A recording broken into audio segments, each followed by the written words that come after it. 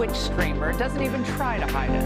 34-year-old Hasan Piker not only hates America, he's hinting at a civil war. A noted far-left influencer is declaring the Republican Party the biggest terrorist on earth. Brett, good evening. Hasan Piker is unapologetic for his controversial comments on a range of issues. An anti-American far-left commentator who is named Hasan Piker. Now that he's being highlighted, Democrats are flocking to him. She's not out there on Hasan Piker's show, right? For example, right? The man to his left is a very controversial guy. Hasan Piker insults just about everyone. Where if you go back and listen to some of the things that he says, Carl, this guy's not going to wear well. Their so-called Joe Rogan of the left, Hasan Piker, is back in the headlines, this time for calling Republicans terrorists. Piker has a controversial history, and we've been showing you this all week. You don't give somebody like Hasan Piker this kind of attention, this kind of platform. It only rewards the kind of rhetoric that I just described. Hundreds of students lined up and packed into these rallies,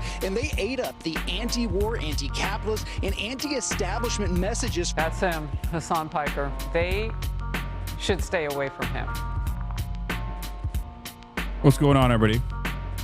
I hope everyone's having a fantastic evening, afternoon, pre-noon, no matter where you are in the world. I'm Hasan Piker, and this is the HasanAbi broadcast coming to you live from sunny, well, not so sunny, a little bit gloomy California, Los Angeles. Folks, we're live and alive, and I hope all the boys, girls, and MBs are having a fantastic one, because today is a beautiful day. Today is a wonderful day. Today is Tuesday. That's right, ladies and gentlemen. It is Newsday. Tuesday. It is Tuesday, April 21st, 2026. 11:35 a.m. Pacific. I'm a little late and I apologize. I had a long conversation with an interesting outlet that I think will be very fun to read later down the line, and also the angry responses that will create will also have reverberations across time. But in any case, I'm alive, and this is part of the broadcast where I tell you about my personal news about what's going on in the world of HasanAbi Piker in between the time period where I press the stop streaming button and press the start streaming button. So help me God, that's what I'm going to do. There's a small delay in the audio. I don't believe you. Anyway.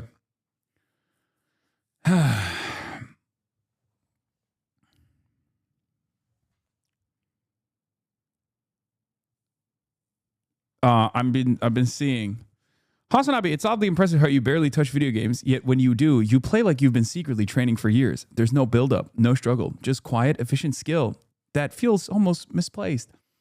You don't even seem that invested, which somehow makes it more impressive and slightly confusing to witness. You're not just good at gaming, M-dash. You're great. ChatGPT? Really? We're doing ChatGPT now? We're doing ChatGPT shitposts? That's where we're at? We're doing AI-generated glaze? That's crazy. That's crazy. That's unbelievable. AI-generated glaze ahead of time for gaming later down the line? Wow. Wow. Flattery gets you everywhere, chat. Gets you everywhere. Anyway.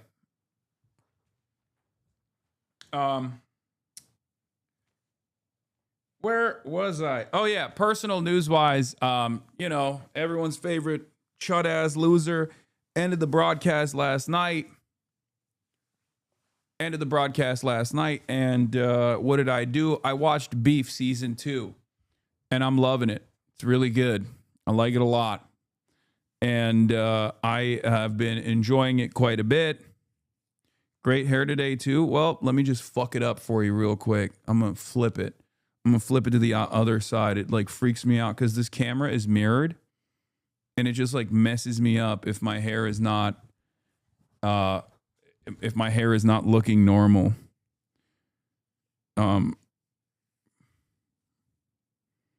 So I just fucking ruined it. You said great hair today, King? Well, guess what? Now it's not great hair. Don't touch it again. No, this camera is mirrored, or maybe not mirrored. I don't know. The way I see myself in the mirror. Are all the F's you or me? It's me. No, I'm kidding. It's you. Yeah, I'm watching Beef Season 2. It's pretty good. I am enjoying it and enjoying it quite a bit. Intro song, low on energy and weak on crime, just like the Pope. Yeah. Did you bite your rotisserie chicken today? Yes, always. Look at that. Look at the little bebe. You're not just MAGA cattle, M-dash. You're the best voter I've ever seen. And yes, you are defending your country from Mexicans. Where was I? Yeah. So watch Beef, went to bed, woke up early, hit the weights. You already know what it is. And if you recall, I talked about how I played basketball, like a little bit of basketball, not even a lot of basketball, but a little bit of basketball on Sunday, and instantly knee pain, back pain, instant. It just instantly came back, and it's unbelievable. Okay. Yes, I'm old, I'm fat, I'm a chud-ass loser. This is how it is. I'm elderly. I'm basically on the verge of death, and there's not really anything else I could do about it. It's just who I am now. It's unbelievable. But sorry, almost late blast offs here. Thank you. You aren't just old, you're pushing 40. Shut up. Yeah. Any travel plans? Yes. New York, some other secret places that I haven't gotten to yet, but will.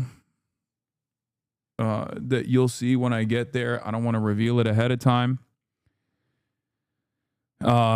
Philly, Chris Rabb. That's going to be another one.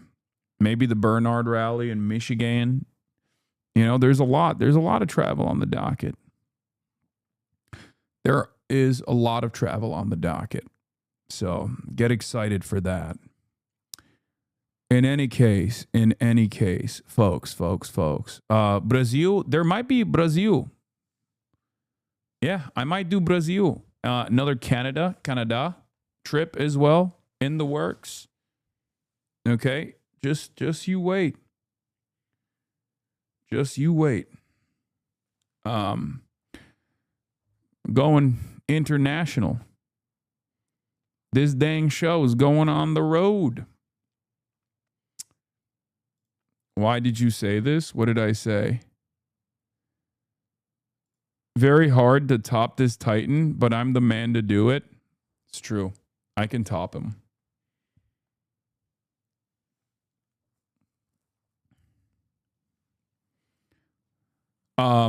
Yeah, a lot going on in the world, but the reason why I'm late is because I did an interview, a long interview, much longer than it was supposed to be. And yeah, so that's the reason why I'm delayed, but we're live and alive regardless. Let's take a look. Trump expects great deal with Iran. Ceasefire ends today. Labor Secretary out. PRAGMATA later. Chadvice on Thursday. You know, we got a lot to cover. We got a lot of grounds to cover. Get in now. Twitch.tv/HasanAbi. Meet up with Lula like Michael Brooks. Potentially. We could do that. We can have a Lula meetup.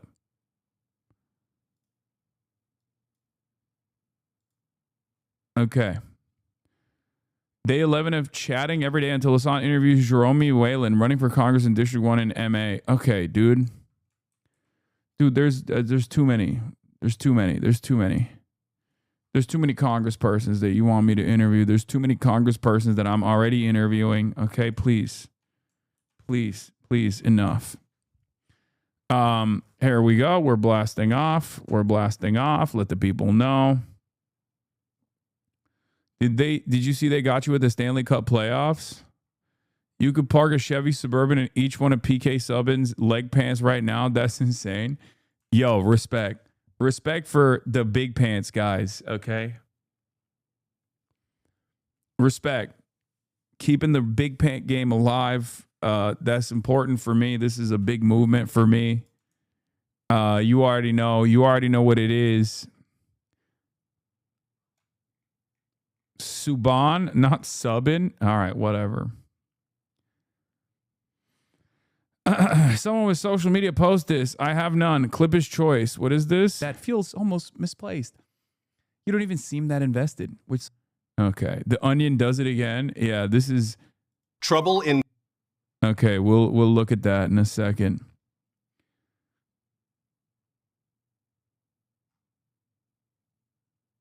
But SpongeBob Big Guy Pants, okay, yeah. It just sucks that the Big Guy Pants are going away when that song came out. I am noticing that song came out and the Big Guy Pants all of a sudden fell out of favor, you know?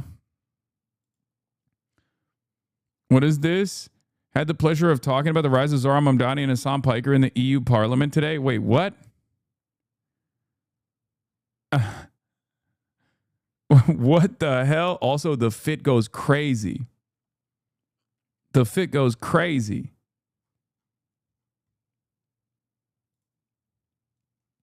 go. EU Parliament is going to freak the fuck out. They ain't never seen a white boy with that kind of Chinese swag before, okay? They ain't never seen that. Stop spamming. That's my job. Dripped out the wazoo, Eric. God damn. He made a video about the Uyghur that's really good. Not sure if you watched it yet. I have not. Oh, yeah. Echelon Insights dropped a poll, and they fucking put me on the poll, which is crazy. Okay?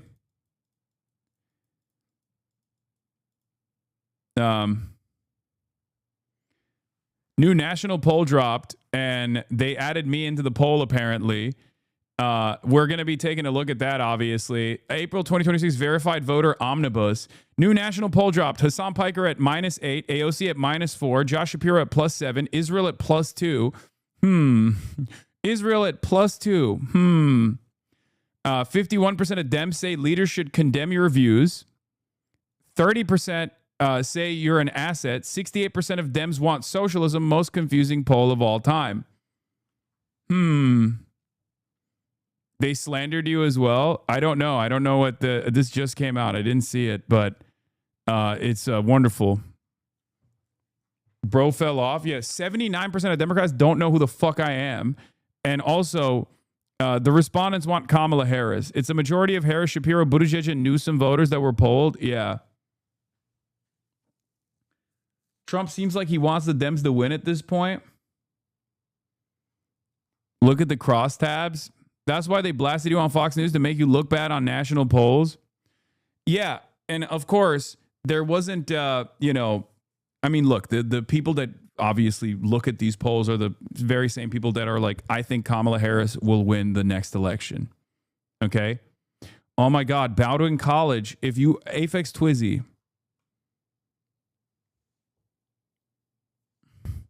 Please. We get it. You're doing great work for Bowdoin Socialists, okay? I swear to God, they're going to end your chapter.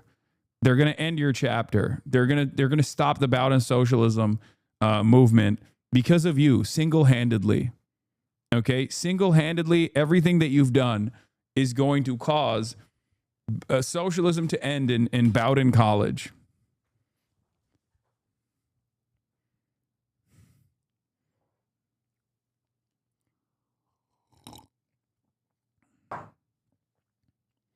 Identify as conservative, 37, as liberal, 32.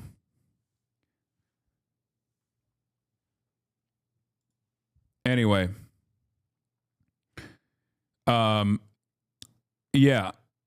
This is these are some of the we'll look at this poll in a second. We'll look at this poll in a second. Yeah. The word on the street is I'm both washed. Word on the street is I'm both disliked intensely, and also no one has ever heard of me or have no opinion of me. Okay? And yet, the very same people that are apparently running this poll, there's a 68% of Democrats are like, I love socialism. I want socialism. I'm a socialist myself, except I hate all of the closest associations to socialist politics from Democrats like AOC, and I also despise Hasan Piker. They want socialism, and they also are +2 on Israel. I love socialism. I hate AOC. I love Josh Shapiro. That's the. When you look at the crosstabs, you're about 50-50 among Dems, but twice as many Republicans know who you are and hate you. Yeah. And I welcome their hatred. Okay. We'll look at this. We'll look at this in a second. Yeah. The truest expression of American politics is a labor Zionist. That's why Bernie is the most popular politician in the country.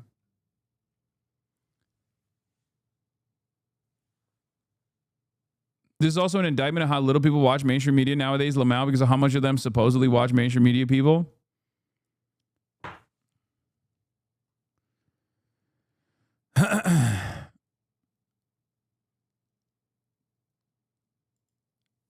Yeah. The Congresswoman resigned. Mark Levin and Alan Dershowitz talked about you on the radio. Dersh compared you to Goebbels. many of the others. What do you make about the fact this Hasan Piker? Oh, Jesus Christ. Dude, that's fucking unbelievable. All right, well, we'll get into that in a second. Jesus Christ, dude.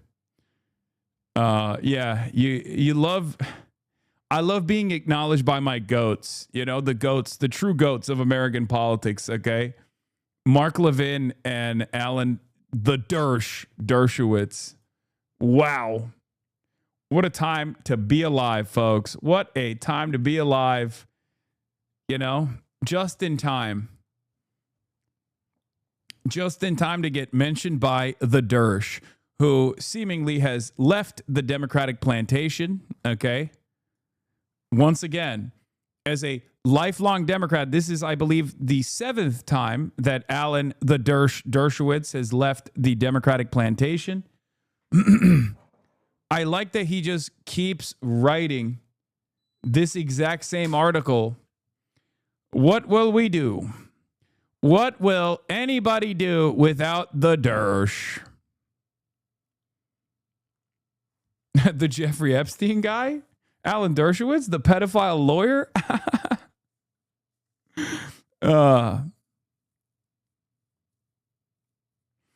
Why does r/538 hate you? They posted the Echelon Insights poll, but didn't post the data for progress one. Are all polling bros moderates? Buddy, you went to the Reddit. You went to a subreddit that is designed around Nate Silver's Operation 538. Of course it's going to have some of the most unvarnished neoliberal thought. These guys are holding on. They're carrying the flame of neoliberalism. The only people that still unironically abide by the gospel of neoliberalism are the people on subreddits like that. Yeah, what's next, dude? You went to r/Israel and they had an unfavorable opinion of me? Wow. Hey, man. I went into the comment section of Fox News and they had a really, really negative opinion of you. What's that about? Yeah, blast off. I already blasted off. Okay, that's good. That's a good blast off for later. If I do play Pragmata.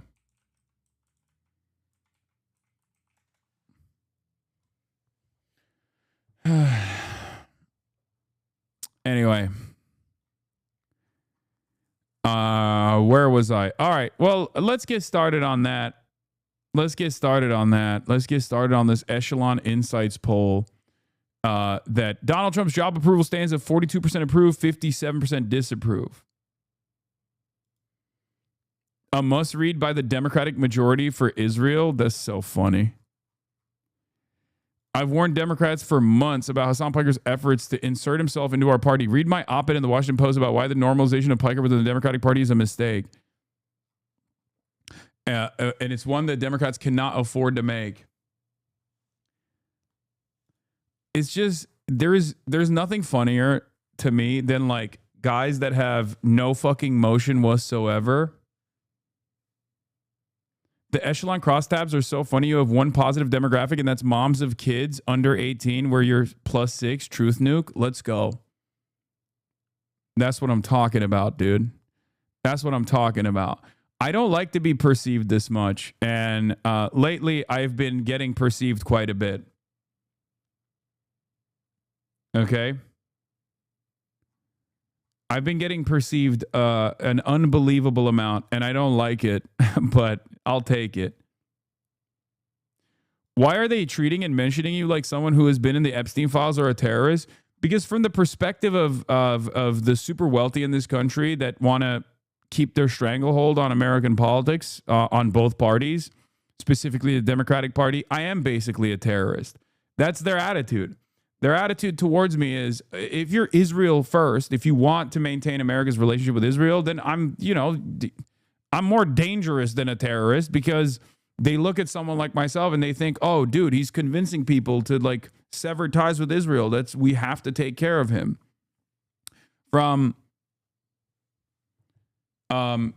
from the perspective of people who are like, no, we can't have Medicare for all, otherwise it will destroy our profit margins for the healthcare, for the for-profit healthcare industry, then yeah, I am a genuine threat. I am a genuine fucking threat. So that's the reason why. And that's why they're treating me like this.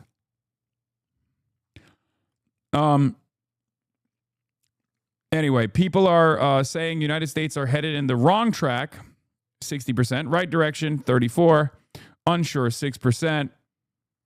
You know what? Let me just fucking download this, okay? Open this file in Chrome and let's take a look at it in Chrome. Do you have a favorable or unfavorable view of the following groups or individuals that have been in the news lately? Okay. Hasan Piker is 7% favorable, 15% unfavorable. Okay. American Israel Public Affairs Committee, 18% favorable, 25% unfavorable. I wonder what the crosstabs of this look like. Tucker Carlson, 22% favorable, 49% unfavorable. Candace Owens, 18% favorable, 35% unfavorable. Megyn Kelly, 22 to 38. Donald Trump, 42 to 57. Now, this is basically what the smear campaign did, right? And what the smear campaign did. First, they run a multi-million 2-week negative PR campaign against you in the media. Then they drop a poll to show how bad you are. Yeah, all this shows, in my opinion, is that, like, for the people that respond to polls like this, like the older voters, there's still a decent amount of people who, who appreciate what I'm doing.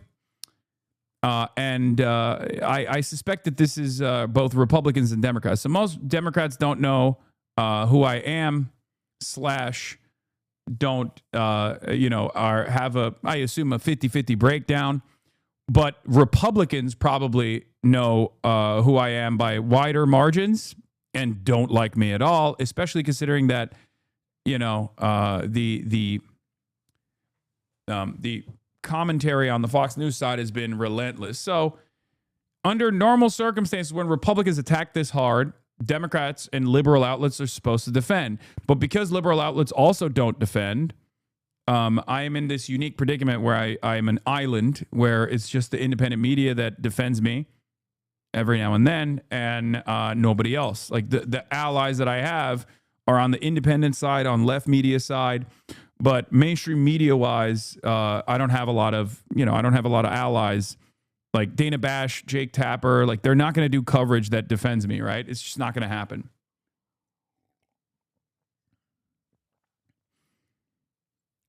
You were introduced as a Hamas lover in this poll. That's pretty funny. Do you approve or disapprove the way Donald Trump is handling the economy? Do you approve or disapprove? Where are the fucking polls? Where are the questions about me?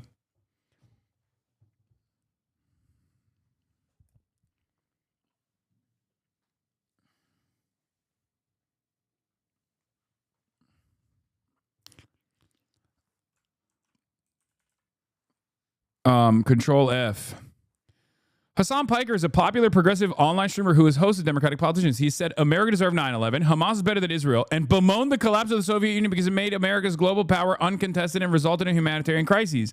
Based on what you know about Hasan Piker. Wait, even with his views are antithetical to what most Democrats believe, and party leaders should say so. Even if I disagree with some of his views, he reaches new audiences and helps Democrats and defeat the MAGA right 21%. I agree with his views, and he's an asset to the Democratic Party 9%. Unsure 19%. Brother, that is the pushiest of all push polls that I have ever fucking heard of. How is that a question, dude? Hasan Piker has said every American should be shot and killed. What do you think about his worldview? That's awesome. That framing is crazy. They're basically saying Hasan Piker is Hamas.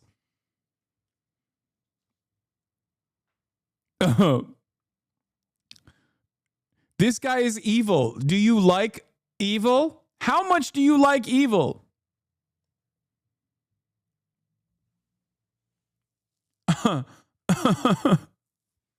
Yeah. Hasan Piker has said you, yes, you, the person responding to this poll right now, must die. What do you think about that? That's awesome. I mean, like I said, I don't like to be perceived, but goddamn, we've had a week. More proof that they see you as a very legitimate threat. Yeah.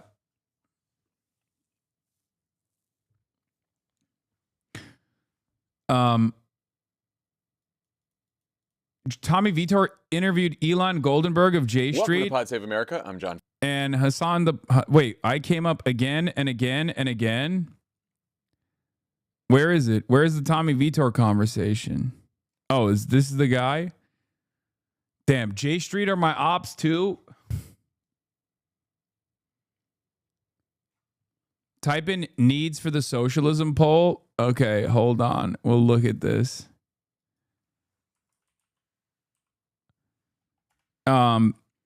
Which political direction do you think Democrats need to move to win the next presidential election? To the center politically. Again, 42%. Okay, dude. Democrats need to be more or less combative against Donald Trump. Much more combative, 86%. Democratic socialism, where the government can be relied on to provide basic needs, is the best way to build an equitable economy and society. 68%. Bruh. What the fuck is happening, dude? Which of the following statements do you agree with more? Everyone is like, no, we love democratic socialism. That's the best. What is this poll, man? The median voter is so unbelievably insane. Like, that's not really a description of socialism, though. That's like modern liberalism or social democracy. I mean, it doesn't matter. It's like, why are they writing about democratic socialism in a favorable manner that is like appealing to as broad an audience as possible? Like they did the reversal to someone like myself, where they're like, people love democratic socialism and hate Hasan Piker. He's dangerous and scary. You're polling at -8, not -8% in my 8-person reading group for your information. Thank you. Yeah, we must move to the center, fight Donald Trump viciously, and also advance American democratic socialism.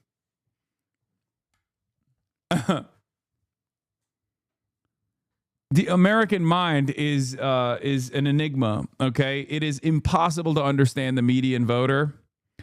That's why I say just keep pushing your values over and over again and you know, just say the truth.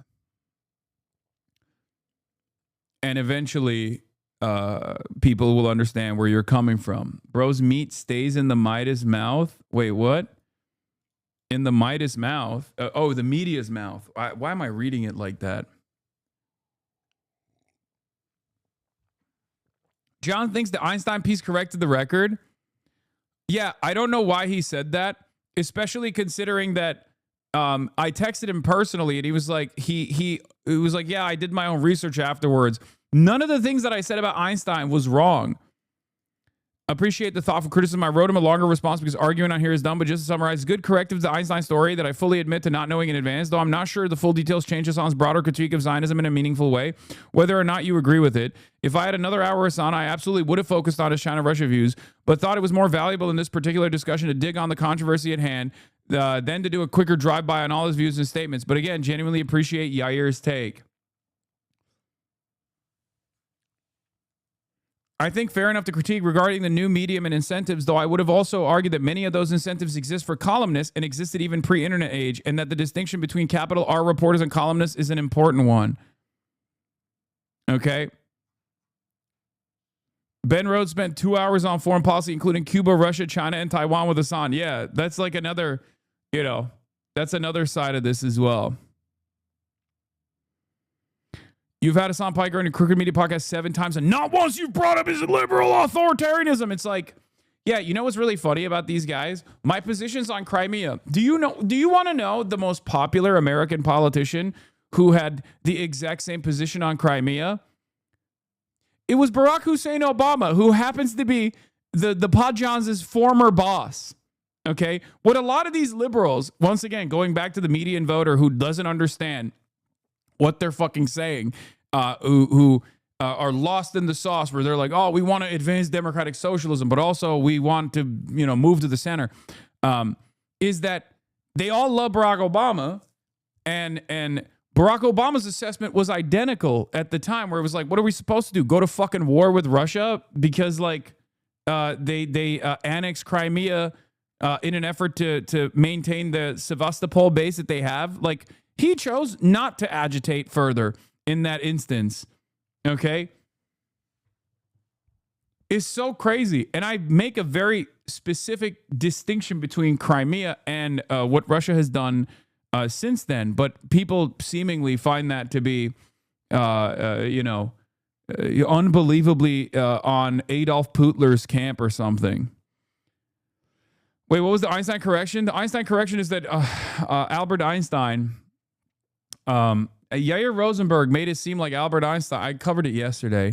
He made it seem like Albert Einstein was like super on board with what everything the early Zionist movement was doing, and talked about extensively the first 20 years of Albert Einstein's assessment on Zionism, and which I wasn't talking about at all. I was talking about like Einstein's perspective on Zionism, which would be considered like dangerous and scary by today's standards, okay? Yeah, Einstein had a bit more favorable view of Israel than a 30-second clip may have suggested. Yeah, but even in that 30-second clip, I'm saying that with today's standards, like my assessment on Zionism and Einstein's assessment or his warnings on Zionism were not all that far apart. It's just true. You know?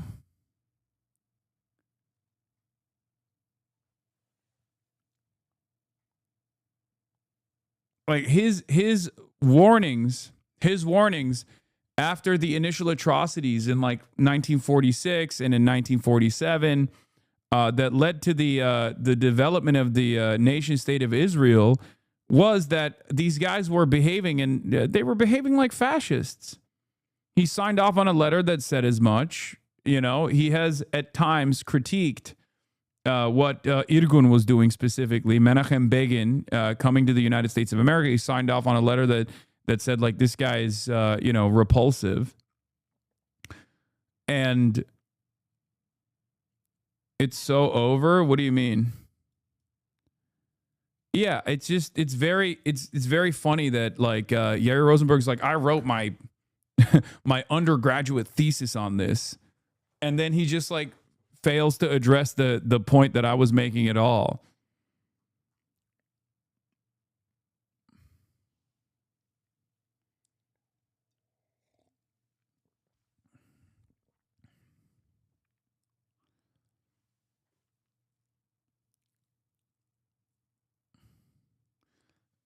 It may be that their thoughts on the Democrat Party moving to the center might be because the median voters think they're grifted to the right too much. No.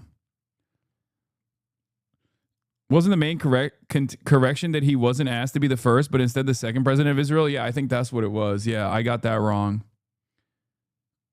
The American people want cultural, social conservatism and economic socialism. They want the aesthetics of the Brady Bunch. That's what their good old days are. Mind you, it's mostly white people. Yeah, Einstein would be pro-modern Israel take, gives the same energy as Republicans saying MLK would have been a January 6th. Yeah, exactly. Exactly. Not that it fucking matters at the end of the day. In Einstein's letters, he would be like, it's so cool what Israel is doing, and I hope they don't do Nazi stuff.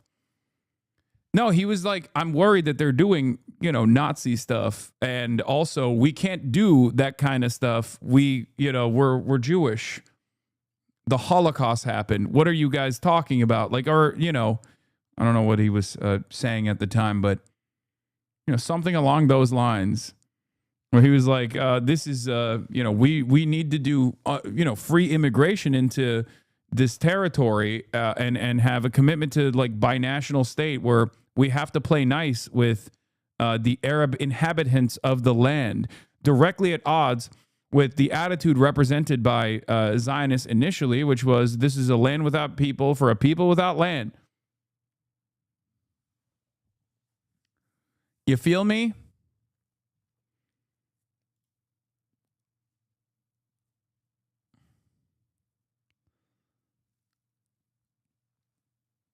Yeah, he was very specifically opposed to an ethno-state, which is what Zionism has created.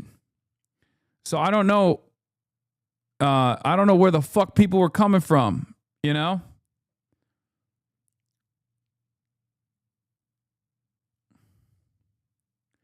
Yeah, Einstein was for a secular state that allowed open immigration for Jews, but didn't care if the majority was Palestinian. Any modern person who says they want a state that has no demographic majority Jewish population would be considered anti-Zionist. Exactly. That is the main point of contention. That's why they keep yelling at Zohran Mamdani too. It's very frustrating. Anyway, it's not like Einstein is like, you have to agree or disagree with Einstein or whatever. There's plenty of intelligent people that had the wrong assessment on Israel at the time as well. MLK was one of them, right? Ultimately, it doesn't matter. I was just using that as a complementary assessment to my worldview that a lot of people get frustrated by. Einstein opposed Zionist colonization of Palestine and predicted the current catastrophe. Yeah. When a real and final catastrophe should befall us in Palestine, the first responsible for it would be the British, and the second responsible for it would be the terrorist organizations built up from our own ranks. I am not willing to see anybody associated with those misled and criminal people. A few weeks before the creation of the State of Israel, Shepard Rifkin, a New York-based representative of the Stern Group, a Zionist paramilitary organization founded in mandatory Palestine, requested that representatives of the group meet with Albert Einstein of the United States, the greatest Jewish figure of the time. According to journalist I.F. Stone, Einstein's response was unequivocal. Yeah.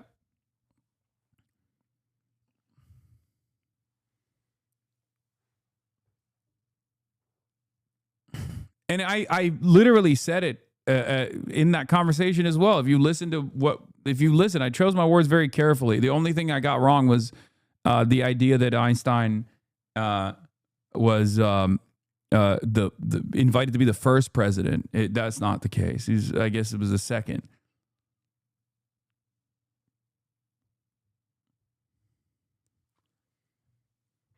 And it's so funny.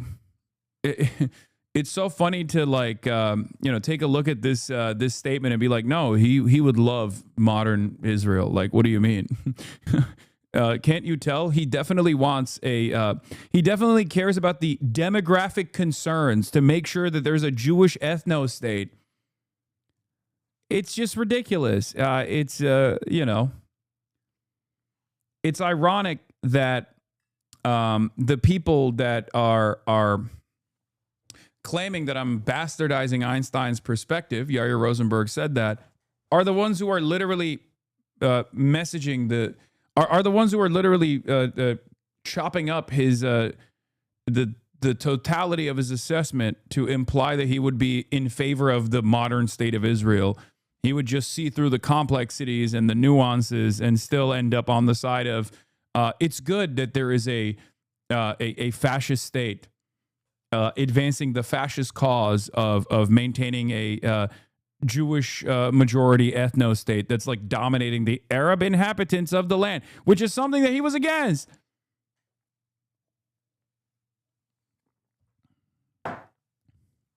Why did Einstein refuse the presidency of Israel? By Princeton Alumni Weekly. The article, One Jew's Journey, starts with a comment from David Ben-Gurion, the first prime minister of Israel, met with Einstein in Princeton, hoping to convince the venerable scientist to be the first president of president of Israel. Einstein refused, and the quotes below might give us on clues why he refused. In a December 4th, 1984 letter to the New York Times, Einstein, among other 28 prominent members of the Jewish community, wrote that the then current Israeli political party, the Freedom Party, led by Menachem Begin, was a political party closely akin to its organization, methods, political philosophy, and social appeal to the Nazis and the fascist parties. It is inconceivable that those who oppose fascism throughout the world, if correctly informed as to Mr. Begin's political record and perspectives, could add their names and support their movement he represents. Referring to the massacre of Arabs and Jews in the village of Deir Yassin, the letter said, the Jewish terrorists, far far from being ashamed of their act, were proud of this massacre, publicized it widely. The Deir Yassin incident exemplifies the characters and actions of the Freedom Party. Further describing the Freedom Party, the letter stated it includes an admixture of ultranationalism, religious mysticism, and racial superiority, and that it bore the unmistakable stamp of a fascist party for whom terrorism against Jews, Arabs, and British alike, and misrepresentation are means, and a leader state is the goal. The letter ended by saying that America should turn its back on Begin and not support this latest manifestation of fascism. But there's much more. 10 years prior to this letter, Einstein declared at New York's Commodore Hotel that a Jewish state with borders and an army to protect those borders ran counter to the essential nature of Judaism. Also in 1946, he told the Anglo-American Committee of Inquiry on the Palestinian issue, I cannot understand why it, a Jewish state, is needed. It is connected with narrow-minded and economic obstacles. I believe it's bad. In 1938 speech, Einstein said, I should much rather see the reasonable agreement with the Arabs on the basis of living together in peace than a creation of a Jewish state. And in a quote dating back to the late 1920s, Einstein declared, should we be unable to find a way to honest cooperation and honest pacts with the Arabs, then we have learned absolutely nothing during our 2,000 years of suffering and deserve all that will come to us. Many of these and other quotes can be found in the book Einstein on Israel and Zionism, his provocative ideas about the Middle East by Fred Jerome. Does Rabbi Gil Steinlauf believe it's anti-Semitic to single out Israel because it's the only Jewish state? If so, does he also believe that Einstein was a Jew hater? And would he assign the same description to one who verbalized the same sentiments as did Einstein in the above quotes? Who do you think is closer? A guy who criticizes the current nation state of Israel on exactly the same boundaries that Einstein did even back then and had consistently over and over again for multiple decades, or a guy who currently defends the current nation state of Israel but will like lean into the side of criticism to say, oh, it's just a manifestation of the far right expressions of Israeli politics and nothing deeply problematic about the the inception and the continuation of the demographic needs of an ethno state, a demographic majority.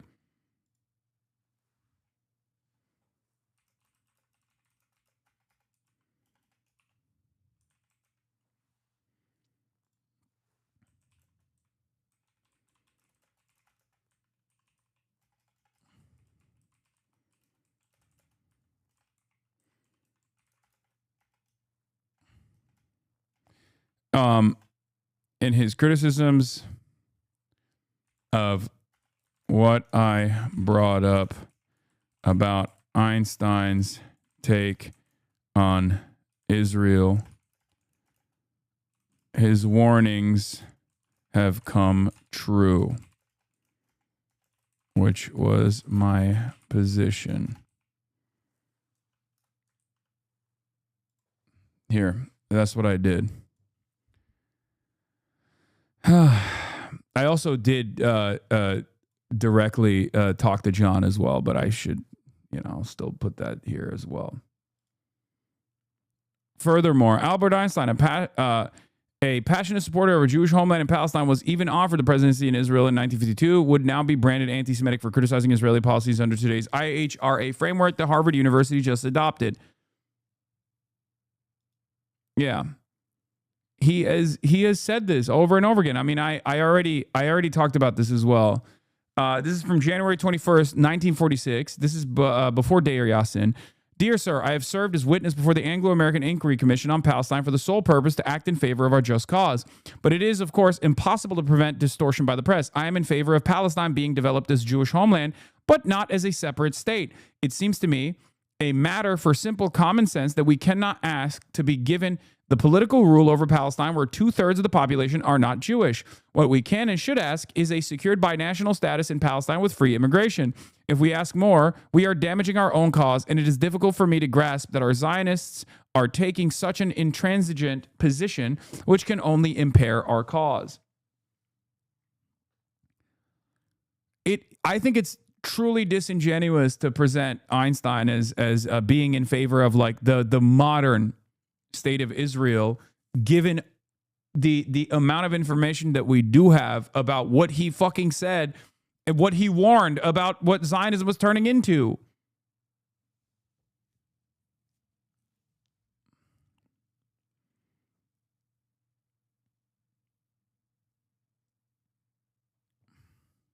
Anyway.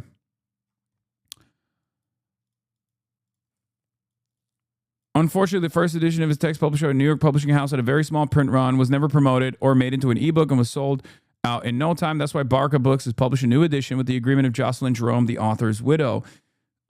It was in Germany in the 1920s, a time of rampant anti-Semitism, when the theory of relativity was attacked as Jewish science, that Einstein was drawn to the Zionist movement. It was not until 1914, when he arrived in Germany, that he discovered for the first time that he was a Jew, a discovery he attributed to more to Gentiles than Jews. Before that, he had seen himself as a member of the human species. He called himself a cultural Zionist, but as early as 1921, Kurt Blumenfeld, a Zionist activist sent to recruit Einstein, warned Chaim Weizmann, the future president of Israel, about the great scientist. Einstein, as you know, is no Zionist, and I ask you not to try to make him a Zionist or to attach him to our organization. Einstein, who leans to socialism, feels very involved with the cause of Jewish labor and Jewish workers. I heard that you expect Einstein to give speeches. Please be quite careful with that. Einstein often says things out of naivete which are unwelcome by us.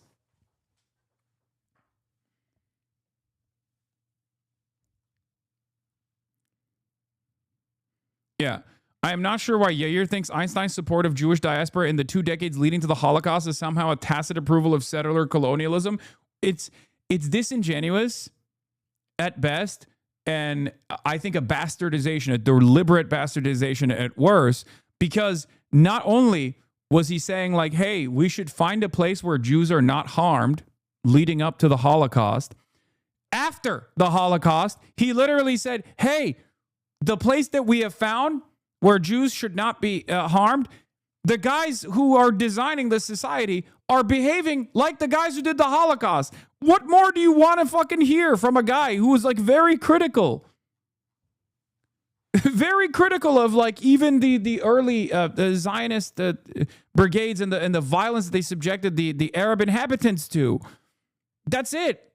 What the fuck do you think that guy's position would look like for that guy who's a socialist? What would his position be on like finding out about the existence of Otzma Yehudit, Itamar Ben-Gvir and the like? What do you think he would say? Apart from Einstein's supposed naivete, Blumenfeld could not have said it better. Einstein would be a constant obstacle to the Zionist project of the colonization of Palestine and the creation of the State of Israel until his death in 1955. Here are some examples of the positions he took. His exchanges with Chaim Weizmann, the future president of Israel, illustrate how important Einstein was to the Zionists, but more importantly, how his views differed from theirs. In a letter to Weizmann on November 25th, 1929, he wrote, if we are not able to find an honest cooperation and honest pacts with the Arabs, then we have learned nothing during our 2,000 years of suffering and deserve the fate which befall us. The idea of the fate which befalls us occurs often. In 1929, he seems to have already foreseen the nation state that the Zionists dreamed of creating without honest cooperation and honest pacts with their Palestinian neighbors would become what it is today, namely the most dangerous place in the world for Jews to live. A few weeks later, on December 14, 1924, he wrote to Selig Brodetsky of the Zionist organization in London, I'm happy that we have no power. If national pig-headedness proves strong enough, then we will knock our brains out as we deserve. Furthermore, Leon Simon, one of the early editors and translators, wrote, there is in Professor Einstein's nationalism no room for any kind of aggressiveness or chauvinism. For him, the domination of Jew over Arab and Palestine, or the perpetuation or a state of mutual hostility between the two peoples, would mean the failure of Zionism. Do you know how many Zionists early on that saw the horrors of the Holocaust, especially, okay, or were close in proximity to those horrors, had an identical viewpoint to Albert Einstein? I will be interviewing one of these people when I go to Vancouver. His name is Gabor Mate. Okay, Gabor Mate was a baby in a concentration camp, in a death camp. He survived the Holocaust. He's a Holocaust survivor. His early assessment of Zionism was not dissimilar to Albert Einstein. Okay, he was like, we need a place. We need a place of refuge, a place of safety for all Jews. Okay, this is a normal point. This was why this is how Zionism was able to take root. Gabor Mate is an avowed critic of the current state of Israel and also an anti-Zionist. Okay? He talks very openly about his own development, his evolution of his worldview on Israel and Zionism in particular. The idea that Albert Einstein would be in favor of the modern fascist nation state of Israel when he very clearly kept criticizing the direction that the modern nation state of Israel was heading in is unbelievably disingenuous. Unlike a vast majority of Zionists, Einstein's support for a possible Jewish homeland, not a state, was not limited to Palestine. There was nothing religious in his commitment. Some Zionists advocated for the establishment of such a homeland in China, Peru, or Azerbaijan in the Soviet Union, but in full agreement with the state authorities and populations in each case. Einstein supported these steps. For example, the Jewish homeland of Azerbaijan in the Soviet Union after the Second World War, he wrote, "We must not forget that in those years of atrocious persecutions of Jewish people, Soviet Russia has been the only great nation who has saved hundreds of thousands of Jewish lives. The enterprise to settle 30,000 Jewish war orphans in Azerbaijan and secure for them in this way a satisfying and happy future is new proof for the humane attitude of Russia towards our Jewish people. In helping in this cause, we will contribute in a very effective way to the salvation of the remnants of European Jewry." In the pivotal years between, oh yeah, he was also kind of pro-Stalin as well, no, but that's, you know.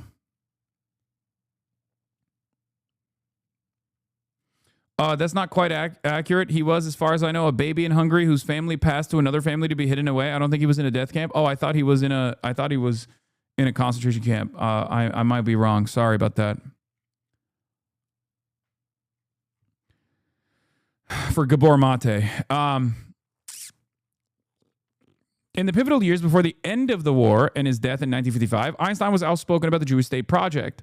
Invited to testify before the Anglo-American Committee of Inquiry on Palestine in Washington, D.C. in January 1946, Einstein answered unequivocally when asked about the possible state of Israel versus a cultural homeland. "I have never been in favor of a state." In March 1947, I.Z. David, a member of the Irgun terrorist group led by Menachem Begin, sent him a questionnaire to which he responded sharply and clearly. Question: what is your opinion about the establishment of free national Jewish Palestine? Einstein: Jewish national home? Yes. Jewish national Palestine? No. I favor a free binational Palestine at a later date after agreement with the Arabs. Question: opinion about the partition of Palestine and Chaim Weizmann's proposals regarding a partition. Einstein: I am against partition. On the question of the alliance between British and American imperialism, Einstein harbored no illusions. It seems to me that our beloved Americans are now patterning their foreign policy on the model of the Germans, since they appear to have inherited the latter's inflatedness and arrogance. Apparently, they also want to take on the role England has played up till now. They refuse to learn from each other and learn little even from their own harsh experience. What has been implanted into the heads from early youths is rooted more firmly than experience and reasoning. The English are yet another good example of this. Their old-fashioned methods of suppressing the masses by using indigenous, unscrupulous elements of the economic upper class will soon cost them their whole empire. But they are incapable to bring themselves to change with their methods, no matter whether it's the Tories or the socialists. With the Germans, it was exactly the same. All of this would be good and well, except for the fact that it is so sad for the better elements and the oppressed. Again, a socialist back then, at the inception of the USSR, was a very different kind of socialist than what you would associate in the Western world with socialism. Okay? Back then, there was a very significant approach to socialism that revolved around anti-imperialism. That is gone now. Okay. And as a matter of fact, the overwhelming amount of friction that I have with even people who are self-identifying socialists in the Western world revolves around that concept, because socialism also means you are anti-empire. You are an anti-imperialist, or at least historically, that's what it meant. Nowadays, however, people just think socialism is modest social democracy in the Western world with no re-examination of the unequal exchange that we have with the third world. Okay. That's a very significant disagreement that a lot of people refuse to identify, refuse to deal with the contradictions on. Modern leftists are anti-imperial. You are just counting social democrats as leftists? Nah. Okay, if modern leftists are anti-imperialist, then there's like 11 of us, okay?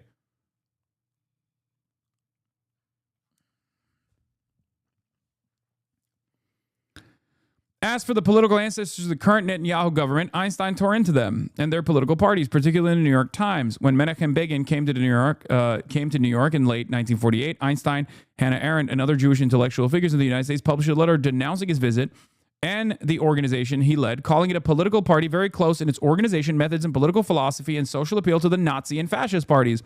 One example they cited was the massacre of 240 men, women, and children in the Palestinian village of Deir Yassin. Okay? Oh, wow. Down to the fucking actual village that I identified. Einstein would repeat his accusation until his death in 1955. These people are Nazis in their thoughts and actions. Anyone who says today in the mainstream media is immediately labeled an anti-Semite and blacklisted.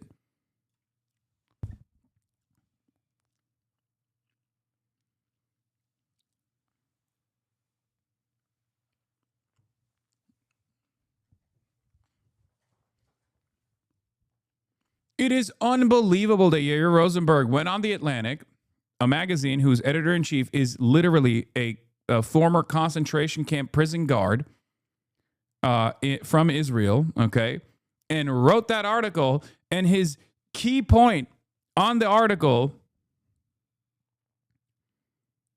was that I actually bastardized Einstein's nuanced perspective on Israel when he did that for selfish gain. It is common knowledge that when Chaim Weizmann died in 1952, the Prime Minister of Israel offered the presidency of Israel to Albert Einstein. Less well known, however, is the reason Einstein gave for his refusal. I would have to say to the Israeli people things they would not like to hear. Even less well known is Ben-Gurion's statement. Tell me what to do if he says yes. I've had to offer him the post because it was impossible not to. But if he accepts, we are in trouble. Hundreds, if not thousands of people are being accused of anti-Semitism or fired from their jobs because they dare to criticize the state of Israel, call it an apartheid state, and denounce the genocide of Palestinians. May they rest assured they are in good company, because if Einstein were alive today, he would be on the front lines demonstrating with them. Yeah, this is most of the quotes are from Einstein on Israel and Zionism by Fred Jerome. Okay?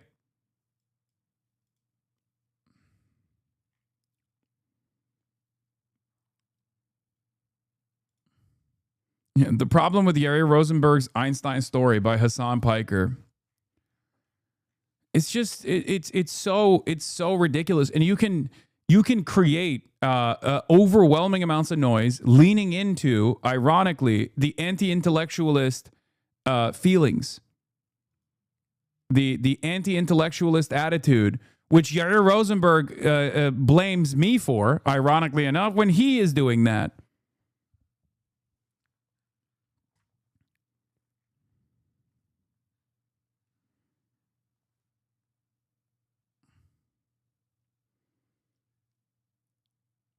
Anyway,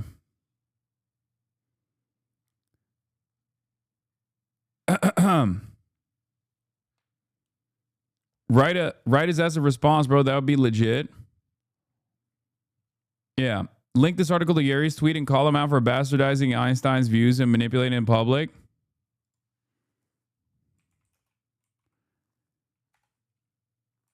It's ironic that I bastardized Einstein's views on Zionism and Israel for my purpose, for my ideological purpose in this article, when he quite literally did just that.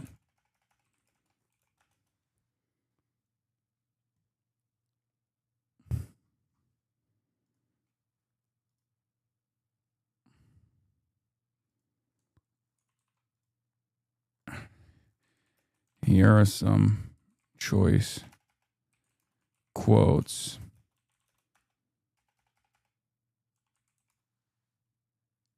from Einstein on Israel and Zionism.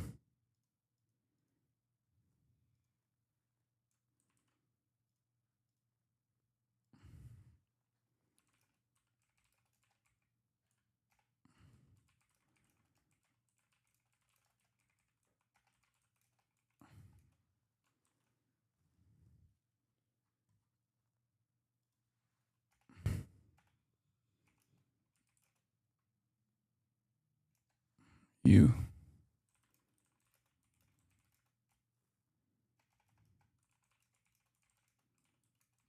Make up your own mind.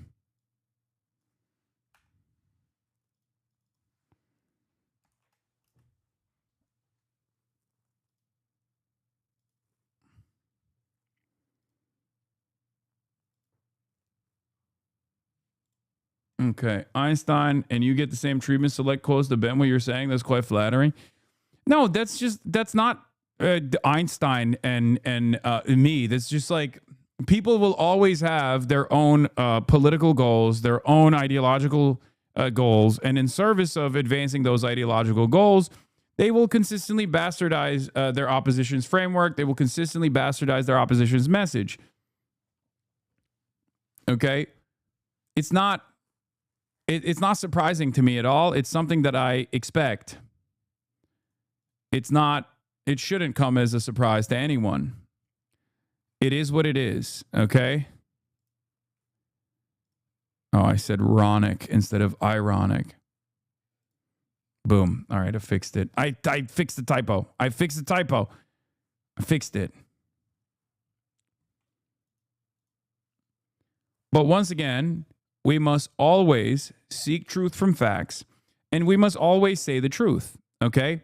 Remember that, because at the end of the day, the historical record will always show where you stood on these issues, and that all of the overwhelming amounts of silliness, bastardizations of your framework, bastardizations of your thought, all of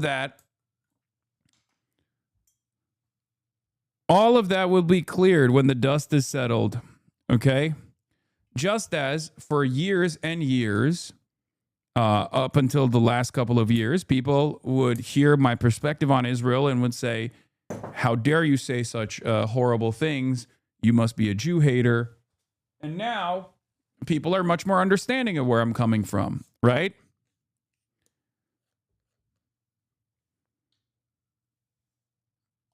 History has vindicated us and our position.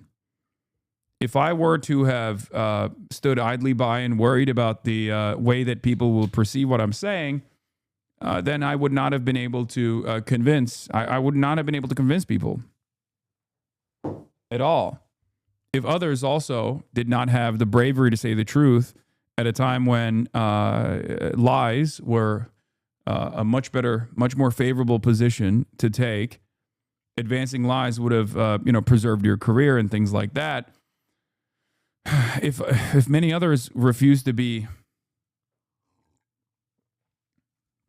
say the truth for the last couple of years, we would not have seen a sea change, right?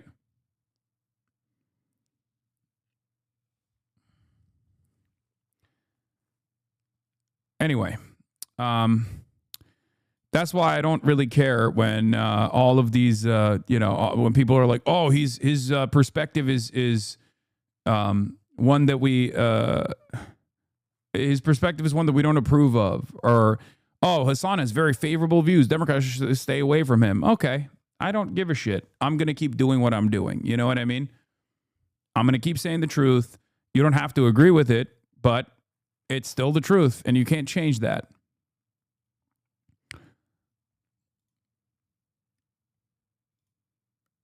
On that note, let's move to Iran, situation monitoring, and where the ceasefire talks are right now. Be a pivotal moment in the war with Iran. The 2-week ceasefire between the U.S. and Iran was expected to expire tonight, but it appears President Trump may have pushed back the deadline to... Vance trip put on hold. Uh-oh. What happened? Everyone was saying is a definite. So this comes as Vice President J.D. Vance is expected in Pakistan for another round of peace talks. So here's a question. Will they happen? Nancy Cordes is at the White House. Nancy, good morning to you. So many conflicting messages and the stakes are so high. What can you tell us? Yeah, good morning, Gail. Everything feels a little up in the air this morning with both sides talking tough right now with this ceasefire about to end. President Trump is saying if there's no deal, quote, lots of bombs start going off.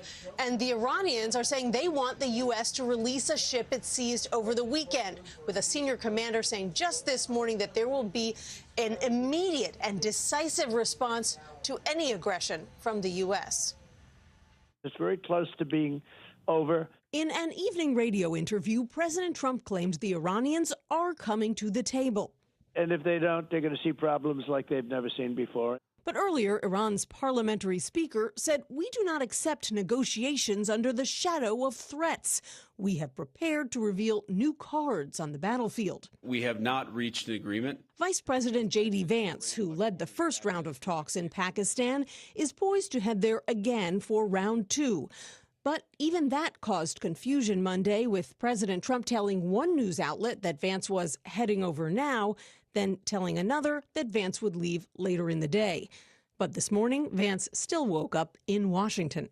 No plan, no strategy, no clear objectives. All of it providing more fodder for Democrats. A big part of the problem right now, particularly as it relates to skyrocketing gas prices, is Donald Trump's reckless and costly war of choice. On Monday, Trump rejected his energy secretary's estimate that God, thank God I just got back as my sexy goat, my sexy king, the sexual panther, the lion himself. Hakeem Jeffries was on screen. Thank God.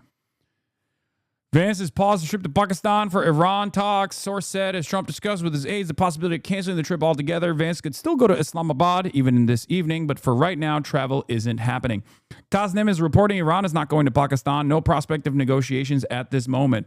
Iranian official tells Jeremy Scahill that as of this moment, 3:38 p.m. Eastern Time, Iran won't attend a new round of talks. Officials say Pakistan told Iran and Trump will lift the naval blockade in the final hours of the ceasefire. Officials say Pakistan told Iran that Trump will lift the naval blockade to the final hours of the ceasefire. If that happens and the ceasefire is extended, new talks could happen Thursday. Okay, it's a real, I would say, initially I would have said this is a Mexican standoff. But I guess now it's a Pakistani standoff, okay? That's what it is. That's what it is. Because Iran has made their demands very clear. Lift the American naval blockade. If you don't do this, no talks. America, on the other hand, wants to max out on the victory, okay? They want to max out on how victorious they've been so far, how they've dominated Iran, except the reality, Pakistan standoff was right there. Fuck. God damn it. You're right. It's a Pakistan standoff. Pakistan Zindabad. God damn it. You're right. Son of a bitch.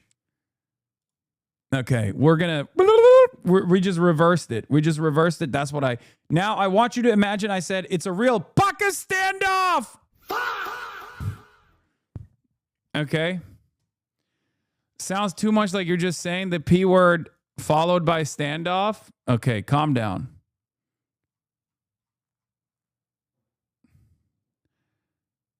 Is Pakistan culture inherently parasocial? I don't know, but I have a parasocial relationship with the nation state of Pakistan. Okay.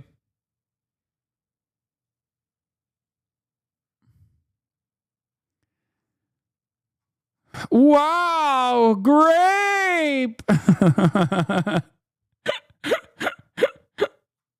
Yeah, Pakistan is at the table. Pakistan is the table. Islamabad is now Islamagud.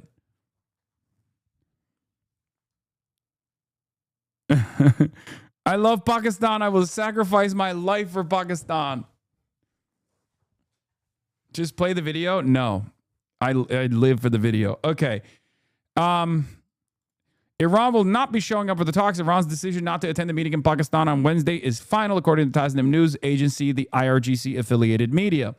Now, like I said, a real Pakistan standoff. Iran ceasefire ends in 3 hours, but Trump says it expires tomorrow. Ceasefire will be over in around 3 hours and 30 minutes, according to Iran. UAE is on their deathbed asking for a currency line. They can't sustain any more missiles. Okay. These are the students who are the future of Pakistan, and they are representing in the world Pakistan. I love Pakistan. I will sacrifice my life for Pakistan. I love Pakistan. What the fuck is this? Lol, Trump only knows what time it is in Miami and DC.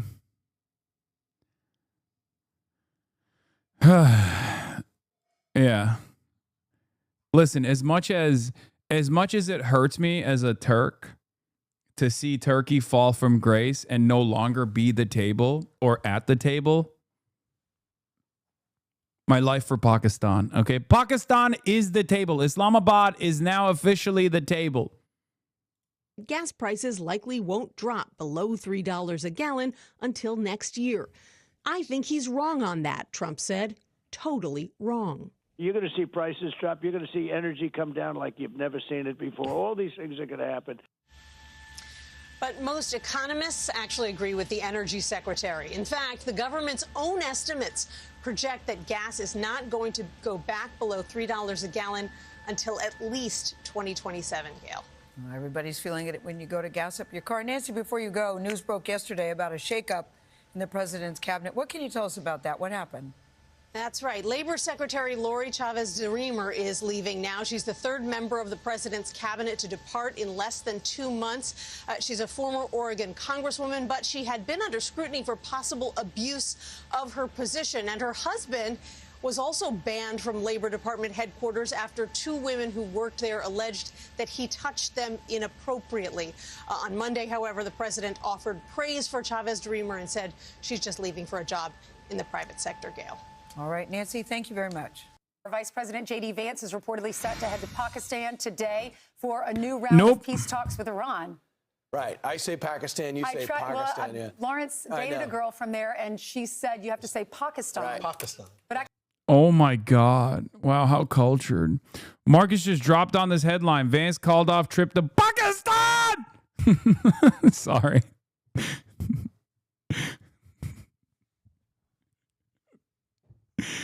Oh, Jesus Christ, dude. I can't stop. I can't. I'm sorry. Bro, you're live streaming? Whatever, dude. It's what matters anymore? You know, nothing. Nothing matters. A year ago, you mocked me for saying Pakistan was going to be the table, and now look at you. Okay, it's true. I was wrong. I was wrong.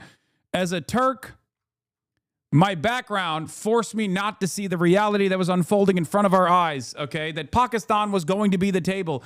I, for the longest time, believed that Turkey was the table, okay? That Turkey was at the table and Turkey was the table. I was wrong. Turkey is no longer at the table. Pakistan is now the table! kind of mixed it. I did Pakistan. Yep, a little bit later we'll find out and maybe get that girl on the phone. We'll find out what's going on with you two. But President Trump is now accusing Iran of violating the ceasefire, which expires tomorrow. Chief Foreign Correspondent Trey Yinks joins us live from Israel with the latest. Hey, Trey. Yeah, hey, guys. Good morning. The ceasefire between the United... Oh, here we go. We got Trey on, signing live from Tel Aviv to glaze Donald Trump. Trey's going to tell us how wonderful Trump has destroyed the Iranian missile stockpiles. Everything's going great. People love it. People are celebrating it, really. It's fantastic. Here we go. Tel Aviv Trey, baby. Tel Aviv Trey. Give it to us, Trey. And this week, the U.S. Vice President J.D. Vance and the American delegation are expected to travel to Pakistan today, going to Islamabad. State media in Iran, though, says the Iranian delegation has not yet departed for the talks. Iran parliament speaker posted to X overnight saying Trump, by imposing a siege and violating the ceasefire, seeks to turn this negotiating table in his own imagination into a table of surrender or to justify renewed warmongering. We do not accept negotiations under the shadow of threats, and in the past 2 weeks we have prepared to reveal new cards on the battlefield. The reality is that Iran has violated the ceasefire multiple times, specifically in the Strait of Hormuz, where only 16 vessels passed through on Monday. President Trump has indicated he's unlikely to extend the ceasefire, saying this overnight. Frankly, everyone is. They don't talk about it. But you can't let Iran have a nuclear weapon. You want to see a stock market get hit. You cannot let Iran have a nuclear weapon. And they'll use it here. They'll take out the Middle East. They'll knock out Israel in the Middle East. And they'll come to Europe and they'll come here because they are, let's say, ill, if very ill. And we can't let that happen. The president also posted a number of times to Truth Social saying, in part, Israel never talked me into the war with Iran. The results of October 7th added to my lifelong opinion that Iran can never have a nuclear weapon. The Israelis agree with that position and have indicated they are prepared if the war resumes. Israeli Prime Minister Benjamin Netanyahu saying this at a Memorial Day ceremony late Monday.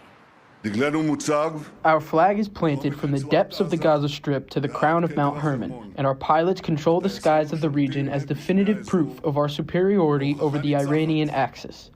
We have not yet finished the work, but the world is already recognizing our determination to defend ourselves, and not only ourselves, but to defend humanity from barbaric fanaticism. President Trump posting to Truth Social that Iran has violated the ceasefire numerous times. This is true not just in the Strait of Hormuz, but remember, in the early hours of this agreement, they were still launching ballistic missiles at Israel and Gulf countries. Guys? Hey, Trey, could you give me an idea? Are we letting ships through?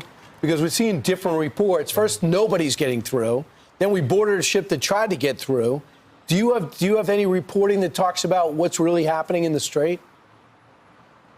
Yeah, the United States is allowing any vessels who are passing through this area to make their way to their final destination as long as they're not coming from Iranian ports. There were some reports overnight indicating that 26 vessels from Iran's shadow fleet were able to make it past the U.S. blockade. There is no evidence of that, and despite what one Democratic senator talked about, there is a concerted effort by the United States to ensure that any vessels that are coming from Iranian ports are turned around or seized, as we saw with that one cargo ship over the weekend. So, Trey, that was just Iranian propaganda, right?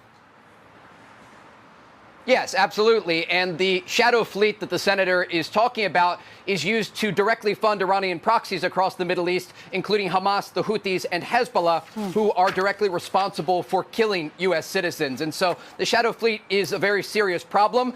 It is not getting past the U.S. blockade, according to all reports and information that we have from the region.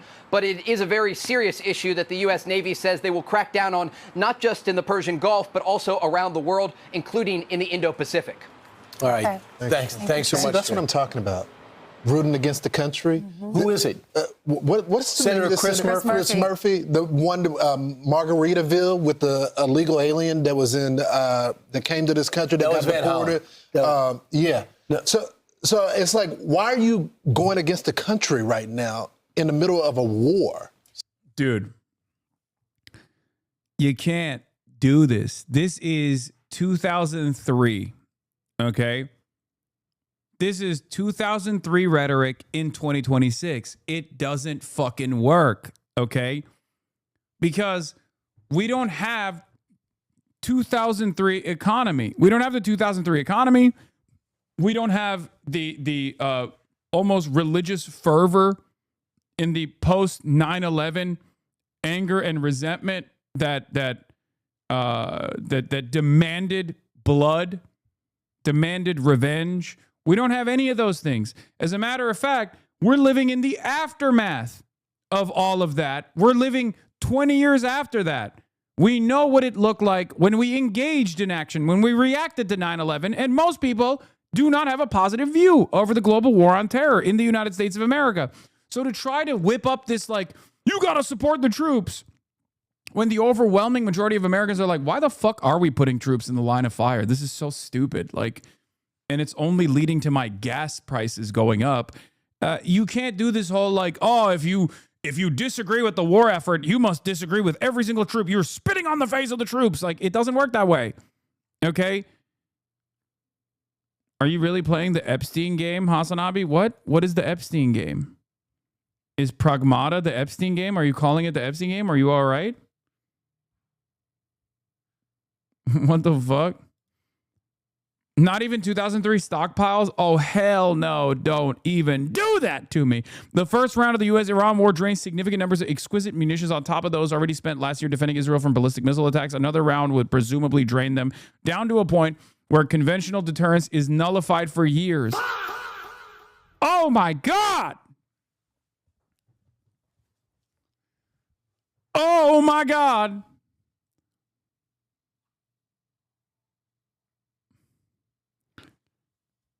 I mean, what do you say? What do you say to this? All right, fuck it. You know, have fun, I guess. What can I say? According to CSIS numbers, over the last 7 weeks of war, the U.S. military has expended most of its stockpile of precision strike missiles, at least half of its inventory of THAAD missiles, and around half of the SM-3 Patriot interceptor stockpile. Oh my Lord, dude. Oh my fucking Lord. This is what I've been saying. And the IRGC says missiles are ready for launch. The U.S. military has significantly depleted its stockpile of key missiles during the war with Iran and created a near-term risk of running out of ammunition in a future conflict should one arise in the next few years, according to experts and 3 people familiar with recent internal Defense Department stockpile assessments. Now, listen, they're talking about should a war arise in the near future. They're not, which means like if a war starts or restarts right now, it's fucked. Okay? It's unbelievably fucked. CNN has.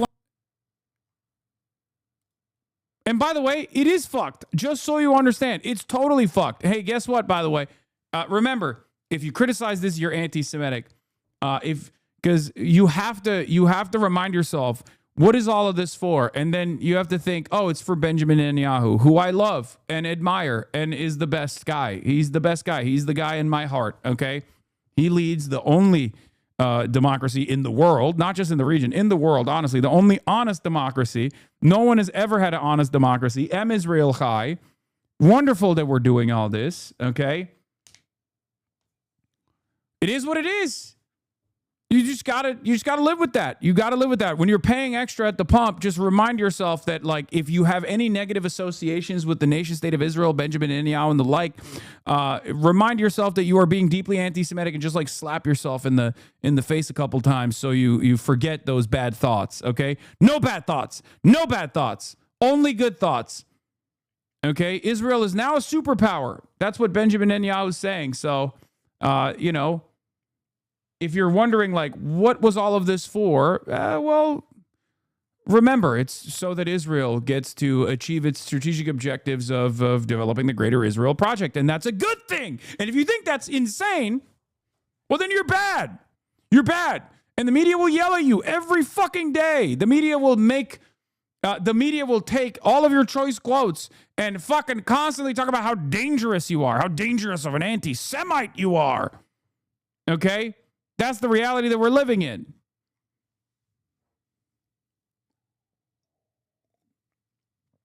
Once again, thank you, Close Presence, for the 100 gifted subs. Haven't seen Close Presence in a minute in this chat. Haven't seen Open Presence at all.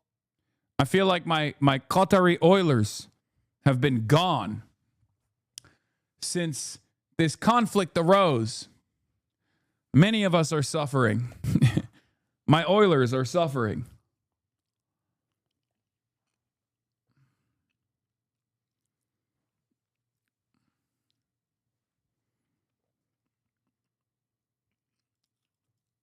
Open Prez is not coming back, methinks. Wait, why? He's gone. He's Close killed Open and is now wearing their skin. I have no idea what these people's background is. Like, I don't. I have no idea at all, so I don't know if they were actually from Qatar or not. That was a joke. I don't think they're actually from the nation state of Qatar, the crown jewel of the Gulf, the pearl of the Gulf.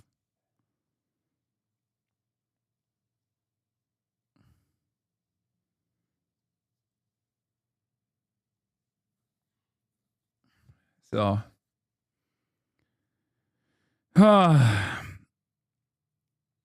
You know every chatter? Yes. Okay. City, we are dying. City, kek spin. Qatari cat still in the building.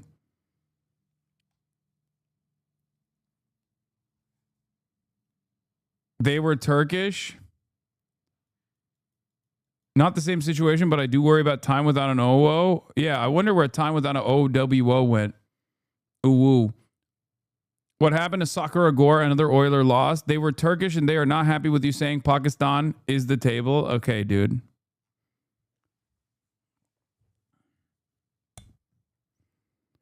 Closed was Qatari. Open is Iranian. Welcome to Trump's new world. Yeah. So what exactly do you support? I support peace and prosperity. I support globo homo. Okay. Luxury gay space communism for all. The Piker Broadcasting Service is sponsored by you, the people, for you, the people. Yes, I support globo homo shepherded by Jewish Bolshevism, International Communist Consortium. We support gay sex. Yeah, free sex, gay sex.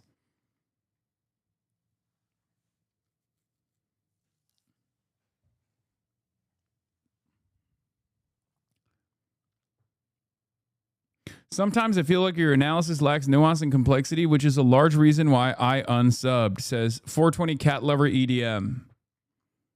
True. Facts. You see the J Street interview on PodSave? No, I haven't.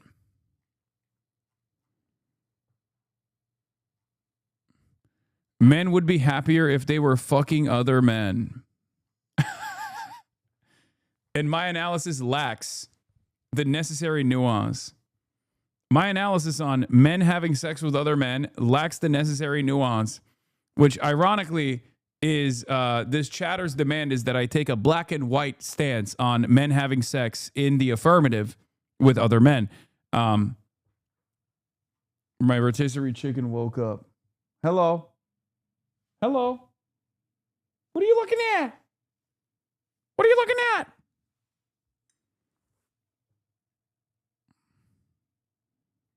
Bro, stop speaking on things you know nothing about. Oh, men loving men. You've never felt the warm embrace of a welcoming hole? Okay, I have. Your mom's. All right, let's continue with the fucking missiles. Let's get back to serious stuff. What am I doing? What the fuck is wrong with me? I'm sorry. I apologize to everyone. I need to get back to actually covering the news. All right, so we're talking about the American missile stockpile and the critical levels of depletion that we're at. Okay. Over the last 7 weeks of war, the U.S. military has expended at least 45% of its stockpile of precision strike missiles, at least half of its inventory of THAAD missiles, which are designed to intercept ballistic missiles, and nearly 50% of its stockpile of Patriot air defense interceptor missiles. Whew. According to a new analysis conducted by the Center for Strategic and International Studies, CSIS, those numbers closely align with the classified Pentagon data about U.S. stockpiles, according to the source familiar with the assessment. Earlier this year, the Pentagon signed a series of contracts that would help expand missile production, but the delivery timeline to replace these systems is 3 to 5 years, even with the increased capacity, the CSIS experts and the sources said. In the short term, the U.S. likely maintains enough bombs and missiles to continue combat operations against Iran in any scenario should the shaky ceasefire fail to hold. But the number of critical munitions remain in the U.S. stockpiles is no longer sufficient to confront a near-peer adversary like China, and it will likely take years before the inventory of those weapons return to pre-war levels, CSIS analysis concludes. The high munitions expenditures have created a window of increased vulnerability in the Western Pacific. Mark Kankian, a retired U.S. Marine Corps colonel and one of the authors of the CSIS report, told CNN it will take 1 to 4 years to replenish these inventories and several years after that to expand them to where they need to be.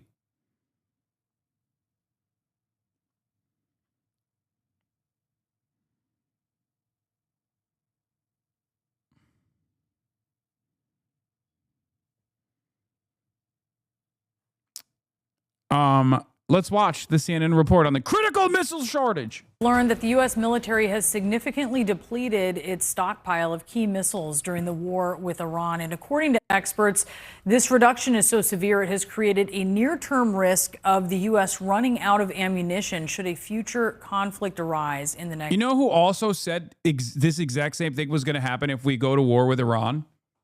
Motherfucking Raisin Cane, dude. Trump's beautiful general from Central Casting. He did. He said this. He said this exact same thing so many times that seemingly fell on deaf ears in the rooms that, you know, Trump was in, that he went to the media and also leaked it. He did. General Dan Raisin Cane Kane, he said it. Few years. CNN's Natasha Bertrand is with us now with her reporting on this. It's some new reporting here. Natasha, walk us through what you've learned.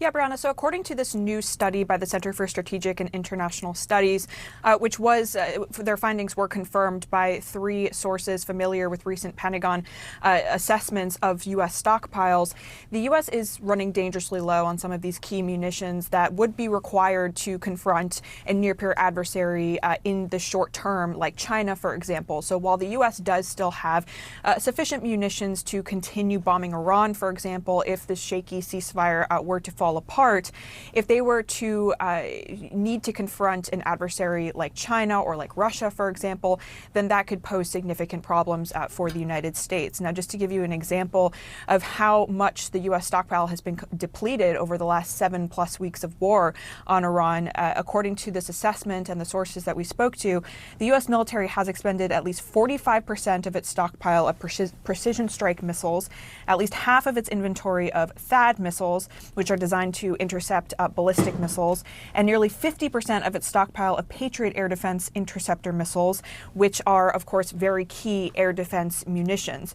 Now, the U.S. military has also expended approximately 30% of its Tomahawk missiles stockpile, which are those long-range munitions that are really key to attacking targets further away. More than 20% of its stockpile of long-range joint air-to-surface standoff missiles, and approximately 20% of its SM-3 and SM-6 missiles. Now, this is important because these munitions take a while to be replaced. And according to our sources and this analysis, it would take anywhere between 1 to 6 years to replace a lot of these munitions. And so this is a really big problem that we should note that the chairman of the Joint Chiefs, General Dan Kane, he actually warned about as the administration was preparing to potentially go to war with Iran. He was raising concerns, we're told, about this issue of depleted stockpiles around the world, particularly ones that could be very useful to U.S. allies like Israel and Ukraine. So the Pentagon is preparing to ask for a supplemental from Congress. Always funny how the near-peer assessment of China never mentions mobilization tempo. Like they can't even move at a pace that the U.S. could ever match at the event of a prolonged conflict. Yeah, near-peer also doesn't make the calculation that China could just like shut off the faucet of raw materials necessary for manufacturing these missile systems.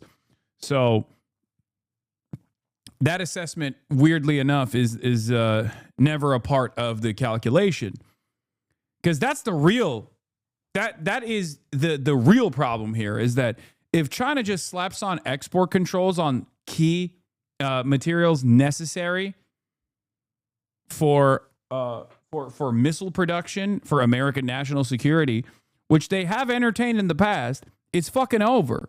It's literally over. It's never been more over than it is right now. There is no way for America to design a contingency plan around that procurement strategy, because China has almost a complete monopoly on the manufacturing, the procurement and the refinement of rare earth minerals, magnets and the like, that are necessary for missile production. Now, of course, China won't do that.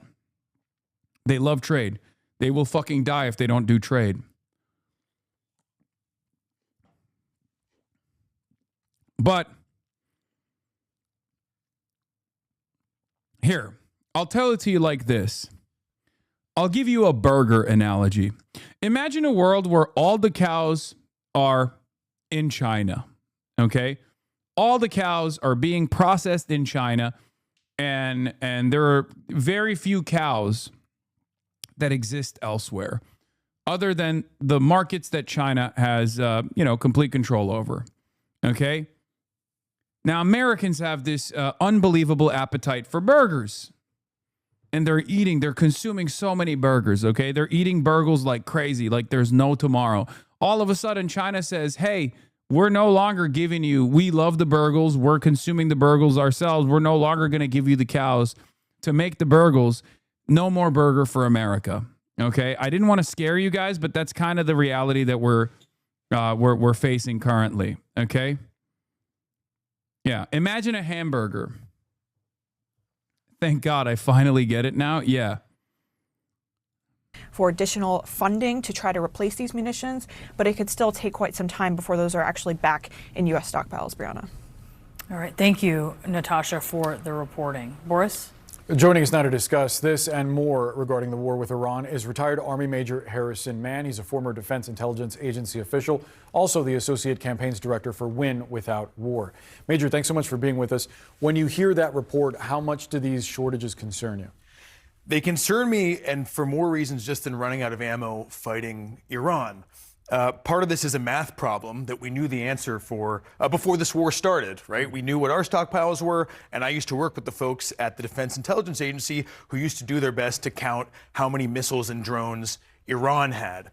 And so, like, there's really two things that I want to draw out of here. One is that the folks, politicians and experts who were advocating for war with Iran, they were just kind of detached from reality. We've run out of up to 50% of strategic defensive interceptors a month into a war with a regional power, right? This is Iran. And from that, we also got to kind of extrapolate folks who are advocating for war with China. That is a global power. The fact that we are totally unprepared for these conflicts is not an argument for us to gear up for war, but it should make us a little more introspective when we have people saying it's going to be a slam dunk and we really need to fight these wars. The other thing I want to pull out of this, I think, you could be watching this report about us running out of all these critical munitions and say, well, wait a minute, don't we have the most powerful military in the world?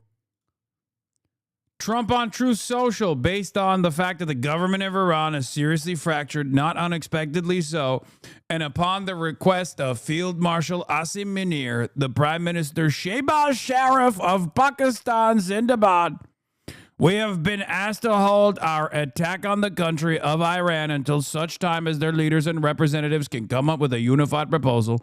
I have therefore directed our military to continue the blockade and, in all other respects, remain ready and able, and will therefore extend the ceasefire until such time as their proposal is submitted and discussions are concluded one way or another. What happened? Dude, every time Donald Trump pulls away, from military action, he presents it in a way where he's like, it's because they're so weak. It would be bad. It would look bad if we just hit our enemy in their weakest moment. Okay. It's so funny. Another Tuesday, another Taco Tuesday. Okay. Now, of course, the problem here is still the continued blockade. He'd rather explode than be seen as weak. It's pathological. Yeah, I think this is turning into Trita Parsi's assessment a little bit. I still think there's perfidy at play here. Mike Huckabee has been recalled to the United States. That's interesting, at least. And also, you have a lot of troop activity leading up to this moment, so who knows what he does.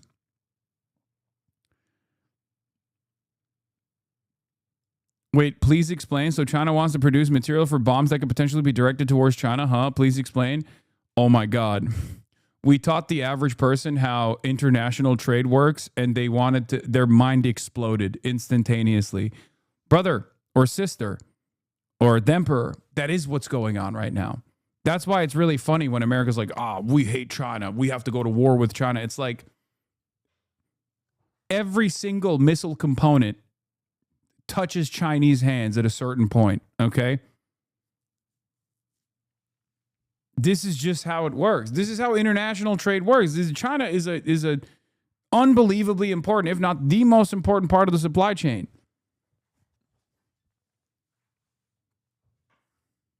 So yes, on the one hand, you hear Americans endlessly talk about how China is a real threat, a real danger to America. On the other hand, China has for years and years been a manufacturing base that creates the materials that are necessary for missile production. China is the manufacturing base of the entire planet. And yes, vice versa, China uses USA chips in their weapons too. Like there is this very strange design that we have over international trade that does not correspond to the way that we talk about China. Now, of course, China doesn't talk about us in the same way that we talk about China. Let's be real. If we're being totally honest here, they don't talk about us like the way we talk about them. But we have this very belligerent attitude. China recognizes the interdependency that they have with us. We, if we're being honest, recognize it as well, but we talk like we don't recognize it. But then again, that inconsistency is perhaps best demonstrated by the way that Trump moves on the timeline. On the one hand, sober minds recognize that Iran still maintains all the leverage by controlling the Strait of Hormuz. Donald Trump needs to open the Strait of Hormuz, and instead he has decided to add a second blockade to the Strait of Hormuz, making it seem as though America has the upper hand in these conversations. Behind closed doors, they're begging the Iranians to get to the ceasefire table and negotiate with the Americans. But in public, they're doing this. They're doing a whole lot of this. World, don't we have the biggest military in the world? We just spent nearly $1 trillion on the Pentagon last year. Why don't we have enough ammo? And I think it's important for folks to understand, especially as we move into talking about supplemental funding or a new defense funding bill, that these hundreds of billions of dollars that Congress gives the president for war largely do not go into things that we would say we need for war. The reason that we don't have enough air defense interceptors is because instead we've been spending that money on like these big projects that are kind of designed to be expensive. I hate to describe it this way, but a lot of this $900 billion budget, and that's what Congress passed last year, nearly every Republican and over 50% of Democrats too, kind of becomes a slush fund for defense contractors. Raytheon, Lockheed, and instead of producing the defensive capabilities that you say we might need, instead of doing things like paying to get black mold out of the soldiers' barracks, instead of going towards getting better bomb shelters for the hundreds of U.S. troops who've been wounded in this war, we're building big vanity projects like the F-35 stealth fighter, which we learned pretty early on in this war is not that stealthy. Iran caught it on camera and shot at it, or like Ford-class aircraft carriers that the toilets don't work on. And so I think it's really important to understand if you see these numbers and are shocked or worried by them, more money is not the answer. More judicious spending is. There's also an aspect to this, specifically when it comes to Iran, and I'll get to China in a moment, but financially it's asymmetrical, right? I've heard some experts describing the U.S. weaponry as a Ferrari out in the skies over Tehran, and the Iranians essentially shooting like a razor scooter at a Ferrari. It's way less expensive for them to take out the U.S. and Israel's equipment than the inverse. How does the U.S. make that more efficient? Does it need to adjust toward a more Ukrainian-like model? So this is another reflection of our misguided priorities, I would say. Drone proliferation in the Middle East has been a threat for at least a decade. We saw them popping up in the Syrian civil war, and Iran has been a leader in this field. As you mentioned, Ukrainians, out of necessity, figured out much, much cheaper ways to deal with this threat. Why haven't we invested in them? Again, these are because of decisions that Congress and successive military leadership made. U.S., and I mean this, will never be able to engage in the same efficient procurement strategies of the Ukrainian or the Iranian drone manufacturing industry. And there's one reason for that, and especially for Iran, but even this is also the case with Ukraine as well, to a lesser degree. The reason is because of why our defense industry exists. Okay? The Iranian defense industry exists out of necessity. It is for survival. It is for sovereignty.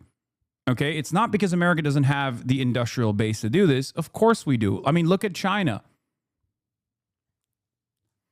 The reason why is because our military industrial complex does not exist for national security. It exists for profit.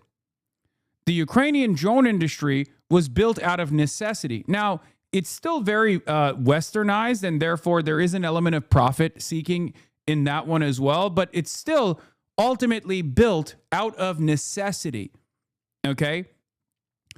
And it is especially the case for Iran. Iran's defense sector is not designed for profit. It is designed for survival. That's it. That's it. It's that simple. And that's precisely the reason why we take the Iranian Shahed drones that are made for like, I believe, $7,000 to $10,000 a pop, the cheapest versions of the Shahed drones, which is basically like a lawnmower with explosive ordnance attached to it, right? Very cheap and very reliable. And our version of that, which is the Lucas, is like $30,000 a piece. So even when we just take the Iranian invention and basically slap "Made in the USA," a "Made in the USA" sticker on it, it's still infinitely more costly.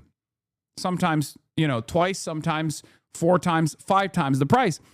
And the reason for that is because American manufacturing is not designed around survivability, is not designed around necessity. It's designed around contractor bloat.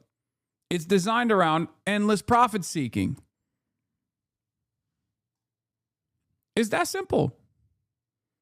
And that's why, in a situation where you're going toe-to-toe with a country that is capable of waging asymmetric war, and a country that is willing to absorb a lot of the costs because it's had to absorb a lot of the costs due to the sanctions regime that we implemented for many, many years, they have a lot more leverage.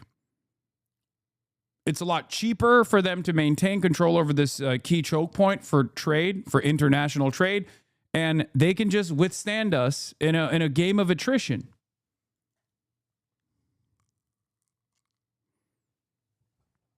The U.S. defense industry is like the last pillar of our domestic industrial investment, and it's used as a way to pour money into the economy via bloat. And for greed, of course, it is incredibly inefficient, and we get so much less per dollar than many other countries do. Yes. But it's also important to understand that when I say defense bloat, or when we talk about like why we spend so much money, that is a much more favorable attitude about what the defense industry exists for. It's true that this is the last line of like good, in air quotes, good jobs, reliable jobs, aside from like fracking, right? However, even in that field, much of the money, much of the unlimited expenditures still goes back to financial engineering in the same exact way that all of these companies are no longer companies that manufacture goods and try to make the most reliable good you possibly could have. But instead, all these companies have turned into banks. This is the same for Lockheed Martin. It's the same for Boeing. It's the same for Northrop Grumman. These companies are all banks now, okay? That is the problem. Capitalism has made the United States of America and its imperial war machine, which is a necessity for capitalism to continue, into a much weaker, much more overextended behemoth.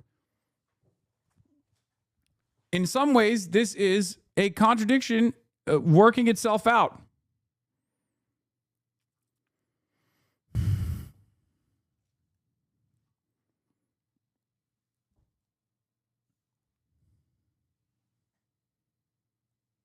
Did HasanAbi look at Trump's latest truth? Yeah, I did.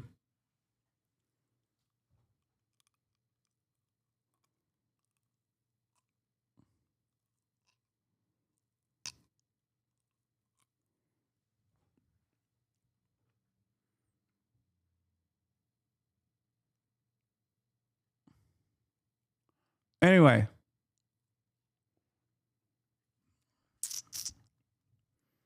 Not very good ones. I keep asking my local branch for loans and they just tackle me when I walk in. So, yeah. I still think this might be perfidy.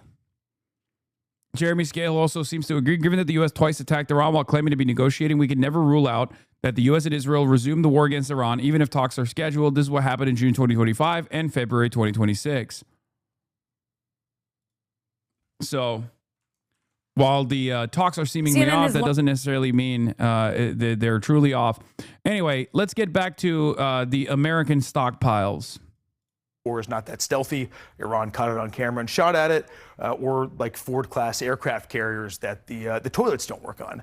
And so I think it's really important to understand, if you see these numbers and are shocked or worried by them, more money is not the answer. More judicious spending is. There's also an aspect to this, specifically when it comes to Iran, and I'll get to China in a moment, but financially it's asymmetrical, right? I've heard some experts describing the U.S. weaponry as a Ferrari out in the skies over Tehran, and the Iranians essentially... Yes, this is true. Remember, my brother has said the Bayraktar is like the old reliable. The Bayraktar is like a Toyota Camry, whereas the American drone systems are like a Bentley or a Ferrari. Actually shooting like a Razor scooter at a Ferrari. It's way less expensive for them to take out the U.S. and Israel's equipment than the inverse. How does the U.S. make that more efficient? Does it need to adjust toward a more Ukrainian-like model? So this is another reflection of our misguided priorities, I would say. Drone proliferation in the Middle East has been a threat for at least a decade. We saw them popping up in the Syrian civil war, and Iran has been a leader in this field. As you mentioned, Ukrainians, out of necessity, figured out much, much cheaper ways to deal with this threat. Why haven't we invested in them? Again, these are because of decisions that Congress and successive military leadership made. And it's really unfortunate, because how did the first U.S. troops die in this conflict? It was a drone strike. Yeah. I did want to get your thoughts on China, because this morning President Trump said the U.S. intercepted a ship that had, quote, a gift from China. This is notable because as the president is saying that he was sort of surprised. Trump speculates is crazy. Brother, that's the president. What do you mean? I like that the president is so unreliable that when he makes a statement, and this is a pretty significant statement, he's basically, Trump is basically saying China was sending weapons to Iran and we intercepted it, right? But because he is so unreliable as a narrator, that even American news has to be like, it's speculation. By this, we talked about last week the letters exchanged between he and President Xi of China, in which Xi effectively promised Trump that that China would not be supplying ammunition to Tehran. Do you think a shipment of arms from China could have gotten sent to Iran without Xi knowing, without Beijing being aware of what was being transported to Iran? I don't think that would be possible, but we also have to note that the accusation here is a dual-use system. I see. So that could be electronics. It doesn't necessarily mean they sent them missiles. A lot of Iran's missiles and drones do depend on electronics, circuit board stuff that they can't manufacture domestically. So this could have been something routine, or it could have been China testing the waters and trying to keep the Iranian war effort going. It's hard to be sure right now. Major Harrison, man, thank you so much for the perspective. Appreciate your time. Thank you. Yeah, dual use is... Oh, shit. Chris Hedges is with my goat, John Mersheimer, again. By the way, before people say, Hasan, why is John Mersheimer not on the broadcast? We're reaching. We're trying to get to John Mersheimer. We haven't been able to get to him. He has not responded. However, I have had. We are confirmed for Jeffrey Sachs. And when I do talk to Jeffrey Sachs, I'll be like, "Yo, can you put in a good word?" Jeffrey Sachs will be on the broadcast tomorrow. I don't know why I haven't asked Chris Hedges actually to put in a good word with with Papa Mersh. But yeah, Jeffrey Sachs will be on the broadcast tomorrow, and then on Thursday, we still have a sequence of guests. Wonderful guests, analysts, brilliant foreign policy analysts. This time on Thursday, of course, it will be Your Rage Gaming. So Jeffrey Sachs on Wednesday, tomorrow, and then Thursday it'll be Your Rage Gaming. We'll be doing chadvice. Yeah. With Your Rage. And no, he will not be talking about, how to pry open the Strait of Hormuz.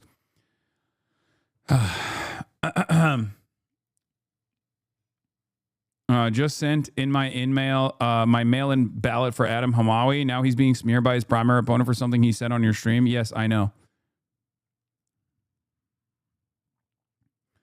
When was the last time we had a streamer collab like this? Yeah, it's been a minute. You're talking about Jeffrey Sachs, right? We haven't had a streamer collab like Jeffrey Sachs in a minute.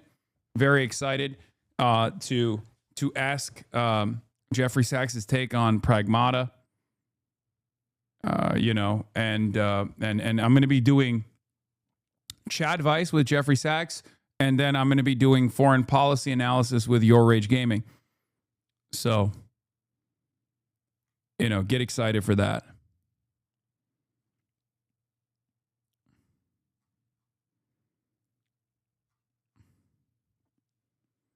Let YRG take you to the hood?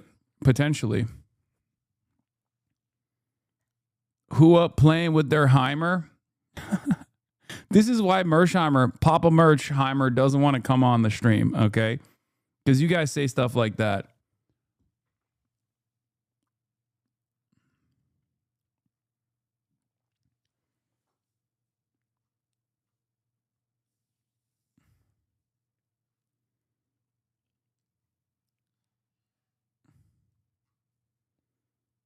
You joke, but that would unironically be fucking hysterical content. What, asking Jeffrey Sachs to participate in chadvice and then asking Your Rage Gaming about like how like America's power projection capabilities diminishing around the globe and what that says about a future where America might not be the hegemon?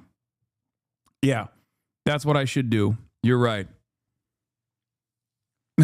Jeffrey Sachs takes me to the hood.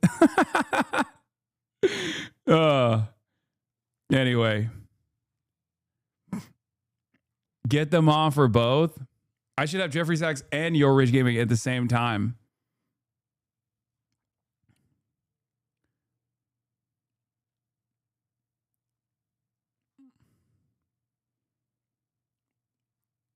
Anyway, Sachs discussing Hoscord relationships. Yeah. Jeffrey Sachs, what do you think about the polycule that I'm in Utah? This polycule that I'm in has caused me great distress.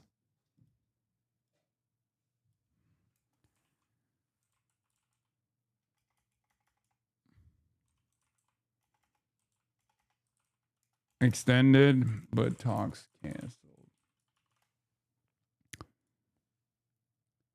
I need to E-date and Hoscore for my Twitch sub. Jeffrey Sachs, help.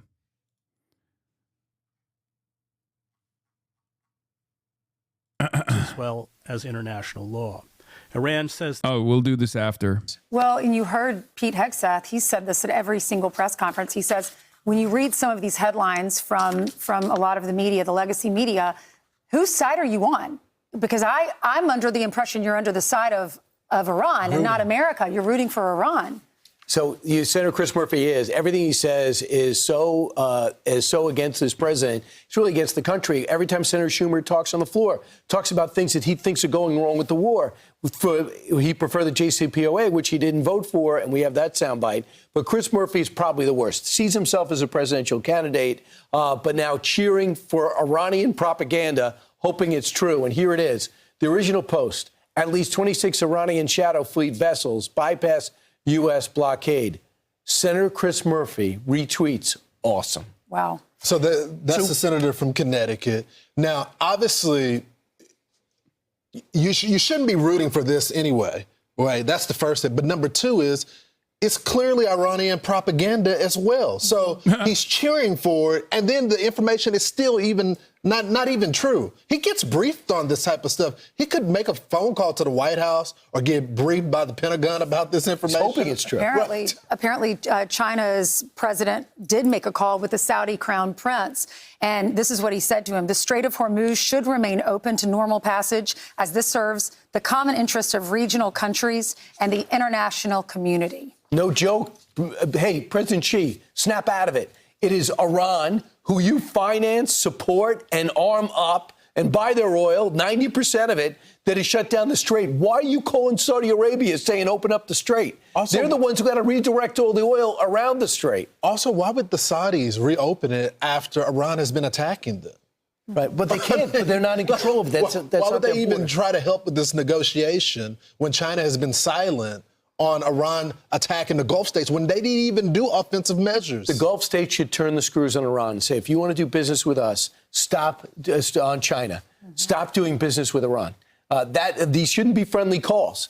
And China is the wild card here. If China says, I need oil from Iran, and now any Iranian ship cannot deliver oil, they're the ones who should turn around and say, Iran, open up the strait. That's the theory. And even though they have some oil in reserve, this is straining their economy. Yeah, don't forget, this is just Iranian ports. This is not allowing their ships to allow them to transport oil to other countries. We're not allowing any of their ships or their vessels to go through the Strait of Hormuz if they came from one of their ports. It's open to everybody else. Yep. Robert Levinson's son joined me earlier. Now, Robert Levinson, if you don't remember, is a CIA agent that was picked up on Kish Island 20 years ago. And they've been trying to find out what happened to him. And they've been going multiple times to Iran. And these people are evil personified. They take hostages. They torture the hostages. They ask for ransom back. People like President Biden actually give them money for people. But Levinson, there's so much mystery wrapped around it. So I asked him how he feels about this. And he also said what makes it doubly hard is Iran's ambassador to Pakistan is the one who kidnapped his father. And he's got a diplomatic position, prestigious in that world in Pakistan. And he's negotiating on this peace deal with us. Watch. There's only a few people in the world who know exactly what happened to my dad, who were involved in what happened to my dad. The FBI identified 5 of them. One of them was killed in the initial airstrikes at the start of this conflict, and another one is hiding in plain sight. He's right out there. He was at these talks, helping coordinate things, and it's a slap in the face to our family, slap in the face to the United States of America, because I don't know what the heck he's doing over there, and that Pakistanis allowed this. It hurts their credibility as an independent intermediary between the two countries. You're right, man. We shouldn't negotiate with foreign adversaries. Sorry, it makes you mad. Got it. Like, what do you mean? What is this? They don't understand sarcasm. You had to come out and say it was sarcasm. Oh yeah, I do. I do take a lot of pleasure in seeing even someone like Chris Murphy having to experience the same type of cynical outrage manufacturing that I have to withstand with regular frequency. You know? Yeah, it's very funny. Chris Murphy was very obviously being sarcastic, but you're not allowed to do sarcasm, clearly. To that I say, legalize comedy. yeah. Anyway, this, I don't care about what this guy is complaining about. Let's get to Donald Trump. Earlier this morning, delivering an incredible interview with CNBC, where he just says ridiculous shit. Join us now on the Squawk Newsline. And then afterwards, we will get to Goat Talk with Chris Hedges and John Goatsheimer. That if the U.S. can... Okay, get excited for that. President Donald J. Trump. President Trump, welcome. Thanks for joining us this morning. Well, thank you very much, Joe. You are very welcome. Can you give us, I think it's on everyone's mind, the latest on where the Iran negotiations stand? We now know Tehran has publicly confirmed that it will send representatives to the meeting with Vice President Vance. What do you expect? What are you hearing at this point, sir? Well, as I said 2 days ago when they said they won't send them, I said they'll be sending them. They have no choice but to send them. What I think is that we're going to end up with a great deal. I think they have no choice. We've taken out their Navy. We've taken out their Air Force. We've taken out their leaders, frankly, which does complicate things in one way, but these leaders are much more rational. It is regime change, no matter what you want to call it, which is not something I said I was going to do, but I've done it, indirectly maybe, but I've done it. And I think we're in a very strong negotiating position to do what other presidents should have done during a 47-year period. We have 47 years where these bloodthirsty people have been killing a lot of soldiers, a lot of our soldiers, and a lot of other people. They've killed 42,000 people over the last 2 months. And, you get to a point where people don't want to mention that. They don't like mentioning that. 42,000 unarmed protesters, innocent unarmed protesters, many of them hung. So we're not dealing with the nicest group of people, but we're dealing with them very successfully, and the blockade has been a tremendous success. They said 2 days ago, we will open the strait. I said, no, we're not going to open the strait until we have a final deal. No, we want to open the strait. They said, we're not opening. We totally control the strait, just so you understand, for all the fake news out there. And, Mr. President, we've seen 100 days of the largest protests in Iran since the revolution in 1979. And I know how much you respect. We live in a totally separate planet here in the United States of America. Like, no, 42,000 protesters with the biggest penises you've ever seen had not been hanged by the Iranian government, okay? That's what Donald Trump is claiming, okay? Don't get mad at me. He said they're all hung, okay? None of those things have happened. Okay, that's ridiculous. And even if that ridiculous claim were to be true, it's still additionally ridiculous to blow up the Iranian fucking the pipelines and the Iranian bridges that 93 million people still use, and the Iranian power plants that, again, 93 million people use. That's not a solution to this problem. Not only is it not true, but also, even if it was true, what the fuck is your solution? To wipe out the entire Iranian civilization? How is that somehow a solution to this problem? And admire and are concerned with the Iranian people themselves. And this is, I think, in large degree, one of the reasons you decided to embark on this whole thing, maybe among other things, but the timing was right. If we get close in negotiations right now, but the deadline for the ceasefire is tomorrow. Yes, I listened to the Daily today. It pissed me off to no end. Oh, my God. Oh, my fucking God. The New York Times Daily still doing the damn thing. If it looks like things are... Like, the Daily, basically, when it comes to foreign policy, is a way to manufacture consent for the most liberal audience to still feel reluctantly on board with whatever fucking military action we decide to do against whatever foreign adversary we've designed. Where that's their primary purpose, is to be like, listen, guys, I know you might not. I know that, our libtard audience might be feeling some type of way about our, bombing campaigns directed by the president, who has said he's going to do a genocide against the Iranian population. But here are two Iranians that are not in Iran currently, and how they also think that American military action is totally justifiable here is unbelievable.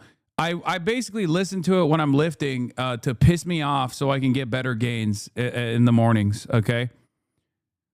It's just, it's so frustrating to see exactly what they're doing. Like, exactly what they're doing. The whole purpose is for liberals who are anti-war to feel reluctantly on board with the actions that Trump is taking. That's all it is. See, here are two Iranians who agree. And obviously, in an effort to maintain some kind of credibility, they will mention that, like, there are other Iranians, including the first guy's wife who lives in Iran, who's like, shut the fuck up. Of course, bombs are not good, right? They'll show both sides of the story, but the two key fixtures in the commentary are two people that are not in Iran currently, that are excited to go back to Iran, who still tell you, blowing up Iran might not be the worst option here because we're so desperate for a regime change. Are progressing, will you not necessarily extend it to a definitive amount of time, but will you let it keep going if there's progress in the talks before taking... well, I don't want to do that. We don't have that much time because by the time both parties get there, as you know, they just got the okay to go forward, which I knew they were going to do anyway. I mean, I don't think they had a choice. They have to negotiate. And, the one thing I'll say is this. Iran can get themselves on a very good footing if they make a deal. They can make themselves into a strong nation again, a wonderful nation again. They have incredible people. But they seem to be, bloodthirsty. They're led by some very, very, unfortunately, tough people. And I don't mean tough in a good way. I think it's very negative for the country because we're much tougher than they are, like not even close. But they have to use reason, and they have to use common sense, and they can get themselves into a great position to make themselves into a great country, but a legitimate country, not a country based on death and horror. I think regimes only respond to certain things, and I understand your threats to bomb the bridges in the electric grid. You are wrong because my grandfather was half Iranian, and I agree, born and raised in California, by the way. Yeah, the only solution here is to evaporate every single Iranian living inside of Iran out of existence. That's the only way that we can enact regime change in Iran, which we have to do, okay? I need you to understand, lifelong Iranian here. Hello, buddy. I'm from Tehrangeles, okay? And I'm here to tell you this is what we got to do so I can get Cuba Day one day. But I don't think the regime cares about the people of Iran. And if... Okay, sure. If you did that, I'm sure it's the last thing you'd probably want to do, but it would hurt at least some of the people that we care about and why we embarked on this in the first place. So that would be, I'm sure, a last resort for you. It's not my choice, but it will also hurt them. It'll hurt them militarily. They use the bridges for their weapons, for their missile movements. They're trying to move the missiles because we've obliterated most of their missiles, and they're trying to move the missiles. I'm blowing up the bridges for the missile movements. Around, even during the ceasefire, which I think was a good thing because we're totally loaded up. We have so much ammo. We have so much of everything that we've, much more powerful than it was 4 or 5 weeks ago. So we've used this to restock, and they probably have done a little bit of restocking. We caught a ship yesterday that had some things on it which wasn't very nice. A gift from China, perhaps. I don't know. But this is what they're relying on as new evidence. Perhaps it was a gift, a dangerous gift, the most dangerous of all. You never know. I was a little surprised, but because I have a very good relationship, and I thought I had an understanding with... How did she betray me? How did he do it? How did she do it? I said, not my she.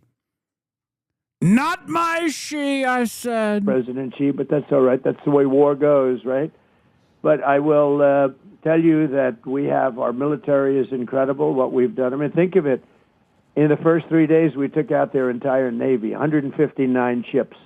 159 ships, and wiped out their Air Force, wiped out their anti-aircraft, all of their anti-aircraft apparatus is all gone. All of their radar is gone. Their leaders are gone. Their leaders are gone. The whole thing is gone. And frankly, this should have been done a long time ago. It would have been a lot easier because they were a lot less lethal a long time ago.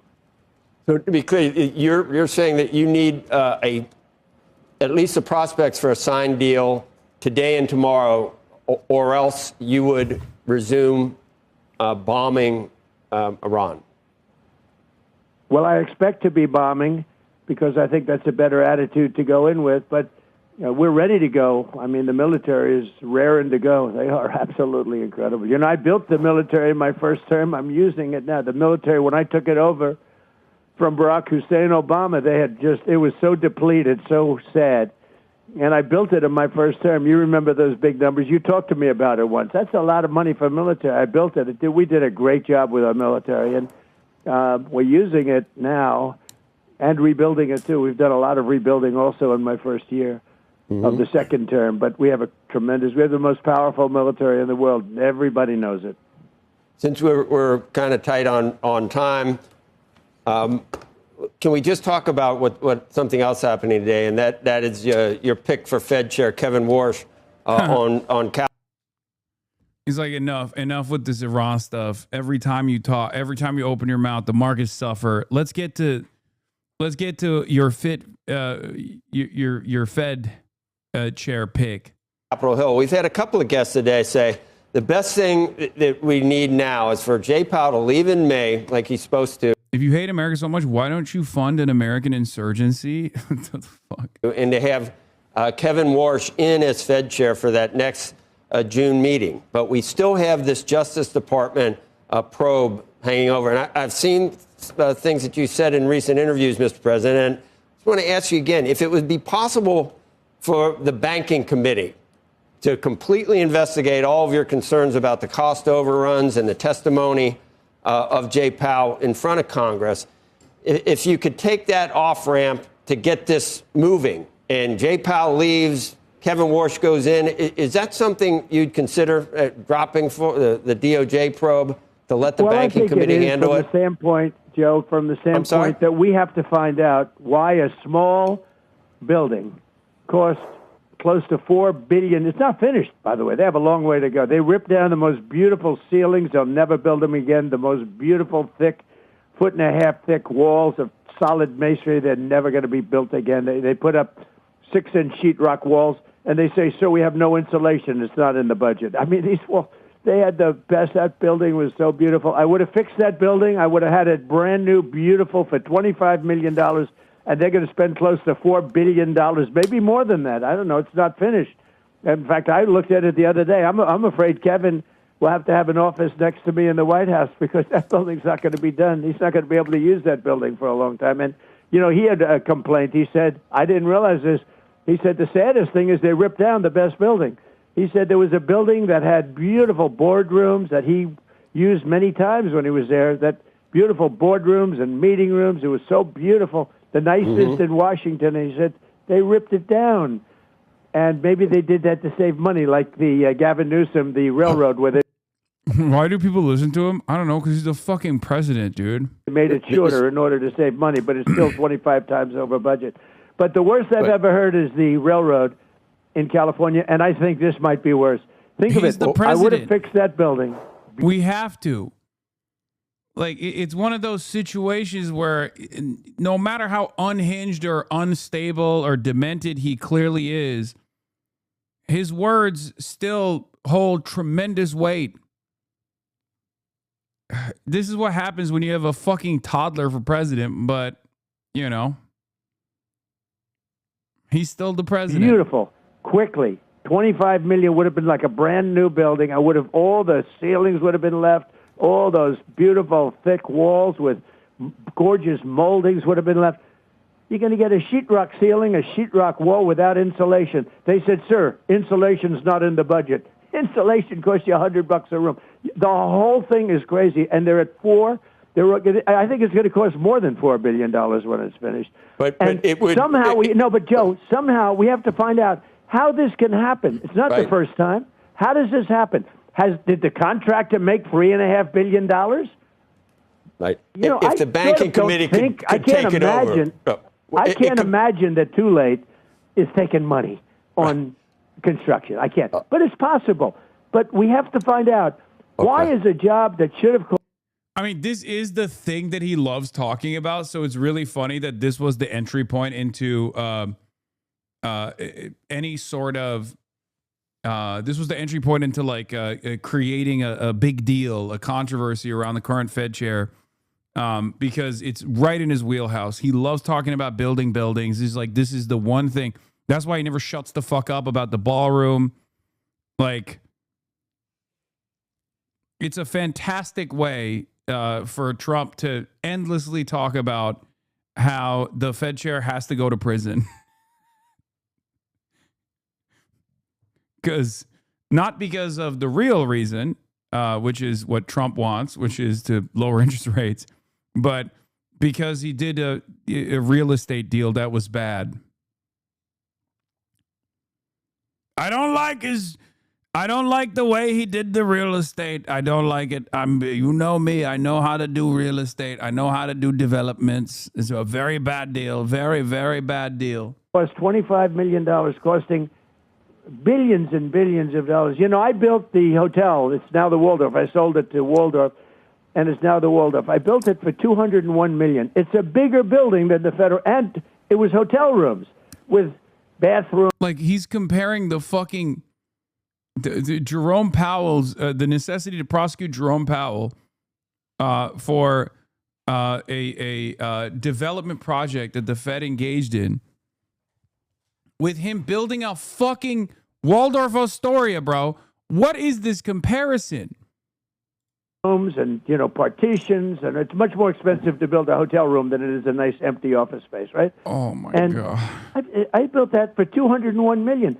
This now is 8 years ago or so, but think of it. This building, you look at it, it's a little building. It's over. I think it's going to cost over $400 billion. And here's the thing: it's going to be nothing compared to what it was. This is it's going to be nothing compared to the Waldorf Astoria. The Waldorf Astoria, beautiful building. Believe me. Can you believe it? Oh, my God. The curtains I put on that. The curtains I put on that Waldorf Astoria. Oh, unbelievable. And $4 billion, and it's nothing compared to what it was. It was beautiful. It had beautiful ceilings. They're all destroyed. They took them down. I don't know why. If the DOJ, though, if this goes forward with Department of Justice and it delays him being confirmed, Kevin Warsh, it's kind of counterproductive for what you're trying to do in terms of changing the MO of the Fed up to this point. So I'm just trying to look for an off-ramp to get for you. Well, it is and it isn't, Joe. You have to find out why a thing like that could happen, because if you have hundreds of projects like that, you know, very few are like this, but if you had hundreds of projects like that, you have to find out why that happens. I mean, because we obviously don't do it right. But, you know, we have some great people in government that can do jobs. I built under budget, ahead of schedule. I'm doing a ballroom now. It's a much bigger job than that. And it's going to cost, depending on finishes, like $300 million. It's a much bigger job than that's ahead of schedule. And I have lawsuits every week from all these people, all the do-gooders that stop progress in our country. Well, I'm going to give Becky a chance, Mr. President, to get you to... And you can have some extra time. I know my people said 20 minutes, but you can have some extra time. All right. That's good. You can even put Andrew on the phone. You know, you told me Andrew would not be there. And I said, I don't care. That was last week. That was last week. You could even put Andrew on. Thank you, Mr. President. Joe made a comment to me. When he tried to get me on, he said, I promise I'll have Andrew Ross talking. He will not be there. He is there. And you can put him on. It's okay. I didn't say I'd have him. I said he's not in last week, but then you canceled because you were on the West Coast. Thank you, Mr. President. Well, I'll chime in a minute. There, and that's he's going to be so... Becky, but I don't mind if he's there. I like him. I respect him. He's just wrong on a lot of issues. There you go. Okay, go ahead. Mr. President, thank you. Let's talk a little bit about what you... Hi, sir. Let's talk a little bit about what you expect from your next Fed president. there had been a lot of expectations. You've been very clear about wanting lower rates. But with the situation in Iran right now with higher oil prices, most people tell us that that's going to have to wait. The market itself is not anticipating lower rates or any rate cuts until at least the second half of this year. There's only a 41% chance or something of that, according to the market itself. Will you be disappointed if your new Fed chair, if he gets approved, doesn't cut rates right away? I would. But let's talk about Iran first. Iran, I'm looking at your numbers now as I speak. I mean, the market's up. We're going to be at 50,000. That's where we were just a little while ago when it started. And when I hit 50,000 on the Dow and 7,000 on the S&P, I said, well, I hate to do this to everybody, but I'm going to have to journey down to a place called Iran and not make sure they don't have a nuclear weapon because they will blow up the world. You want to see a bad stock market? Try blowing up the Middle East and then Europe, and then they come for us, right? And we're not going to let that happen. So I said to my people, they're all gathered, all these wonderful guys, Scott Bessent, the whole group, Howard, they're all doing a good job. I said, fellas, I got a little bad news for you. I'm going to put a little wrinkle in your numbers. Why, sir? We're going down to a place called Iran, and we're going to make sure that they never have a nuclear weapon because they'll use it to blow up, because they're religious fanatics, and they will use that weapon to blow up the world, but they'll start with Israel in the Middle East, and we're not going to let that happen. And they said, wow, that's going to be bad. I said, yeah, it's going to hurt the market, and it's going to drive up the price of oil and whatever it is. But that's peanuts compared to what would happen if we let this happen. And I told them, 47 years other presidents wanted to do it. They never had the guts, the courage to do it. I said, we have to do it. And they understood that, very professional. They're great guys, great people. Jameson's doing such a great job, all of them. And so I said, we're going down, and we're going to do our little thing. And we did. And we've, knocked out. We've totally won the war. If you read the New York Times, you think, oh, gee, when are we surrendering? We have totally beat them militarily and otherwise. I mean, I wish you could hear the conversations we have with them. We are victorious. If we left right now, it would take them 20 years to rebuild. And they can't get the nuclear dust because it was obliterated by the B-2 bombers that went in. They never got the credit they should get. They've tried to get down there. We have cameras from Space Force on it all the time. They've tried to get down. They can't get down. That place was obliterated. They did such a good job. The left tries to make it, tries to demean all the time, like, oh, well, maybe it wasn't totally obliterated. It was. And they can't get it, or they would have tried to get it. But the fact is that we took this little journey. And if you would have told me that the Dow is almost, I'm looking at your thing, I mean, literally we're at 50,000. And if you would have told me that oil is at 90 as opposed to 200, I would be frankly surprised. And you know what is happening? Boats are finding other sources. They're going up to Texas and Louisiana. They're going to Alaska. They're going to other places. It's an amazing phenomenon. When there are problems, people find out how to take care of things. And the Strait's very important, but people have found out. I mean, you're taking a look. Look at your numbers right now. I'm looking at where the stock market's up, where it's, look at that, S&P. The numbers are what they were when we started this whole thing. I thought they'd be down 20% or down a very substantial amount. Even when it was down more a couple of weeks ago, I was surprised. I thought it would be down much more, and I thought the oil would be much higher. And I'm very happy to say that it wasn't. And when it's over, and it will end, when it's over, they want it to be over immediately. And I just looked at a little chart. World War I, 4 years and 3 months. World War II, 6 years. Korean War, 3 years. Vietnam, 19 years. Iraq, 8 years. I'm 5 months. Okay, 5 months. I would have won Vietnam. I read this as a threat, by the way. When he talks about how long some of these other the wars have taken, I feel like he's saying, first of all, 5 months is, I thought it was just 55 days or so. But also, I feel like he's saying we're going to be in it for a lot longer, Vietnam. Very quickly. I would have, if I were president, I would have won Iraq in the same amount of time that we won, because essentially we've won here. Okay, I mean, Bro, he's out of his dang mind, dude. How can anybody look at this guy running this country and go, well, that's a country I can invest in. This yield, this, to me, what this demented old man is saying, you know what that says to me? Stability, okay? This inspires confidence in me to continue investing into the United States of America. Everything is gonna be fine. People can play games. Like Donald Trump's statements and market moves in the aftermath of Donald Trump's statements show me one thing, and that is that the money is unbelievably fake, and stock market confidence is just a never-ending cycle of copium that has nothing to do with whatever the previous market fundamentals used to be. It's anchored around delusion and a mutual interest in the market growing. It has nothing to do with any fundamentals. It has nothing to do with like actual serious analysis and looking at what Trump is saying, looking at where the American government is going.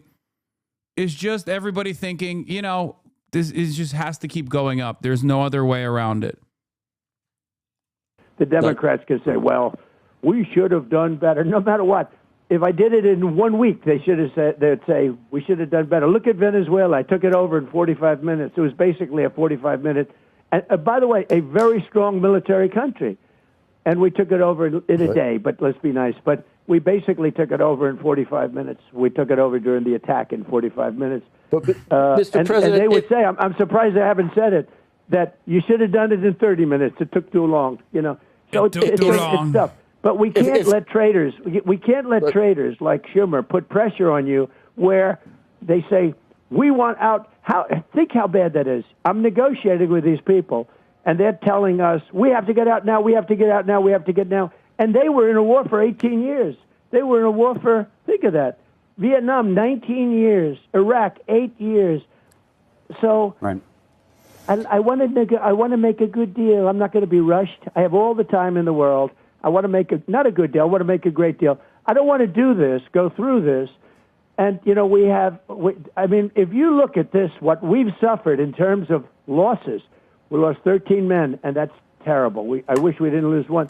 But if somebody would have said, we've done this and obliterated that country, obliterated it, and we lost 13 men, people would have said, that's not possible to have done that. It's not possible. Right. So we've done a great job, and I don't want to be rushed by people that are really treasonous as far as I'm concerned, and it's just, I watch this low IQ guy, Hakeem Jeffries. He's a totally low IQ person, and he's always ranting and raving, oh, this war is so terrible, terrible. They shouldn't be saying that when we're in the midst of a negotiation, because it does hurt us somewhat. It gives the other side some hope, and I don't want them to have hope. Mr. President, I wanted to ask you about Anthropic, if I could, for a second, because this is a company that your administration has declared a supply chain risk. And I want to understand the determination for that. There's a view by some that it's political, but more importantly, at the same time that this is happening, reportedly, the NSA and other parts of the government are using Claude, which, of course, is the large language model of Anthropic, and how you square that. Well, Anthropic is a group of very smart people, but they started telling our military how to operate, and we didn't want that. And they tend to be on the left, radical left, but we get along with them. In fact, they came to the office. They came to the White House a few days ago, and we had some very good talks with them, and I think they're shaping up. They're very smart, and I think they can be of great use. I like smart people. I like high IQ people, and they definitely have high IQs, It's one of those things, and I think we'll get along with them just fine.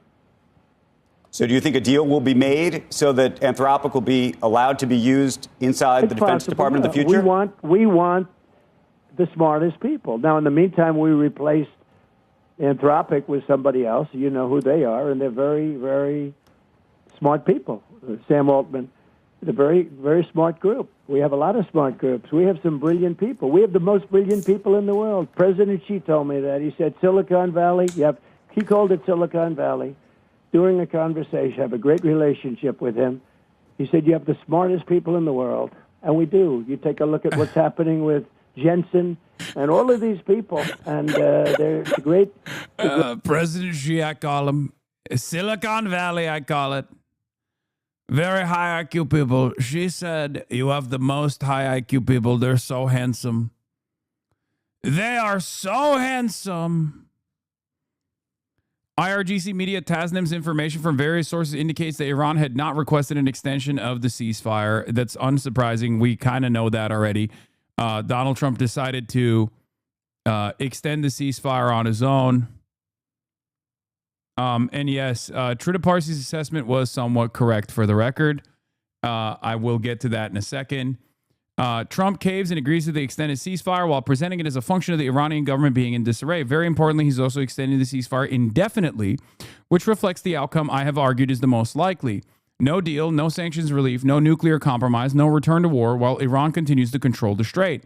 Not a stable situation, but one in which Trump pockets the central thing he sought, which is exiting the war, while Iran is bereft of the main thing it was looking for, sanctions lifting. The one aspect of this back and forth that I consider to be interesting, however, is that while there is an ungraceful exit seemingly from this weird limbo that we're in now, is the Strait of Hormuz closed? Is the Strait of Hormuz open? Well, the one thing that remains is that it is actually closed, right? The American Navy is still closing the Strait of Hormuz. So if that's the case, if the American Navy is still very much firmly keeping the Strait of Hormuz closed, then the economic impact will still continue. And therefore, in this war of attrition, that's still beneficial for Iran. It's not as beneficial for Iran because they don't get their maximalist goals across, which is, again, sanctions relief, obviously. But I see this as potential perfidy. Your Zateo article just dropped. Oh, hell yeah. Inside the heart and mind of Hasan Piker. Prem Tucker traveled to LA to go beyond the media outrage and talk directly with a Twitch streamer and prominent leftist about religion, politics, war, and whether he'd go on Tucker Carlson's show. Nice.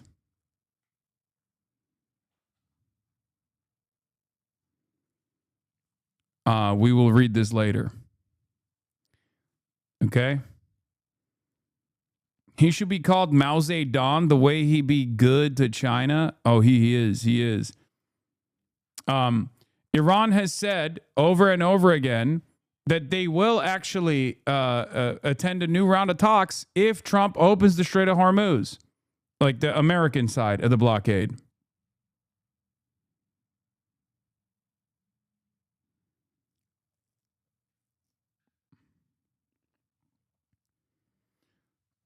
Barack Ravid knows the real reason behind the extension. Behind the scenes, one reason for Trump's decision is that the U.S. and Pakistani mediators have been waiting for Iran's Supreme Leader Moshtaba Khamenei to respond to the latest proposal and give a clear directive to his negotiators, according to a regional source familiar with the mediation efforts and an Israeli source with knowledge of the discussions. Khamenei is expected to give his response on Wednesday, the Israeli source said. The Iranian negotiators said they are waiting for a green light from the Supreme Leader, the regional source said. Let's see what the Iranians are saying, though. Iran's permanent rep to the UN, Iravani, as soon as the U.S. breaks the naval blockade, the next round of negotiations will take place in Islamabad.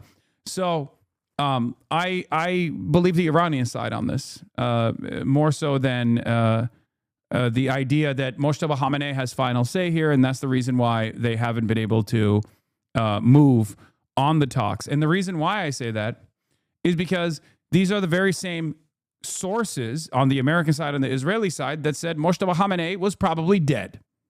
Okay? So they are the ones who, for the longest time, said he was incapable of making decisions because he's dead or close to being dead. And now they're the ones who are like, oh, just kidding. He's alive, actually. And also gay. Yeah, they were like, he's both dead and gay.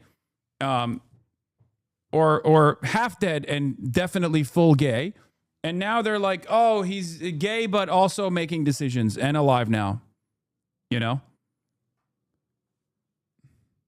He's probably not well. I mean, I suspect that he is not doing great. That makes sense. If he was struck as well, I believe that. But yeah. I'm gay and Lebanese. Who said he was gay? You don't remember? The New York Post and Trump? Trump himself said it. Trump was like, I've heard he's gay. That's what Trump said. The fuck? They actually called him gay? Yes. Yes, dude. Long gone are the days of previous titans. Warmongers who were bloodthirsty all the same, but at least they had like some kind of competent media strategy. Nowadays, we just, say he's dead and gay and call it a day. Yeah, you don't remember? Did the CIA tell you that Ayatollah Jr.'s gay? Well, they did say that, but I don't know if it was only them. I think a lot of people are saying that.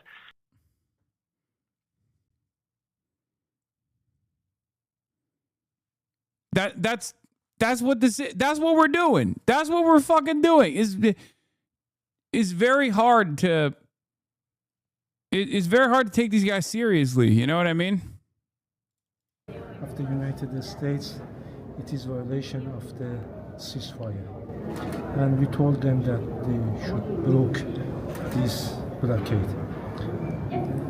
We have received some sign that they are ready to block it. And as soon as they broke this blockade, I think that the next round of the negotiation will take place in Istanbul. So they to them, we have not initiated the military aggression. They initiated the war against us, and we are ready. If they want to sit on table and discuss and find a political solution, they will find us ready. If they want to go to the war, in this case also Iran is ready for that. It was one of the conditions that we put that the ceasefire should be entire the region, even including the Lebanon also. Naval blockade of the United States, it is violation.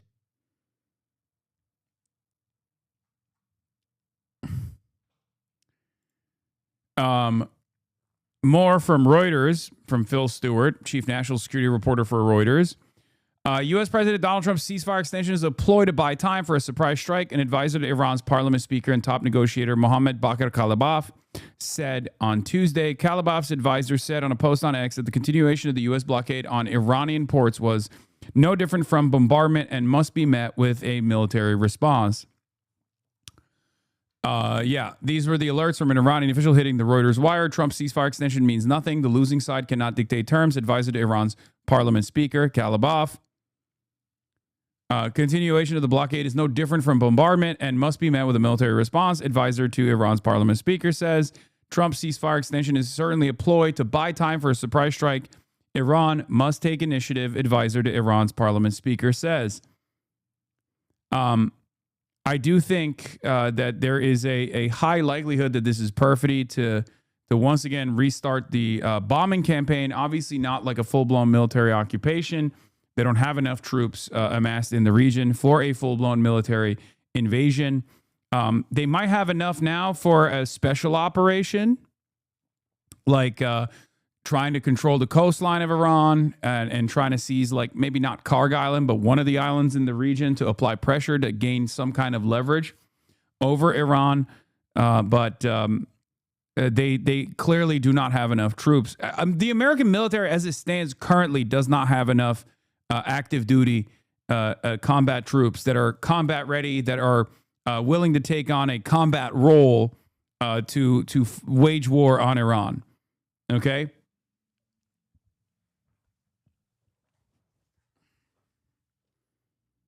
The coastline is gigantic. They can't do it. I said one part of the coastline, not the entire coastline. They can't do the entire coastline. No.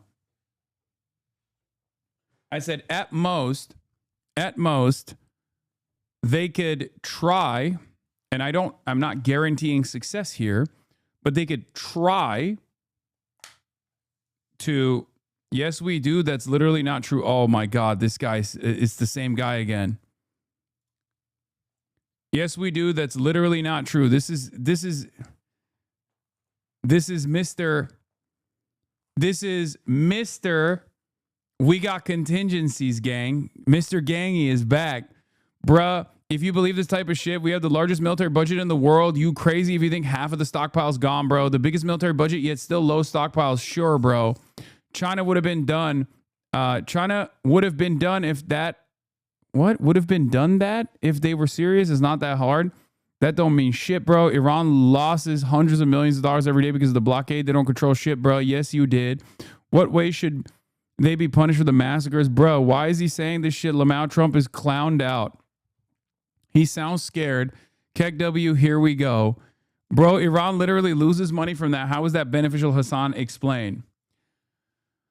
How do I begin? Where do I go with this? My guy is back every day. It's been 50 fucking days. And this guy comes in here, sees everything that I said to be true, and still moves the conversation to a different goalpost every day. Respect. Okay, respect. I wish I had the confidence that this guy has in America's military superiority in anything. Okay, I wish I had this level of belief in anything. Myself, someone else, the international socialist movement, you know, anything at all. This guy has unbelievable confidence in America's military capabilities when every single day America shows its ass.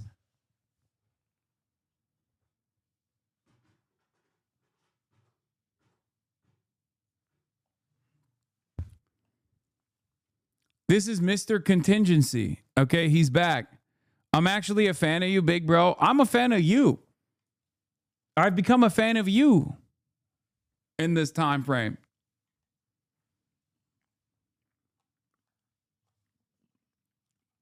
I know you're a fan. You come in here every day to try to argue with me with the dumbest talking points I've ever heard in my entire life.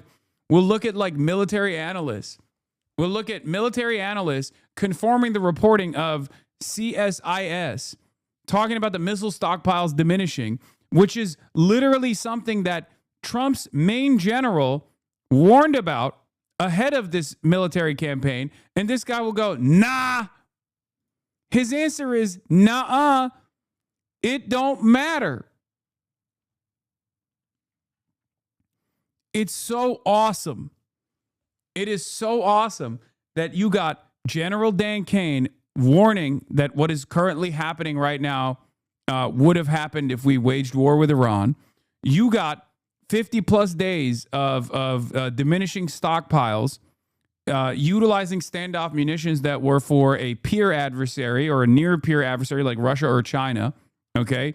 You got CSIS reporting being confirmed by insiders in the Pentagon, by mainstream media outlets, like competent military analysts warning about the exact same thing, once again, that General Dan Kane said 55 days ago.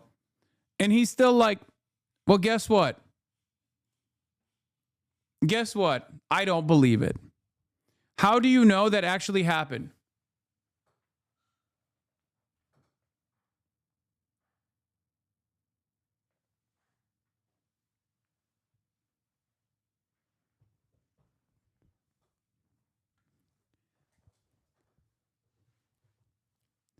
How can you know anything if you don't literally see with your own two eyes at that point?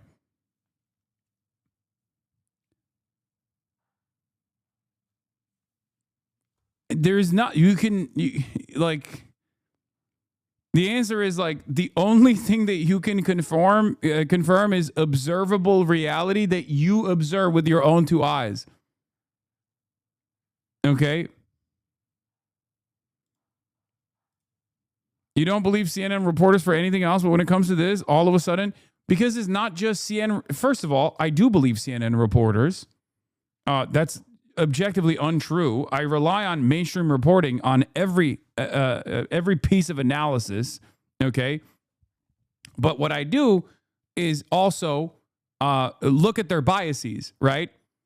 CNN has no interest in this instance to make it seem like America's stockpiles are diminishing. So that's the reason. And this is not just CNN, reporting on this. This is military analysts that are also offering corresponding information. And last but not least, this is coming 55 days after the fucking main general himself warned about it. At some point, you have to look at the overwhelming amount of evidence here and assume that there's probably a little bit of veracity to the claims being made.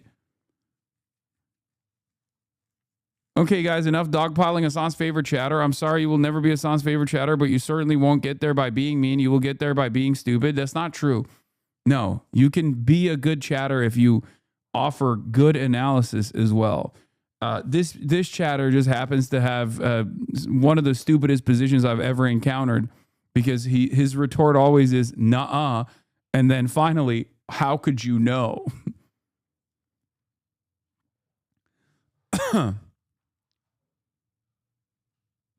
Your tweet is so confusing. Is it your rage plus another guest for chadvice, or just rage? No, secret guest for chadvice as well.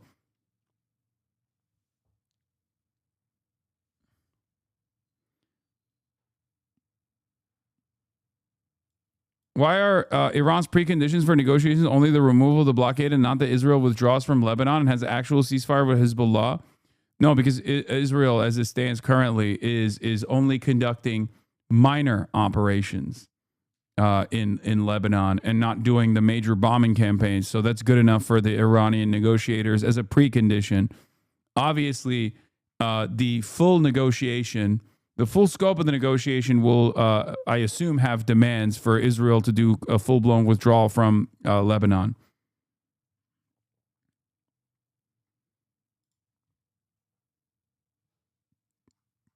Before the Iran war began, Joint Chief of Staff Chairman General Dan Kane and other military leaders warned Trump that a protracted military campaign could impact U.S. weapons stockpiles, particularly those that support Israel and Ukraine. We and others previously reported. Okay? And guess what? Lo and behold, that is exactly what happened. That's what I'm talking about. You can't say, oh, you don't believe in CNN reporters. I do believe in CNN reporters. I believe in real reporting. I cover plenty of news that comes out of CNN that I do agree with. Sometimes I'll criticize the tone or the biases that they have in their reporting, in the process of still looking at their verifiable, objective reporting that is, under the underneath all that bias, there's still real evidence-based, fact-based reporting.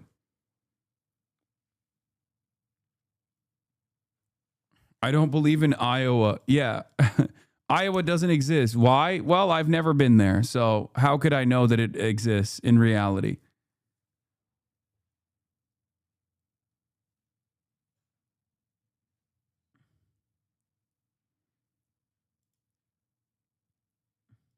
What is this?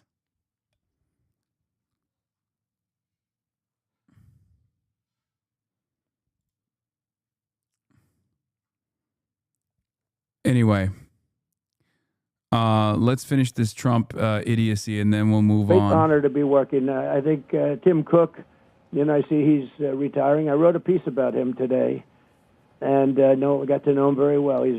I wrote a piece about Tim Cook. What the fuck? Fantastic person, did an unbelievable job. And I say it respectfully, but if Steve Jobs had lived and ran the company, it might have done good, but it wouldn't have done, I think, nearly as good as the job Tim has done. And I got to work with Tim, so I really know it. I know what I'm talking about. He's a very unusual guy. He gets things done. Mr. President, yeah, we did read your entire Truth Social post. I just want to return for 1 second and make an analogy here. You saw what inflation did to the Biden legacy and administration. So 22% price increases. By the time he was leaving, it was down to about where it is now, about 3%. but not a single. It was down to 5%. It wasn't down. Well, to 5%. or 3, but not a And single the reason person. it was down was because I had won the election, and it started falling after I won the election, and I started getting prices down from right after November 5th. If you needed to prevent that from happening, let's say Chair Warstock, for whatever reason, there's some type of energy shock, who knows, with the blockade. Let's say that things got too hot. At that point, just to make sure there was no inflation, would you allow him to raise rates or not cut rates? Would there ever be a period where you could see that was something that a Fed chair needed to do? And if you said he might have an office right near yours, he might not want an office right next to yours, sir. I don't know. After what happened to Jay Powell, you might want to be across in those new digs, maybe. Maybe I'd like him next to me. Actually, it's not a bad idea. Maybe Jay Powell did us a big service in retrospect. I call him too late. He's just too late. He's always too late, except when it came to before the election, but that didn't quite work out well for him. So the answer is I want Kevin. I think Kevin's great. He's sent Trump interview, AOC, Shoycott, AOC. You see me, little bro. No one cares about Trump. Shoycott, AOC beef. Shoycott, AOC beef coverage, little bruh. Buddy, are you okay? What do you think is more important? What do you think is more important right now? The motherfucking president talking about the next steps, potentially? Or your own personal hatred for Shoycott Chakrabarti. Lem FAO, 100 million from Stripe. Lem FAO, 100 million from Stripe. Yeah, it kind of feels like you have a personal stake in this. Like, you don't like Shoycott Chakrabarti because he happened to hit the fucking lottery by being the founding engineer of a company that made him hundreds of millions of dollars. And now you're like, oh, that's the reason why he's, an unsavory fellow. I can't trust him. He's not trustworthy, which is fine. I mean, I had my skepticisms as well. casting in a true sense. Okay, But I think he's going to do a great job. I don't understand why you think that is like the most important thing that we need to get to right now. I've been in favor of interest rate rises to stop inflation. I think it sort of is effective. But there's one thing, and nobody ever talks about it but me, unfortunately, so I'm sure it's not correct. What did he say? I think it is. We should have the lowest interest rate. I'm just LARPing. I live in Louisiana. When I was a young guy growing up, we always. Bro, you're fucking cooked anyway. You live in Louisiana. You're fucked. Had the lowest interest rate worldwide. We always did. And then 15 years ago, 20 years ago, it started where Switzerland and other people had lower rates than us. And I just had a thing with, if you take a look at some of the, let's call them like elite countries. They're only elite because we allow them to walk away with $30 billion and $40 billion a year, but I don't do that so much anymore. Yes, I have looked into Xavier Becerra for California governor, and I don't like it, okay? I don't like it. Out of all of the options with viability right now, Tom Steyer is the only guy that has like an actual progressive campaign. Xavier Becerra is now being looked at by Gavin Newsom as like the real viability pick. Xavier Becerra was somewhat progressive. Here, just go to the lever for reporting on Becerra. Becerra is no. Okay? I sort of put a clamp He is the Swalwell replacement. Yes. Whole timeline is Xavier Becerra. I don't know why.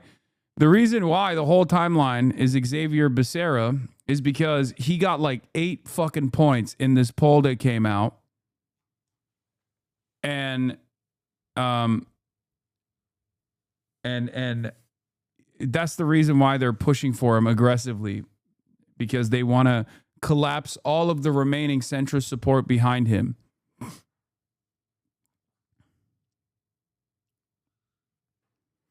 Why Tom Steyer over Katie Porter? Tom Steyer has an infinitely more progressive platform than Katie Porter. Katie Porter started as a progressive darling and basically became this establishment Democrat. Katie Porter also has her own staff abuse drama as well surrounding her campaign. Not the same as like, not the same, of course, as Eric Swalwell, obviously, but both Xavier Becerra and Katie Porter have gone from being somewhat progressive to when they actually were supposed to meet the moment, have become unbelievable centrists.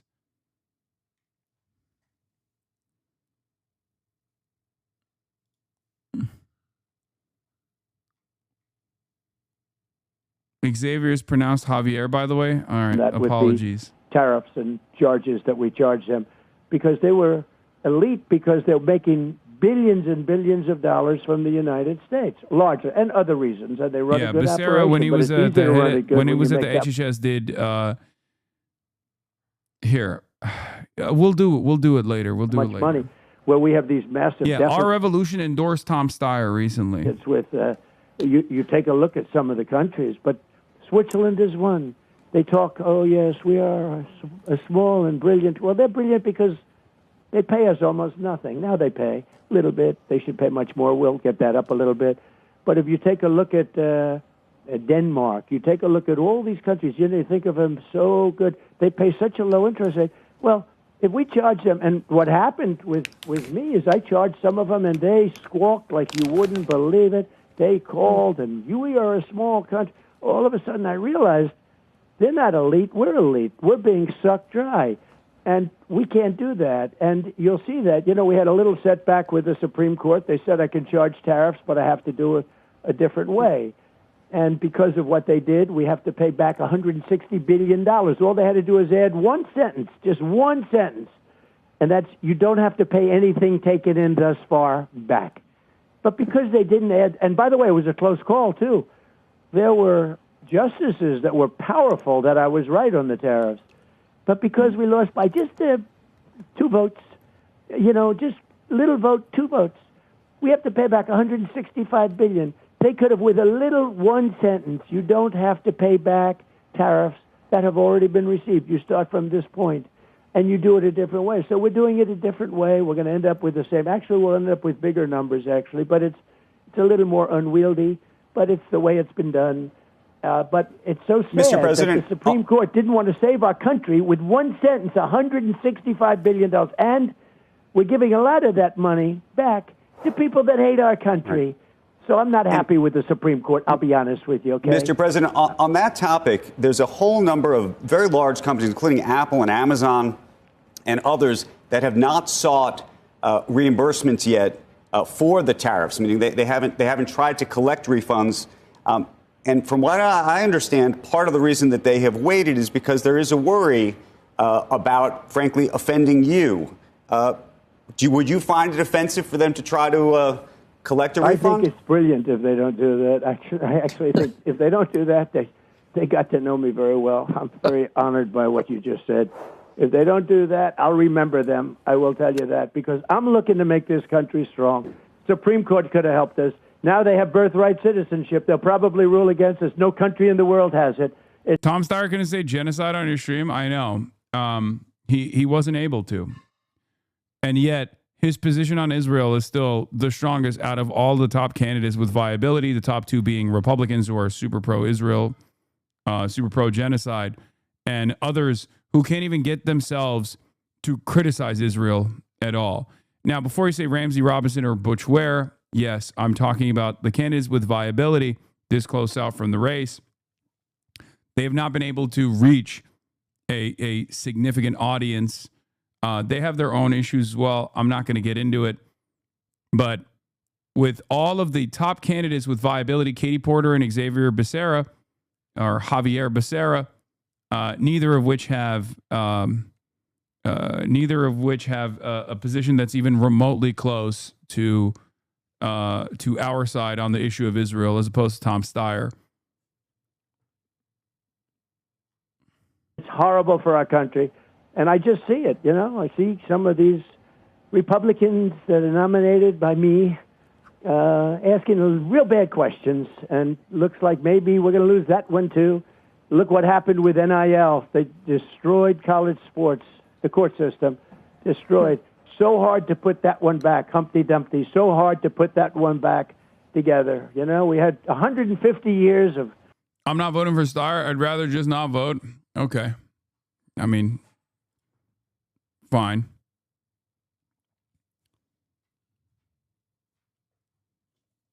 You're always talking about viability. You realize you were still wrong even in 2016 when you personally said Bernie was disqualified from being president because he was unelectable. Wait, what? Hello, Kaya. Hi. Someone's bored. Hello. Okay, I know you want pets, but Daddy's working right now. Come here. Come here. Kaya, come here. Kaya! You are Hillary Clinton. Yes, that's right. I am Hillary Clinton. This is true.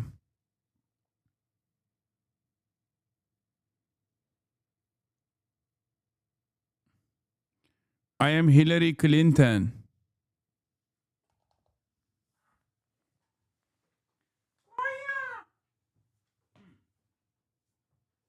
What? Fuck the stream, Pet Kaya. Is that chatter joking? No. I am not Hillary Clinton. I am, however... We are Charlie Kirk. We carry the flame. We'll fight for the gospel. We'll honor his name. We are Charlie Kirk. It's true. I am Charlie Kirk. Of rulings and everything else, and they had such a great system. It was a scholarship system. You get free college if you're a good athlete. You get this, you get that. And it took care of every sport. Fencing, not only football. Now it's all football and the foot. Okay, dude. All right, fuck it. I'm not listening to the rest of this shit. I don't give a fuck. All right. It's just so annoying. Anyway, Sirota wrote a scathing article on Javier Becerra. When I think about California's governor race, there is one thing everyone needs to know about Javier Becerra. As California's attorney general, he demanded the HHS secretary use existing law to lower medicine prices. And then he became the HHS secretary and literally refused to do that. And to be clear, this was depressing because there really was so much potential. Becerra came into the HHS job as an advocate of a set of things he refused to be an advocate for once he was in office. It was bad. Okay? That's the problem. Xavier? What the fuck? Which one is it? Oh my God. I don't know. Is it Javier? Is it Xavier? Is it Xavier? Oh my God, you guys. There has been 3 different versions of it now. I don't know. I don't know what to say. I'm not saying it right. I'm sorry. It depends on the person. Javier?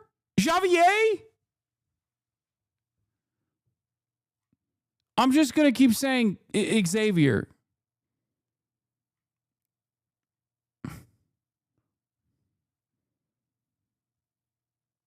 Would it kill you to listen to how a person pronounces their own name? I don't know if you noticed that, but I don't know how he pronounces his own name, which is why, first of all, let's be real. There is no way that he pronounces his own name in the 4 different styles that people have yelled at me over in the last hour. Now someone is saying caviar.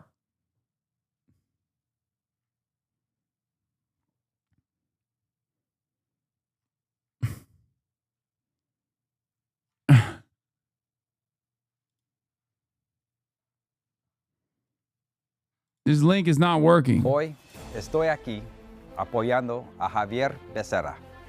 Defendió el... Okay, Javier. Okay, it's Javier.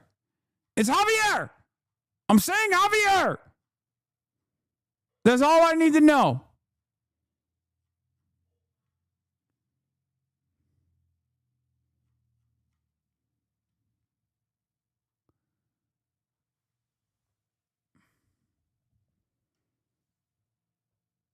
You just got Latinx, buddy. All right. Okay.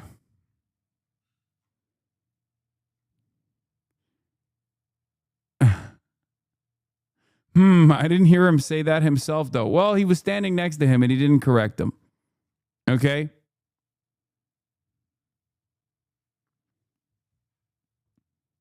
It's pronounced Hillary Clinton. We're going with Javier. Okay? We're going with Javier. Mi gente.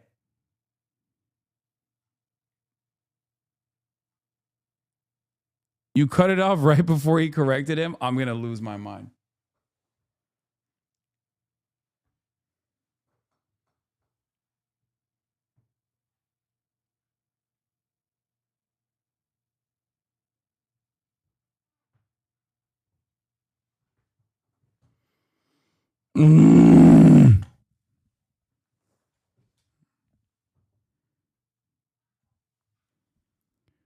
Okay. Anyway, this is some of the main reasons, and this is one of the biggest reasons. But outside of this, you look at his proposals, and they are nowhere near as progressive as Tom Steyer's are. Okay?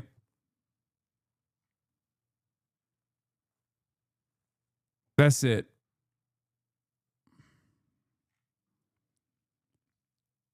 And that's perhaps the reason why Gavin Newsom has decided to lean into him.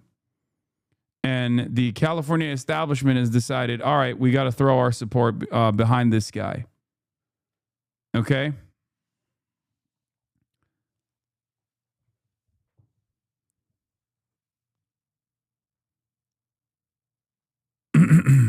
Just be glad you didn't drop his name like this. And I'm grateful to the members of my COVID team that I'd like to introduce to you now, who will lead the way. I'm really proud of this group. For Secretary of Health and Education Service, I nominated Javier Baccaria.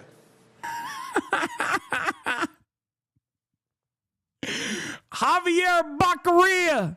It turns out he got the first name right, but the last name, holy shit. He said Javier Baccaria. Javier Baccaria. You know, Javier Bashira, excuse me. Javier Baccaria. Habubadaba. He said Javier Zekiria. Oh my God. All right. Let's keep it going. Okay. Yeah.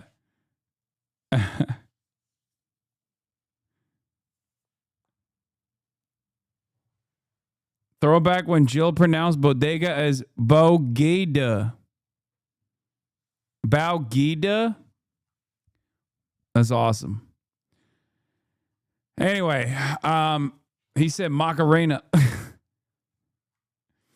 Trump's decision contradicts, by the way, Barack Ravid in Hebrew is also posting these funny emotes, which I like. Trump's decision contradicts his own statement on Tuesday morning that he does not want to extend the ceasefire. While the move signals that he is not interested in resuming the war, he risks undermining his leverage. Both the absence of pressure from an approaching deadline and the damage to the credibility of the American military threat. Aw, womp womp. There is also a Hamid Reza Azizi assessment. We're going to be reading Back to No War, No Peace. The extension of the ceasefire for an undefined period while a naval blockade remains in place against Iran is widely viewed with Iranian debates as a highly unfavorable scenario. Some commentators even describe it as a worst-case outcome. Some commentators is in Trita Parsi. As it effectively reverses Iran's earlier strategy of attritional pressure and redirects it back onto Iran itself. In this situation, Iran is placed in a state of suspension, neither war nor peace, which Iranian leaders have explicitly sought to avoid since the outset of the conflict, preferring instead a decisive conclusion. From Tehran's perspective, statements by Donald Trump and the Current trajectory suggests that the shadow of war continues to loom over the country and its already strained economy. At the same time, the United States retains freedom of action, preserving the option to re-escalate militarily at a time of its choosing. This dynamic is further compounded by the ability of Israel to choose or to continue to operate in a gray zone environment. Taken together, economic pressures through the blockade, strategic uncertainty, and continued low-intensity confrontation, this scenario is seen as gradually eroding Iran's remaining strategic capacity. Over time, it could also intensify internal divisions among political factions, making crisis management more difficult for the leadership. Behind 339, thank you for the 25 gifted subs. In this reading, Trump's extension of the ceasefire is not interpreted as a face-saving exit from the conflict, but rather as a recalibration of the war's form and shape, which lowers costs for the United States while increasing them for Iran. This helps explain why Tehran may be reluctant to accept such an arrangement and could continue instead to consider more assertive responses. Much will depend on whether the naval blockade is enforced in a substantive way or remains largely symbolic. A key potential trigger for renewed escalation would be any further interdiction or seizure of Iranian vessels. Such an incident could be framed by Iran as a violation of the ceasefire, potentially prompting a military response against U.S. naval forces and leading to a return to active conflict. From the perspective of some Iranian decision makers, this may be seen as less costly than either yielding under pressure or remaining in a prolonged state of strategic limbo. So from the IRGC's perspective, they want to go back to waging war against the United States of America, potentially still apply pressure. They have seen a lot of gains as they have continuously waged war. Okay? It's true. Crippling the global economy, and maintaining control over the Strait of Hormuz and consistently pummeling GCC states to force them to apply pressure to the United States of America, continuously pummeling Israel, has allowed Iran to maintain a upper hand in the negotiations process. It has forced America's hand into coming to the ceasefire negotiations and have to deal with Iran directly. And now they're floating ideas. Now they're floating around ideas like sanctions relief and things of that nature, right? So obviously, if that's what they've seen, a lot of benefits. If that's what if those are the kinds of moves that Iran has seen get rewarded on the main stage, then that's what they're going to want to do. There are, however, still those who want to bargain and negotiate with the American side, the moderates, right? And their perspective is not going to be as their perspective is still important. They are the ones who are at the table, but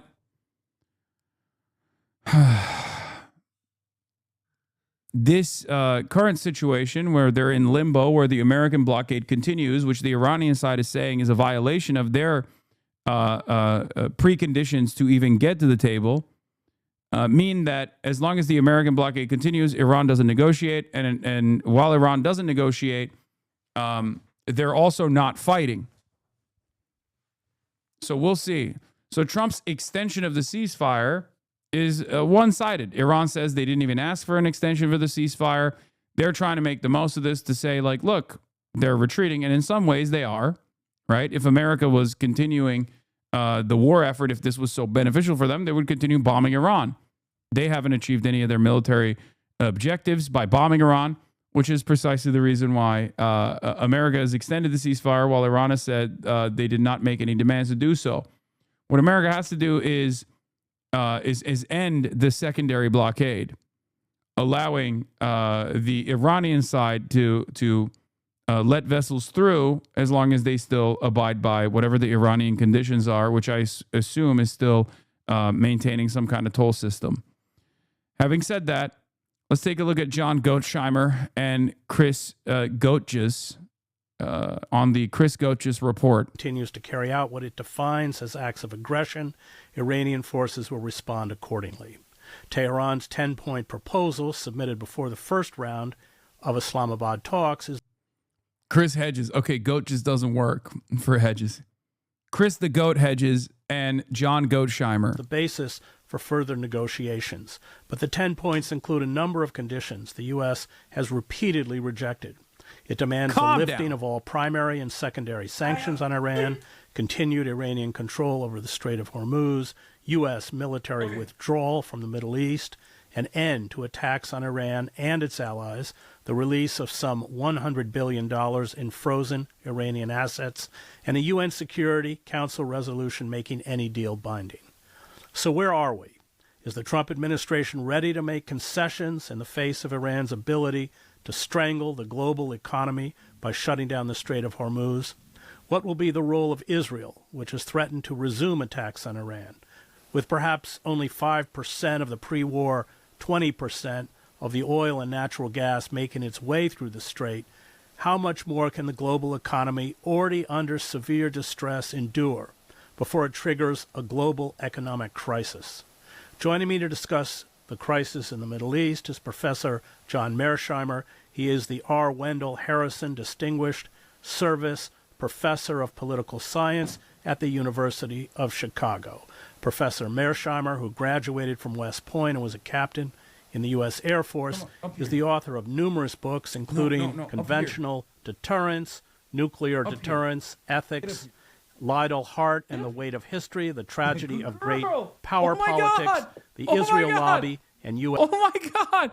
Good girl. Oh my God. I got her to. Oh my God. Look at this. I got her to stand on the chair. Uppies. Come on. Get up here. Okay. Come on. Up.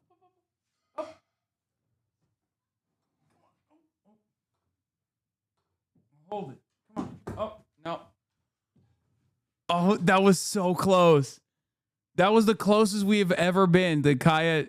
I think if this chair was bigger, she would literally stand on it. Like, she would be able to get on top of it. Good girl, Kaya. The chair moved, unfortunately, so she couldn't do it. Stand behind the chair, turn the chair around. Give her your chair. My chair has wheels on it, so she can't sit on it. Hold on. Okay, well, this is important. Well, let's see if it... Kaya, come here. Come here. Uppies. Uppies. Uppies. Oh, my God, yes. Up. Uppies. Kaya. No. She don't fuck with it. She doesn't like it. Look, you can't even see, but she's like, no, I'm not invested in this at all. Sorry. Not into it. The hell? Oh.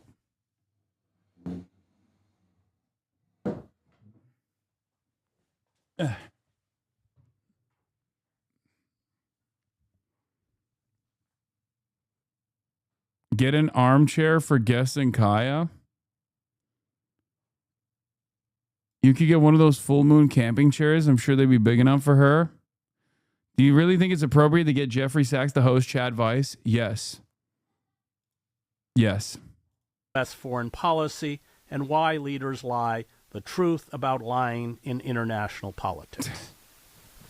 The big question for me, John, is does the Trump administration realize, in your view, that this is a game that Iran controls, that essentially because of their stranglehold on the Strait of Hormuz, they're largely going to be able to dictate the terms? Well, let me just reinforce what you said, Chris. I think there's no question that if you go up the escalation ladder, which the Trump administration... What is this? I never noticed that John Mearsheimer, the GOAT, has a hand-drawn cartoon of himself right behind him, standing menacingly. ...is threatening to do after the ceasefire ends on Wednesday, that we cannot win. And in fact, I would make the argument that it's in Iran's advantage for the United States to go up the escalation ladder, because the longer this war goes on and the less oil that comes out of the Persian Gulf and maybe even the Red Sea, the better for Iran. So I think going up the escalation ladder makes no sense for us. The $64,000 question is whether or not President Trump and his advisors understand that. And my guess is that they do. And therefore, I think that we will go to great lengths to work out some sort of deal on Wednesday or before Wednesday so that we don't have to go up the escalation ladder. I just find it. What is this on? Defend a culture that legally allows child marriage? Wait, what? I don't defend the American culture, the Southern American culture, the red state culture that defends child marriage. What the hell? Bro thought I was a defender of Alabama or something. That's crazy. I don't defend the evangelical culture of child marriage. Arabic culture. Yeah, I don't defend child marriage, chatter. I don't defend it no matter who does it. The difference between you and I is, of course, you probably defend it when white people do it. And you assume that this is only a thing that Arabic culture does. No such thing. Okay, out. Get out. Get.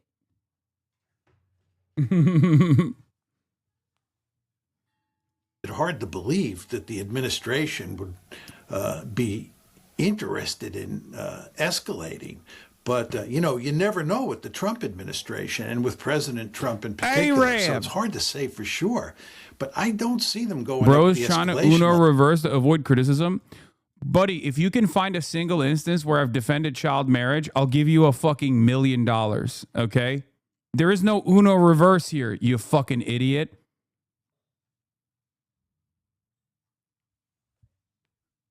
You can't claim Uno reversal and he's trying to avoid criticism if the criticism is not landing because it's something that you invented in your fucking mind. I've never defended child brides or child marriage at all. You're a fucking moron. What am I supposed to do? Avoid criticism when the criticism is just made up in your mind? I can't fight your demons for you, buddy. Maybe you thought I was Asmongold or something, because between him and I, only one has unironically defended at least some of the child bride culture.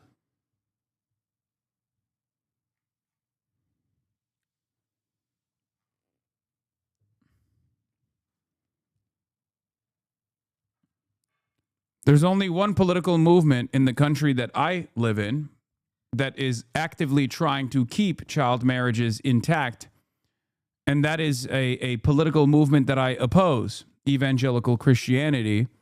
Even if it's not the entirety of the evangelical Christian movement, it's more often than not Republicans who do defend child marriage, who do actually try to keep it legal. Yeah, maybe he confused you for one of the 51 Republicans in the Texas House that voted against HB 168, which aimed to prohibit marriage for anyone under the age of 18. Yeah.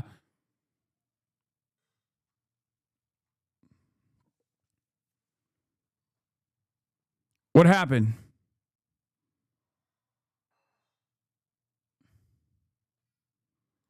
Big if true.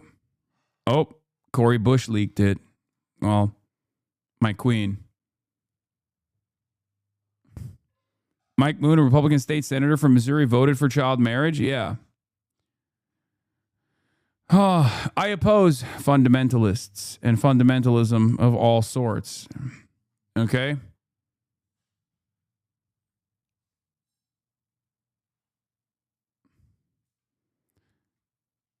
You can't be openly in favor of Donald Trump and then act like you give a shit about pedophilia when Donald Trump and his closest in his circle are all up and down the Jeffrey Epstein list, okay? It's totally ridiculous. I think they'll try to craft a deal. And if they don't have all of the essentials in place, they'll just extend the ceasefire. So that's my surmise as to where this one is headed.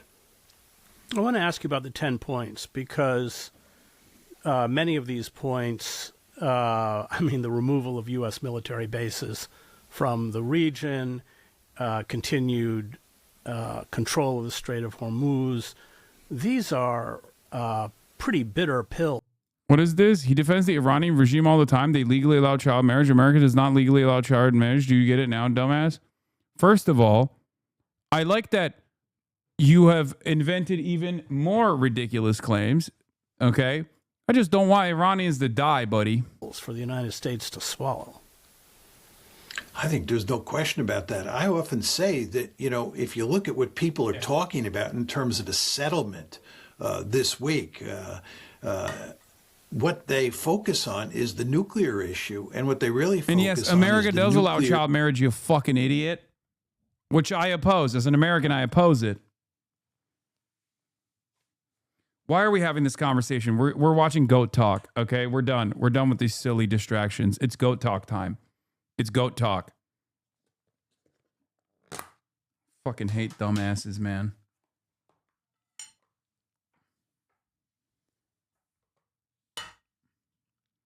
Ruining my Goat Talk. Goat Talk, where's Jiang? Okay, dude. This is real Goat Talk, okay? Calm down.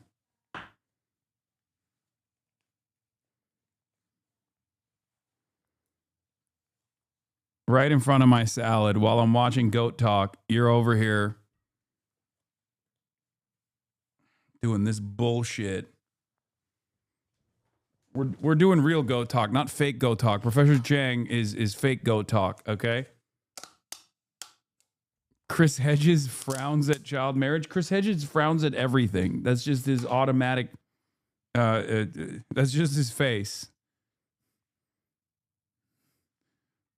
enrichment issue. Hardly anybody seems to be saying anything about things like reparations, sanctions, who controls the Strait of Hormuz moving forward, what about American military bases in the region, and furthermore, the Iranians are deeply interested in getting some sort of security arrangement put in place so that Israel and the United States don't attack Iran again in 6 months. These are hugely complicated issues. There are a good number of them, and I think they have to be settled as well as the nuclear issue. But even on the nuclear issue, Chris, it's not clear to me where this all leads. The United States would like to eliminate Iran's nuclear enrichment capability completely, but it seems quite clear that the Iranians are unwilling to do that. Furthermore, it seems that the Americans or the United States and the Israelis want all of that enriched uranium that Iran has, the uranium that is enriched up to 60%. They want it taken out of the country. But the Iranians have said very clearly that that's not going to happen.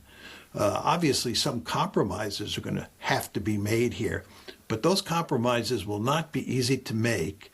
I don't think they'll be made quickly. And then the question is, how is Trump going to sell them, especially to the Israelis and to Israel's supporters in the United States? So what we're saying here, I think, is that even on the nuclear issue alone, it's a very complicated matter. But when you throw in all the other issues as well, it's just hard to see how you get any sort of what one might call meaningful peace agreement. You have the Netanyahu government threatening to resume attacks on Iran, even unilaterally. And the other question is how much influence Jared Kushner and Steve Witkoff, two utterly inept negotiators, of course, but and let's call them what they are. They're Zionist assets. Are they able, as they were with the inception of this war, to sell the Trump administration on resuming on what Netanyahu wants, which is resuming attacks? Look, I think even without Kushner and Witkoff, who are Israeli assets for sure, there is so much pressure from pro-Israel forces in the United States on Trump that there are real limits to what he can do vis-a-vis Iran in terms of making concessions to the Iranians. But the problem here is that Trump is also feeling pressure from the other side. And what I mean by that is if he doesn't settle this, and especially if he escalates, as the Israelis would like him to do, then we're heading on a course where the international economy is going to go off a cliff.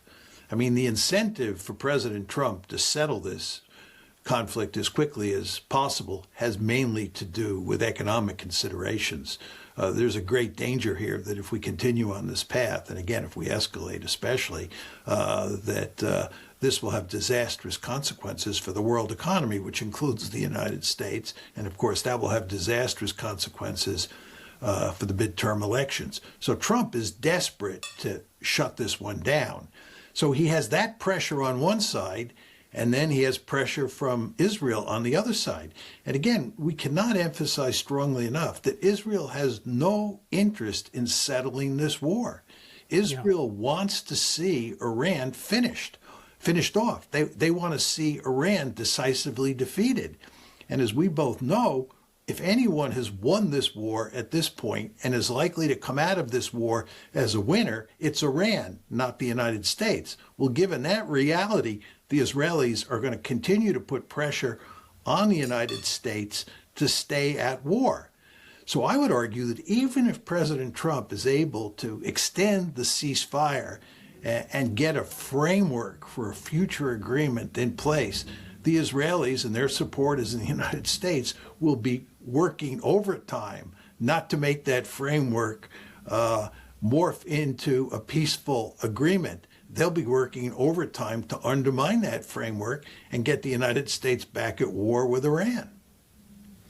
One of the fascinating kind of subtexts of this was Lebanon.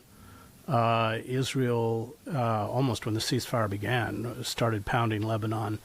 But Trump, said it had to stop.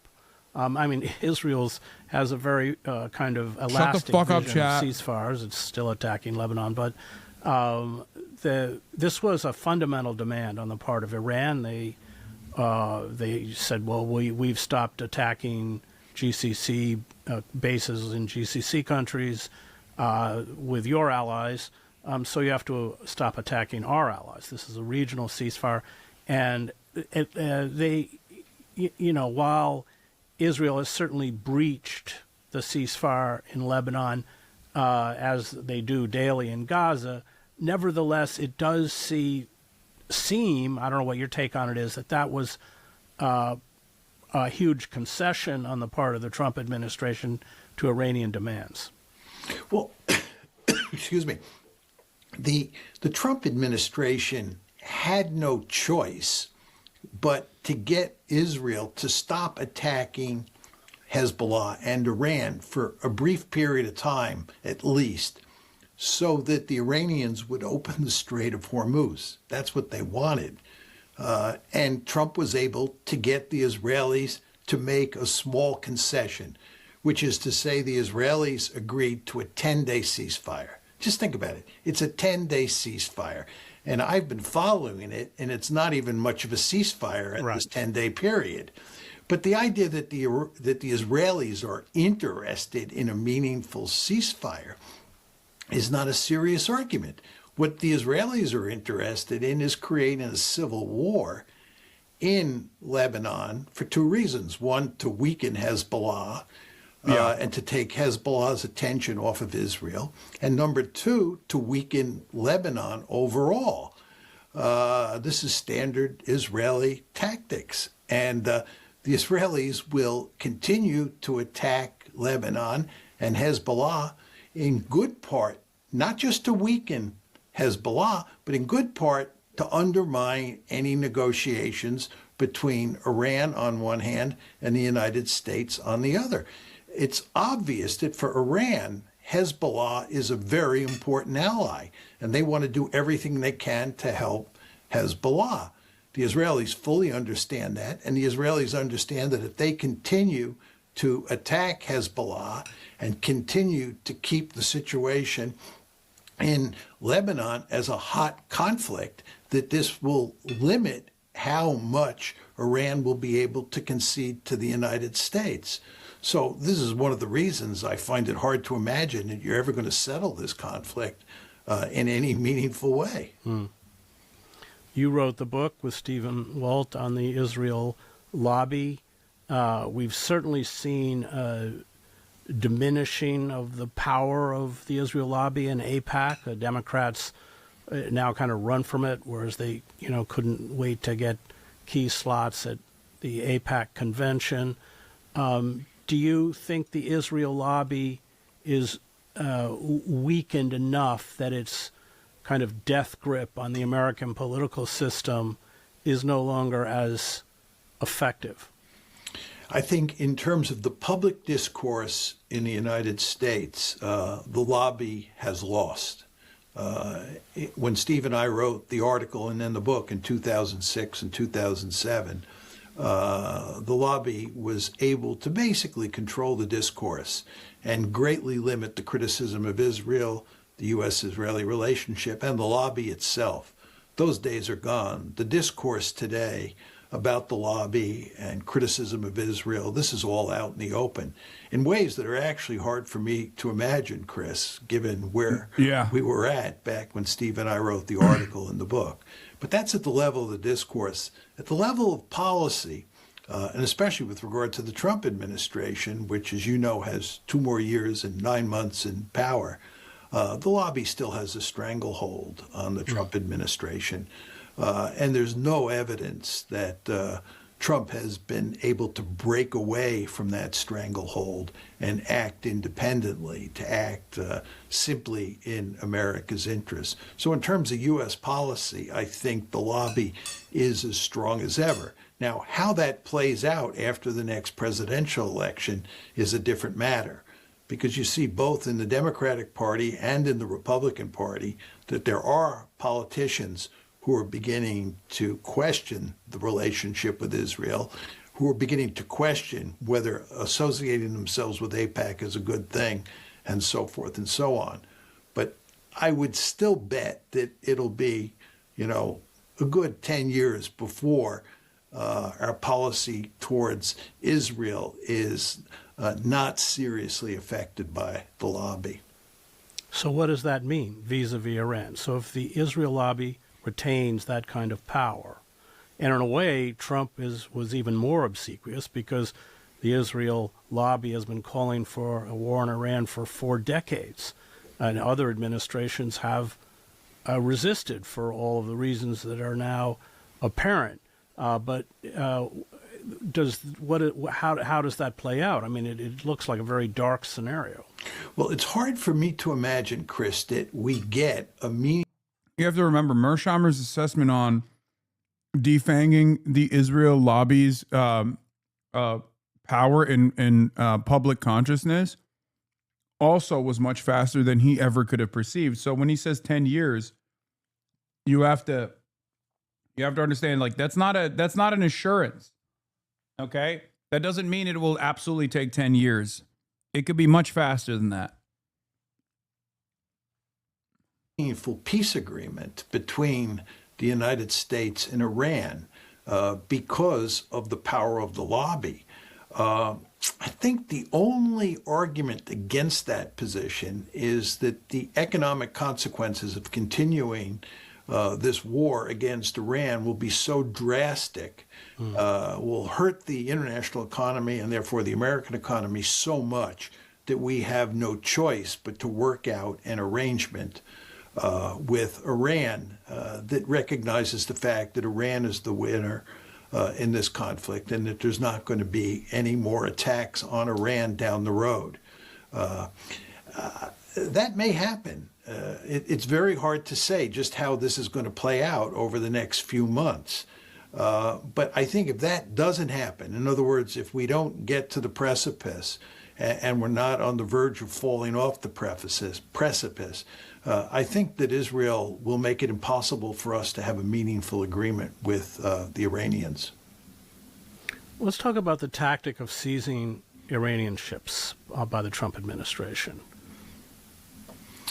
Well, I thought that last Friday, when the ceasefire between Israel and Lebanon was in place, and the Iranians said that they would open up the strait, and in fact began to open up the strait, that the ceasefire was then fully in place and that we would begin moving forward in the negotiations in Islamabad.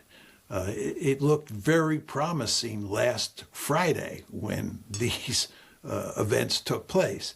Then President Trump said that he was not going to take the U.S. blockade off the Strait of Hormuz, which is another way of saying he was not going to take the U.S. blockade off of Iran. And this is after Iran has just agreed to end its blockade. And he also said that the United States was going to stop and board ships that were headed toward Iran or were leaving from Iran. And the end result is that the Iranians did a 180-degree turn, and they said they're reclosing the Strait of Hormuz. And that's where we are today. This is completely counterproductive. Forget the legality of what we did. This is completely counterproductive. You got the ceasefire in place on Friday, and you're talking about having negotiations in Islamabad early this week in the wake of putting the ceasefire in place. Why wouldn't you just put an end to the American naval blockade on Iran? It just makes common sense. Why would you say you're going to keep the blockade on? Why would you say that you're going to board Iranian ships and then actually go out and board an Iranian ship after you shoot it up? It just doesn't seem to make any sense to me. And this is, one of the principal aspects of Trumpian foreign policy. It is rather bizarre and doesn't seem to comport with what one would consider sort of rational legal behavior. So I, to be honest, don't understand what's going on here. Isn't it in their interest to have Iranian oil on the market? I didn't mention that, but you're exactly right. That's why we were allowing Iranian oil to come through the strait out into the global market. You're exactly right. And yeah.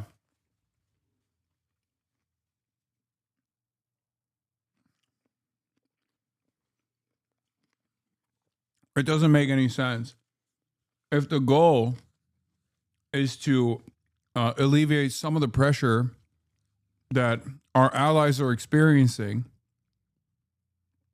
in this energy crisis, and that is America's ultimate responsibility and ultimate role, then continuing the blockade or adding a secondary blockade to the Strait of Hormuz is the most idiotic move that you could possibly do. And it makes no sense because it's just Donald Trump hurting his own ultimate goals here.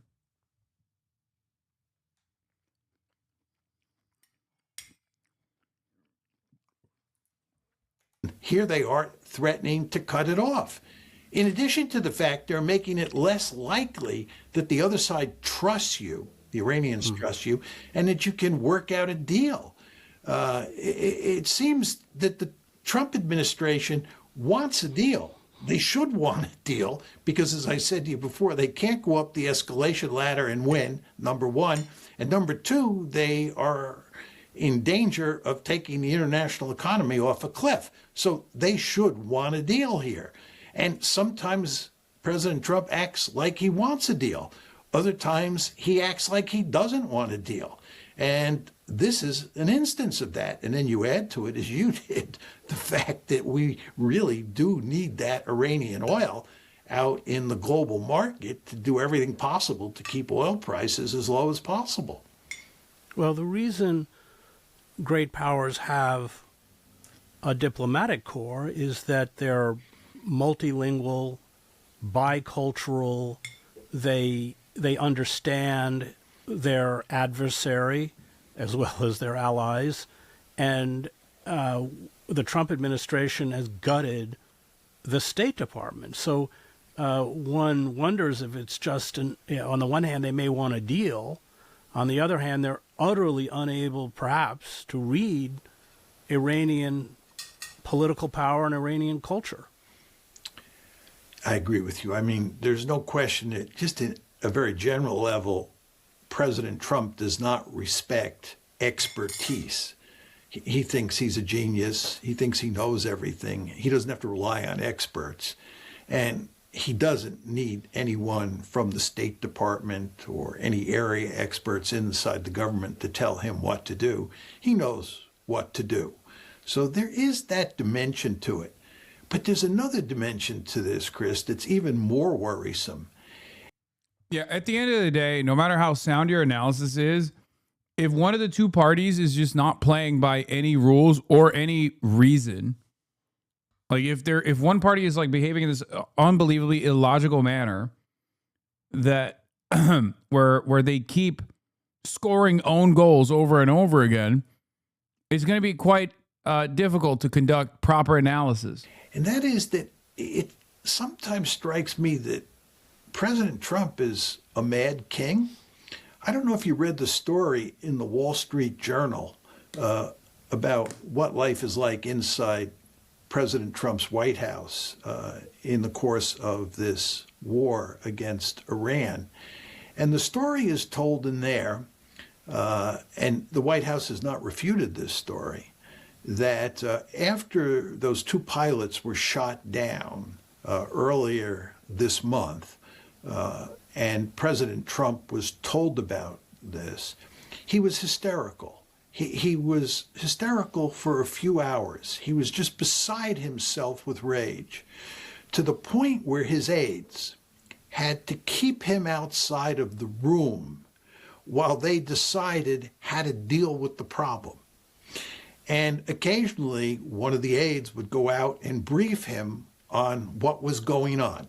You want to just think about what's going on here. Here is the President of the United States in the midst of a serious crisis.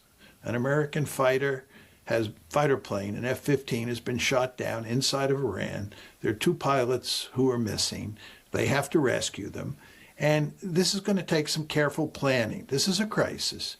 The President of the United States is throwing a tantrum, an hours-long tantrum, according to the Wall Street Journal. Again, to the point where he has to be taken outside of the room.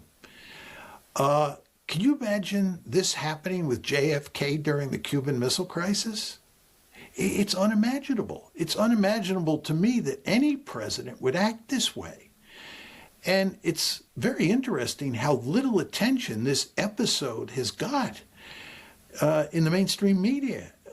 But it, I think, speaks volumes about the dangers that we face with President Trump in control. If we get into a really serious crisis, something beyond the actual war that's now taking place that threatens to escalate, that involves maybe China or Russia, and he's in charge, this is a very frightening thought. And I would imagine in that circumstance, he'll be pushed out of the room again and his aides will take over. But what does that tell you about the United States? And just one final point on this. You want to remember that President Trump is the kind of person who thinks he knows everything, and therefore even his aides don't matter that much. He is the ultimate decider, period, end of story. And if this is our ultimate decider, if this is our sovereign in an extreme crisis, I think we're in real trouble. Well, he was reportedly against the advice of his military and intelligence chiefs. He believed the Iranians would not seize the Strait of Hormuz. Oh, absolutely. I mean, I think if you go back to the original decision to attack Iran, and you read, there were two New York Times stories on this whole matter. The second one was just filled with details. It's very clear that, except for Pete Hegseth, who really doesn't matter very much, because I don't think anybody, even President Trump, takes him that seriously, but all of his other advisors were very, very skeptical, if not opposed, to this operation. They understood full well that this was playing with fire. But nevertheless, President Trump dismissed their concerns, and he went along with the Israelis, who basically sold him a bill of goods. It was the head of Mossad, and David Barnea, and Prime Minister Netanyahu, who convinced President Trump that we would win a quick and decisive victory. And then just to build on your point, therefore we wouldn't have to worry about Iran closing the Strait of Hormuz. We would win very quickly. But the fact is, if Trump had listened to his advisors and he had carefully examined them as to why they were reticent or opposed to going to war against Iran, he might not have done this. In fact, I think it's highly likely he would not have done it. But again, he didn't really care what they had to say, and he was willing to listen to the Israelis. And he should have understood that the Israelis were selling him a bill of goods, but apparently he didn't. Let's talk about the global economy. So, a guess, some oil is getting out. Not a lot. I mean, an estimate, maybe 5%. Countries, India, Japan, Philippines, they're already in serious trouble. This, if it's not a total blockage, this trickle is already having seismic ramifications. So talk a little bit about where we are now in terms of the global economy and potentially where we could go. And then there's all sorts of other factors like fertilizer, which is also passed through the strait and is because it's an oil derivative, and the effect on food prices. Yeah, there are a number of dimensions to the economic catastrophe that's staring us in the face. And again, I like to talk about this as the Titanic hitting the iceberg. And it's important to emphasize that Titanic has not hit the iceberg. And although there's no question that serious damage has been done and will be done, catastrophic damage will be done if we hit the iceberg. And of course, this is why President Trump is deeply committed, I believe, to shutting this one down as quickly as possible, because he does not want to hit the iceberg. First of all, there is the helium, as you point out. There's a significant helium shortage in the world because the strait has been shut down, and helium is very important. I think one thing that remains, regardless of the why he's doing this, is the fact that seemingly he's unstoppable. Like, there is... he's advancing the interests of Israel first and foremost, so obviously that is part of the reason why there isn't as much pushback. But he is unrestrained. It's obvious that when you have a dementia-addled, brain-diseased commander-in-chief who gets to make these decisions unilaterally, it's virtually impossible to figure out what the goals are here. All we can do is just chirp on the fucking sidelines and try to make sense of the senseless chaos. Syphilis one hits harder, yo. I don't think he fucks, so I don't know if he has tertiary syphilis.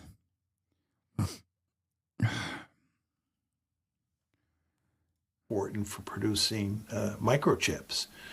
Furthermore, there's been a significant slowdown in the amount of aluminum coming out of the Gulf, and aluminum.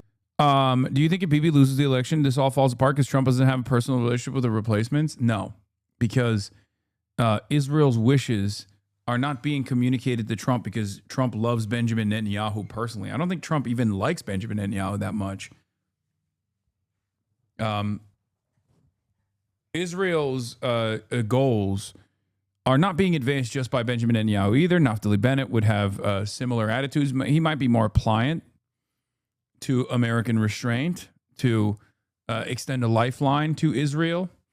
However, there's no indication that he will move differently than Benjamin Netanyahu has. And last but not least, this has nothing to do with Trump's personal connection to Benjamin Netanyahu. Justice has nothing to do with Benjamin Netanyahu's singular ambitions. This is about the Greater Israel Project. It was being advanced before Bibi, and it will continue to be advanced after Bibi. There's also major swaths of the population that are on board with it, right? Not only has Netanyahu been able to build a governing coalition over and over again and has been in charge for the longer half of the last 4 decades, but this is a democratic project. Do with that information what you will, right? There's majority approval for this. So whoever comes next will probably either try to manage that and behave in a more restrained manner, at least in the interim, or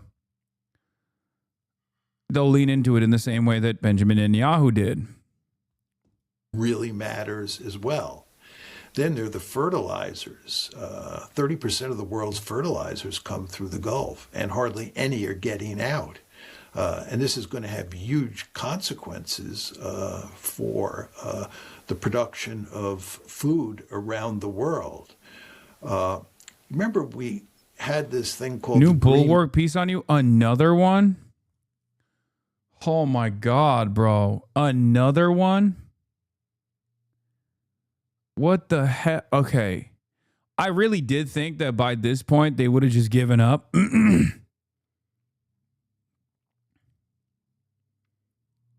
I don't know why. Was the interview you did this morning? No, not the Zateo one. I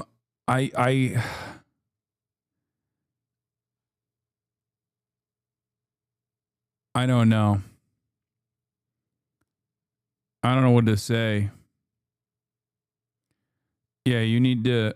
The Return of Communism Chic by Kathy Young. A new generation discovers a worker's paradise.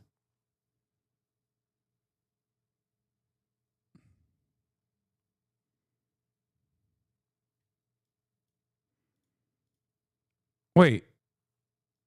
It's not every day that someone on a Twitch live stream reads at length from an essay by Vladimir Lenin, the father of the Russian Communist Revolution, but that's exactly what Hasan Piker did 5 months ago, devoting a portion of his stream to Lenin's 1920 pamphlet, Left-Wing Communism and Infantile Disorder, a diatribe against overly uncompromising European communists who refused to participate in bourgeois parliaments and labor unions. It was, Piker said, an example of a leader of a successful revolution advocating formative work within existing structures. It's par for the course for the controversial streamer, who has also expressed admiration for Mao Zedong, lamented the lack of appreciation for communism in the United States, noting that this is the country that defeated the USSR, unfortunately, and most recently declared, echoing Vladimir Putin, that the fall of the USSR was one of the greatest catastrophes of the 20th century. But love for communism or Soviet-style socialism, which in practice amounts to the same thing, is hardly unusual in progressive spaces these days. It has been on the rise since the early 2010s. When apologia like, why you're wrong about communism, 7 huge misconceptions about it, and capitalism started showing up in left-wing outlets like Salon, typically relying on sleight of hand and other fallacies for why communism is fine argument. In 2016, even the New Republic, the former home of the Cold War liberal hawks, featured a piece titled, Who's Afraid of Communism? Author Malcolm Harris mocked Hillary Clinton and her antiquarian anti-communism, partially because of her praise for NATO, and credited communism's role in defeating Nazism without mentioning inconvenient details like Molotov-Ribbentrop Pact or the joint German-Soviet invasion of Poland in September 1939. Once again, liberals will always bring up Molotov-Ribbentrop as though it's like some sort of secret sauce here. Ooh, an unspeakable truth has been revealed, without talking about Western appeasement and the attempts of Stalin to warn the West about the dangers of Nazi Germany's expansionist agenda. They always bring this up, And I think the greatest comparison to this is when, you know, current modern day conservatives say, oh, did you know it was the Republican Party that ended slavery? Abraham Lincoln? Have you heard of it? Okay, that person that you banned is awesome. That person that you banned said, did you brothelize a child? That's what brothelize. What the fuck is brothelizing a child, dude? Schmeckel TV, account created in December 5th, 2017. What the fuck does that even mean, you absolute freak?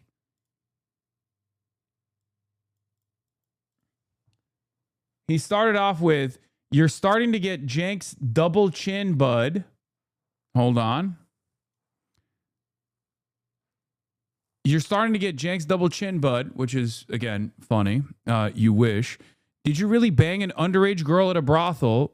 Did you brothelize a child until they got banned? The answer to that question is obviously not, you fucking animal.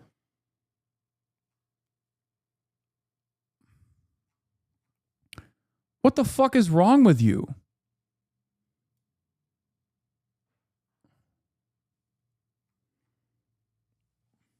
What is wrong with you?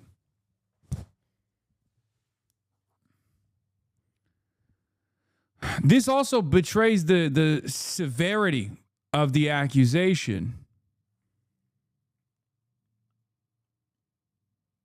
Because you started off by, one, demonstrating how parasocial you are, knowing that I have like body dysmorphia, and thought that this would actually hurt my feelings. And then when you didn't get the actual response at all, you moved on to an insane accusation. He's weird as fuck. Oh, he's got a YouTube page.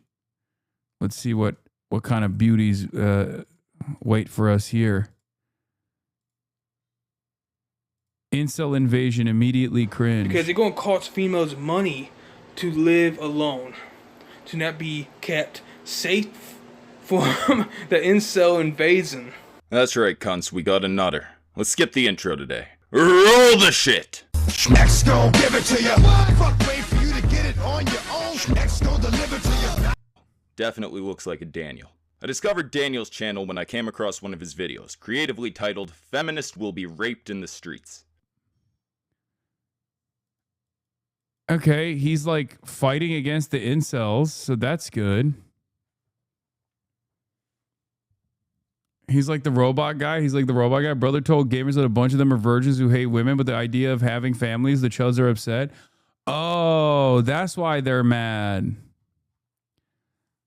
Oh, I was wondering where the new wave of fucking losers was coming from. That makes sense. It's because I recently said, you know, you're never gonna get pussy, so why are you worried about, you know, whether or not women's biological clock is ticking? You got posted in a lot of gamer subreddits. Ooh, nice. You're PRAGMATA, take pissed off incels.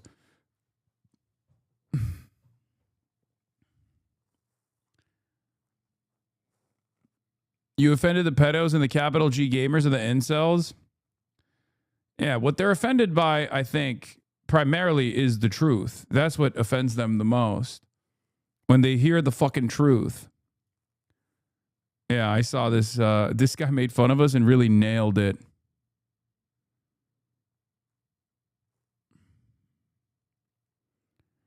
Hasan comes off as a freak in this clip for defaulting to this view of a game he has not yet even played at the time of the clip. Gamer dads is like a huge thing. Yeah, except gamer dads aren't the ones who are going, oh, we have to replace the Western birth rates with new white babies. Gamer dads, who do you think is closer to your worldview? A guy who's a fucking father with a family who likes to play video games on his off time? Or random fucking incel Twitter monsters? The clip was chopped up to conflate all gamers with incels, I think. Whoever was editing was trying to get a bunch of gamers to think you hated all gamers. I saw an Irish girl saying you were unhinged for your take on PRAGMATA. I'm unhinged for my take on PRAGMATA. That The correct assessment here is that Pragmata is actually going to save the white birth rates. This game from Capcom is going to save the... Hasan Parker gets mad at gamers who like Pragmata. So what's really interesting about this is all the unfuckable losers in the gaming sphere always talk about starting families and stuff. And I don't understand why this has become a thing they care about. I can already smell the stench in the comments coming from the gamers. I wouldn't call this mad, more like pointing at the hypocrisy of right-wing rhetoric. The title of that post also misleading because Hasan, quote, has nothing to do with people who like Pragmata. He's talking about losers who are using Pragmata to shame people who don't have kids. Have you seen the guy having a meltdown when he found out the VA for Diana is a black woman? No, but that seems, that seems in line with what I've seen so far from fucking incels. What is the context around this quote? Capcom came out with a game that I was excited to play, and I started playing last night. And the game's main character rolls around with like a little girl, a little AI girl. Okay. And everyone is like, Pragmata is a psyop to counter decades of anti-natalist propaganda and bring up the global birth rates.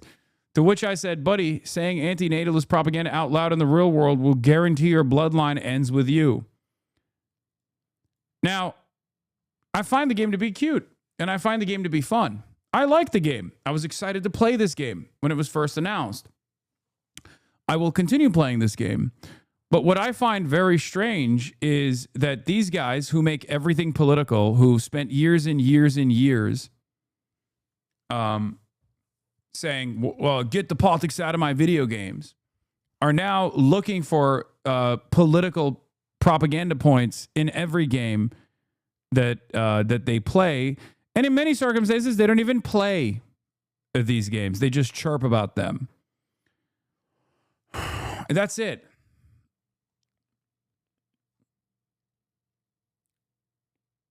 I don't get this, because if you're mad at it, aren't you just admitting you're an unfuckable loser? I think we're far beyond that point.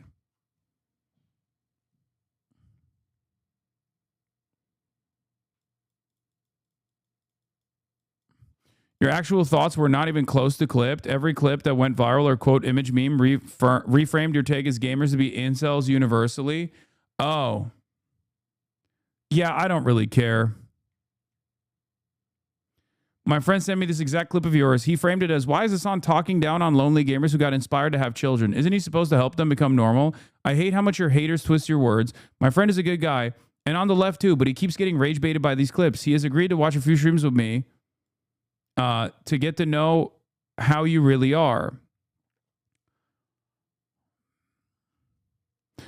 It's difficult for me to maintain my nice posture when I hear stuff like that. Unfortunately, we're not going to make it.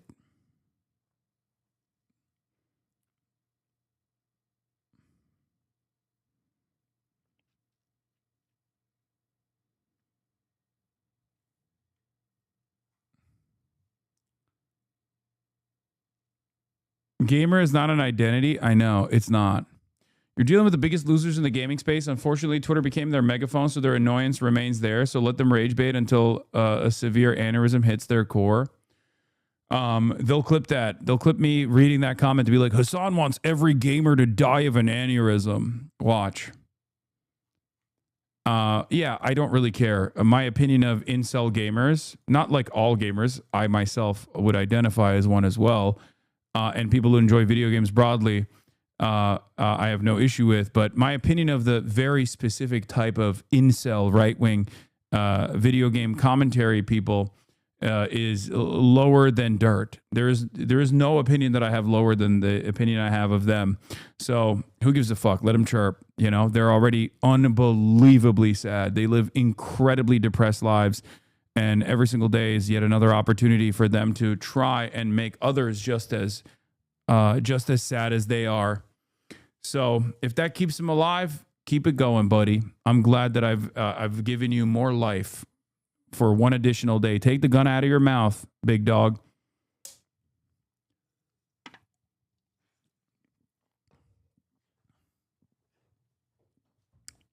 So, yeah.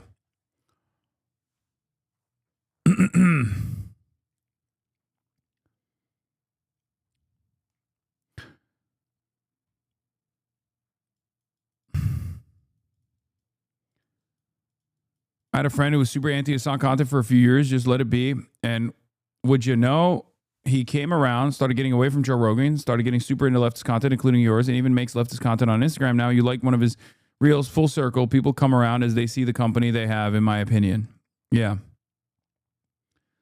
Bro, you reach those guys more than you know. You did kind of come out of nowhere with that comment on blast. See, this is what I mean. This actually frustrates me more than anything else. You got to hand it to the people who are cynically framing what you said that I actually technically agree with. But I'm choosing to abide by the cynical framing of like neo-Nazi incel gamers who jerk off the lolicon pornography instead. Well, when you do that, you might as well just leave the fucking community and go join them. You know, I had a very normal take. It was clipped out of context and people got mad about the out of context clip. But most people probably still can understand exactly what I was saying. There's really nothing I can do in that situation, don't you think? What am I supposed to say? Offer a million different qualifiers every single time I talk? Should I just choose a different method of communication so that people can't chop it up? I already do give my assessment with a million different qualifiers anyway. So you should ask yourself why you are choosing to go along with their goal. Right?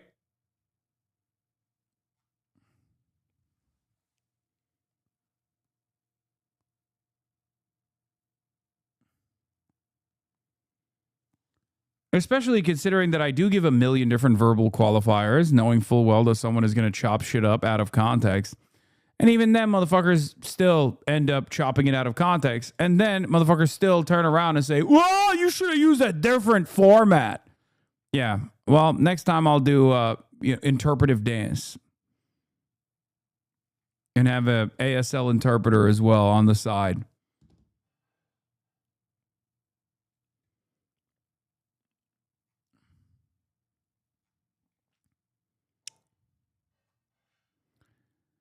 I originally thought like this and was thinking like Hasan, can Hasan be more charitable? Then I realized it literally doesn't matter. They'll do whatever they want with the clip. Just ignore it. Yeah.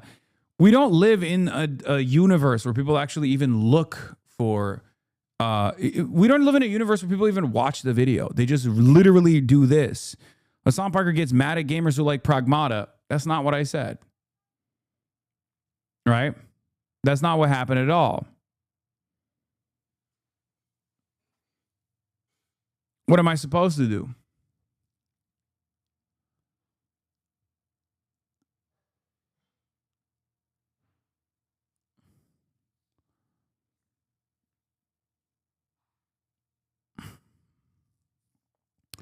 Anyway, who gives a fuck?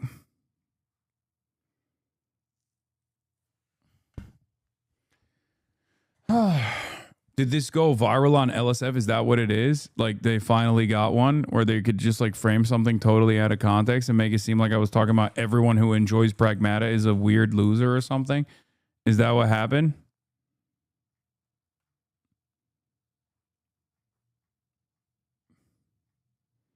Like, I don't know where this even came from. I don't know where the hate farming began. The post got removed for harassment.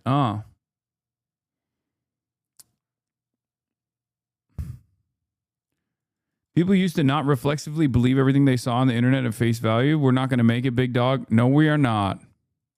Okay?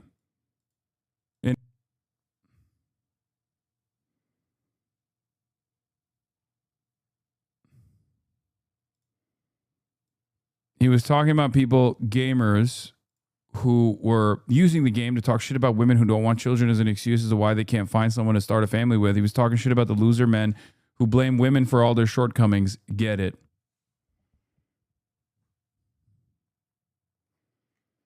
Hasan states, so what's really interesting about this is all these unfuckable losers in the gaming sphere always talk about starting families and stuff.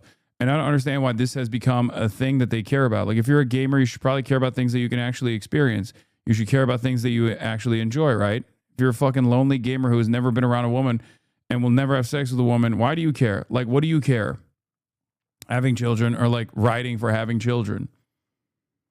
1.2 million views.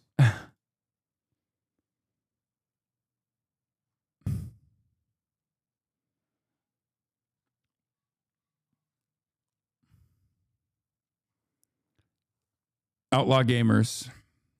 That's what I say. Outlaw gamers.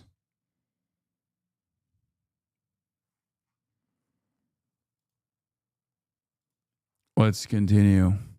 Revolution, and the Green Revolution allowed countries around the world to produce sufficient food to feed almost all of their people. And that Green Revolution was heavily dependent on the coming of abundant fertilizers, right? You used to have to rely on manure and compost instead of fertilizers, but once you get fertilizers... Sorry if this sounds stupid, but I really wish I could do something about all this happening in the U.S., not just sit around and consume content. I just graduated from college, still don't have a job. What could someone like me do? Join your local organizing. And lots of local organizers coming out of the Gulf. That facilitates the Green Revolution. And then furthermore, you mechanize agriculture. And when you mechanize agriculture, that means that agriculture is dependent on gas and oil and what have you. And therefore, if the amount of oil coming out of the Gulf, the amount of fuel coming out of the Gulf is reduced significantly, that is, along with the fertilizer, going to have a significant effect on the amount of food that's produced and the price of food. So I think the food crisis that's looming is great, and it could be even worse if this conflict isn't shut down sooner.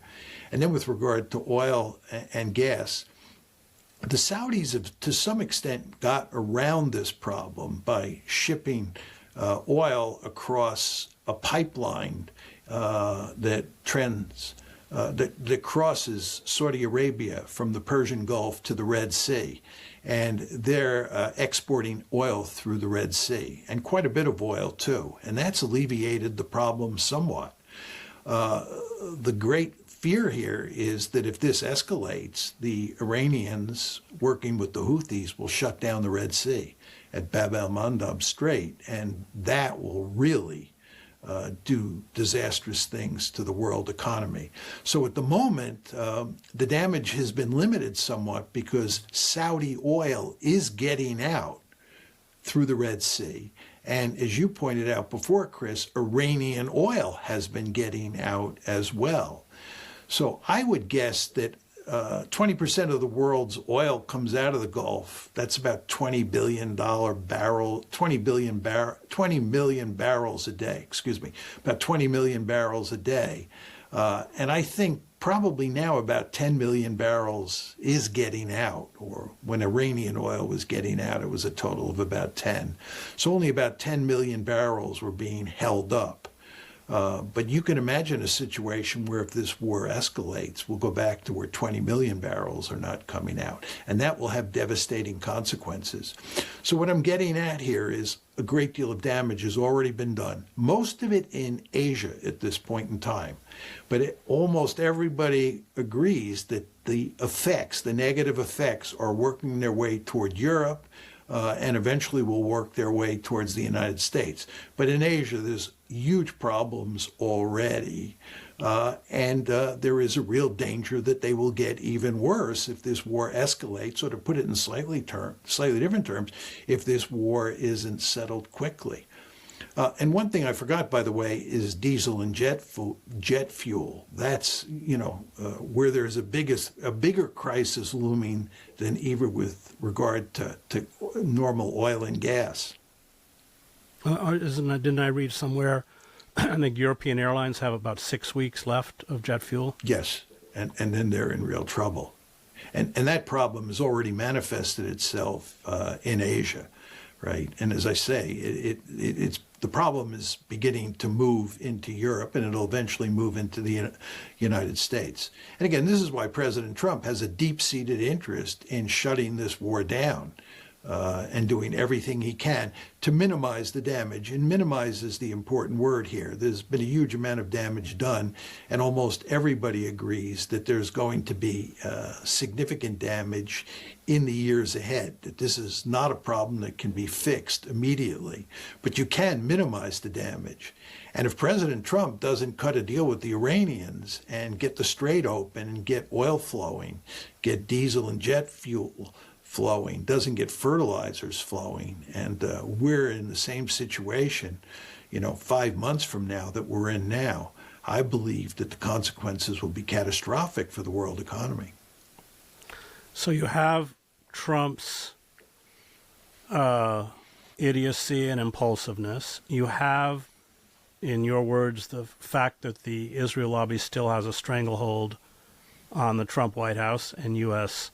policy. And, of course, the Israeli government is dead set against any kind of agreement with Iran. You have demand. Why does he keep saying Trump is seriously committed to ending this? Because the logic, the rationale is to end this.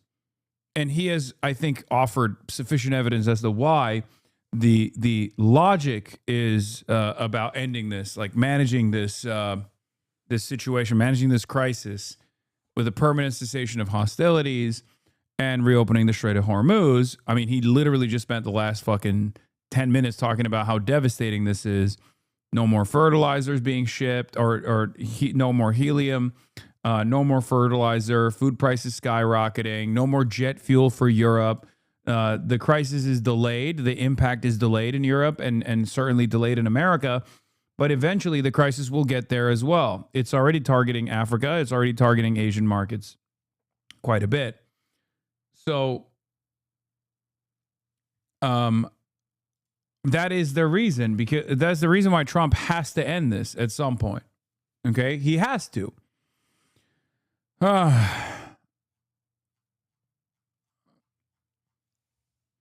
You can't be the leader of the world, the global hegemon, and allow the world to fall apart. The reason why he won't end it is because he's a baby. He behaves like a fucking baby. He has a baby brain, and he needs to, he's losing right now.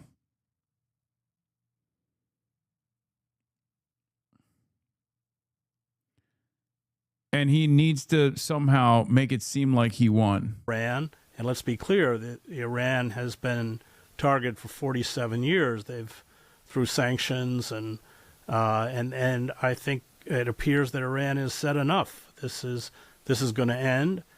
These are big demands for the United States. How do we limp forward? How does it go forward? I don't know. You raised these issues at the beginning of the program when you started talking about the 10-point plan of the Iranians, which President Trump has said would be the basis for the negotiations moving forward. Just think about Iranian control. People keep asking, when the ceasefire ends tonight, do you think Iran will start striking? I don't know, but I don't think so. And the reason for why I don't think so is because Iran, unlike the United States of America, is always operating from a significant disadvantage. This is an opportunity for Iran to show the rest of the world that it's a stable partner. Okay? Israel would be the first party that violates the ceasefire before Iran. But I don't even know if Israel will do that either. Because it is beneficial for Trump to not restart full-scale war. And again, Israel does want the ceasefire to fall apart.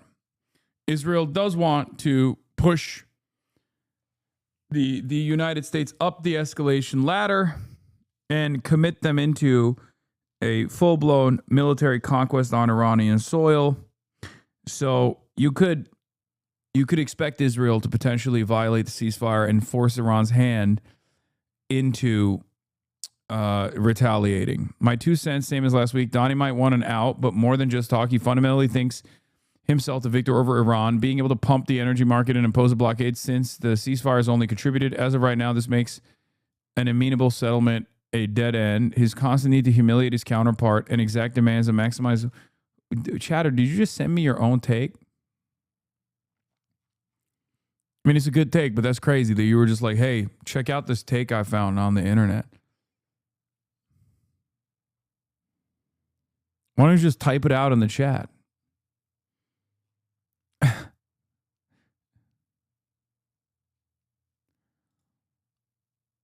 Anyway.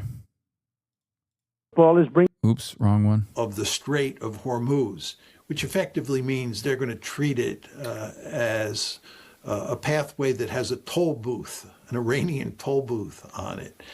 In Chinese currency, not in the dollar. Yes. Are we going to tolerate that? Kind of hard to imagine, but maybe we'll have to swallow on that one. Then there's the subject of sanctions. Are we really going to take sanctions off Iran? And are we going to pay reparations to Iran? If that happens, isn't Iran over time likely to recover from the punishment that we have inflicted on its economy? And won't its economy flourish? And won't this lead to it becoming a more powerful state in the Middle East? And how will the Israelis react to that?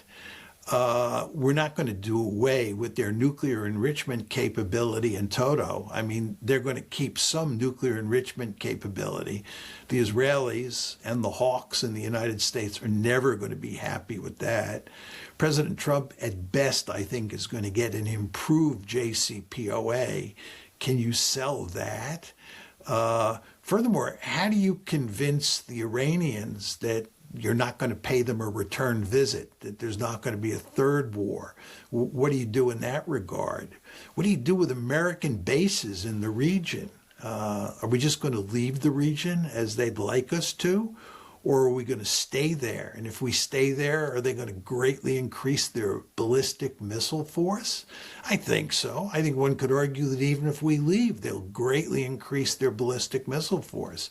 What are the Israelis going to do then? So you can go on and on talking about all of the really difficult issues that have to be solved. And the question is, how do you solve them? How do you get some sort of meaningful peace agreement here?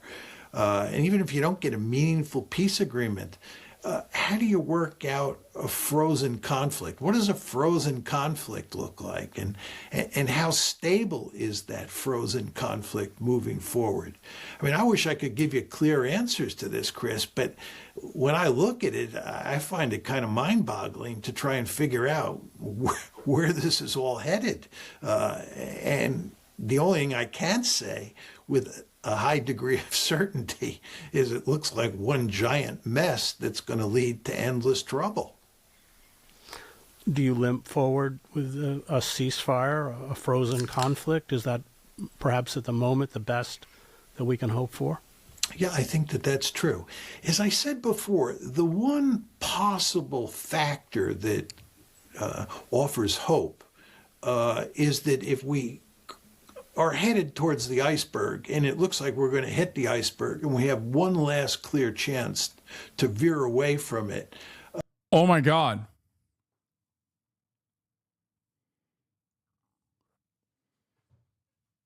Shenzhen, New York City, the Shenzhen of America.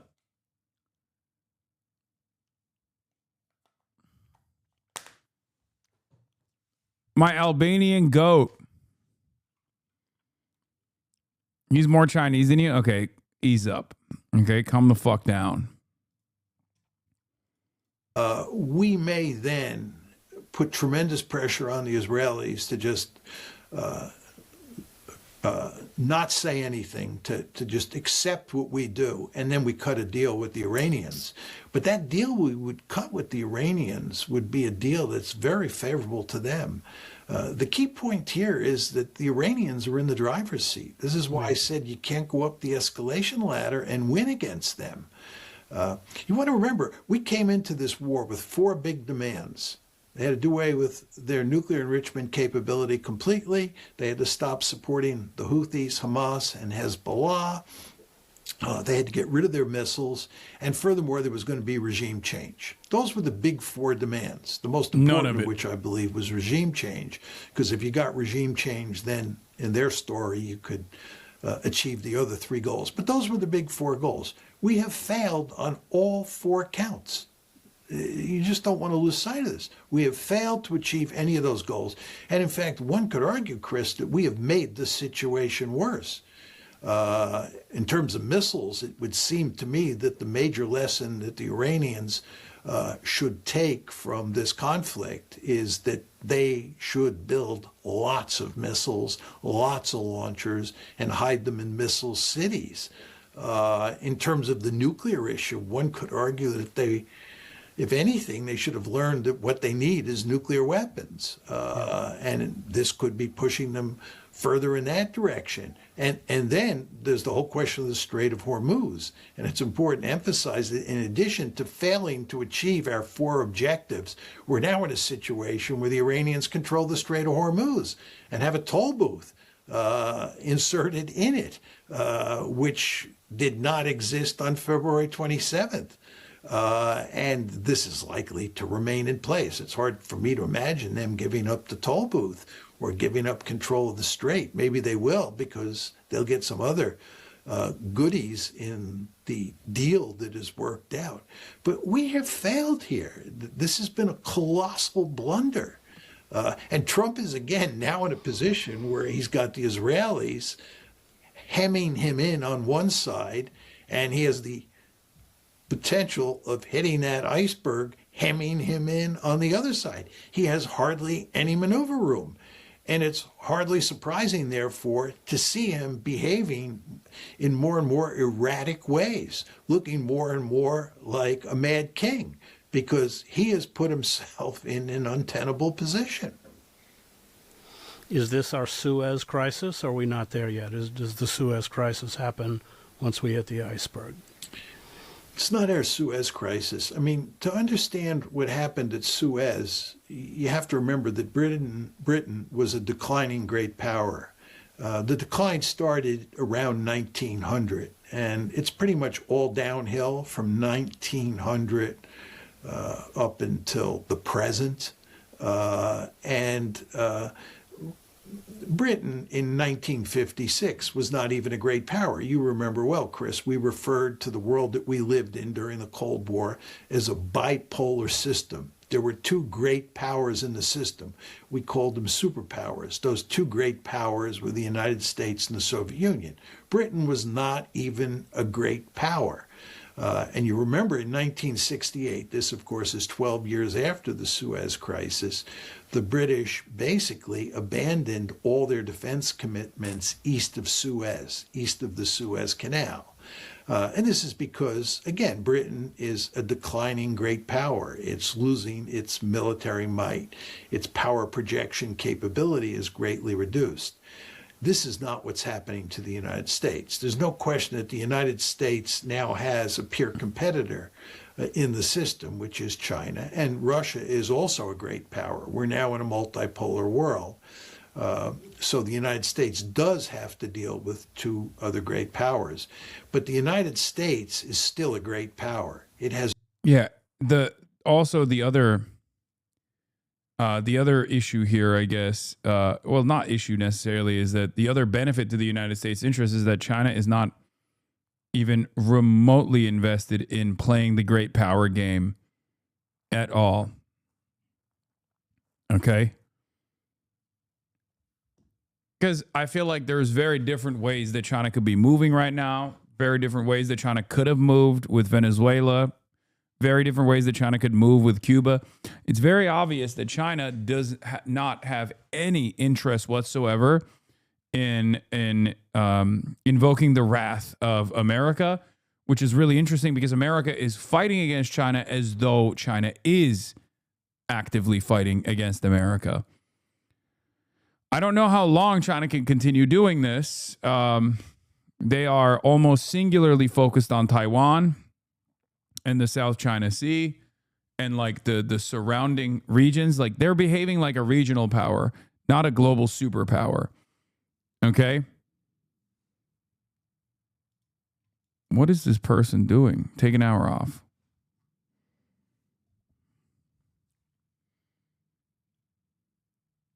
The U.S. is literally destroying itself. Man.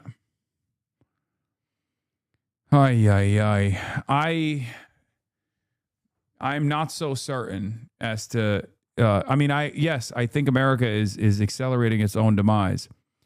But in the process of doing so, it is trying to undermine Chinese influence all around the world.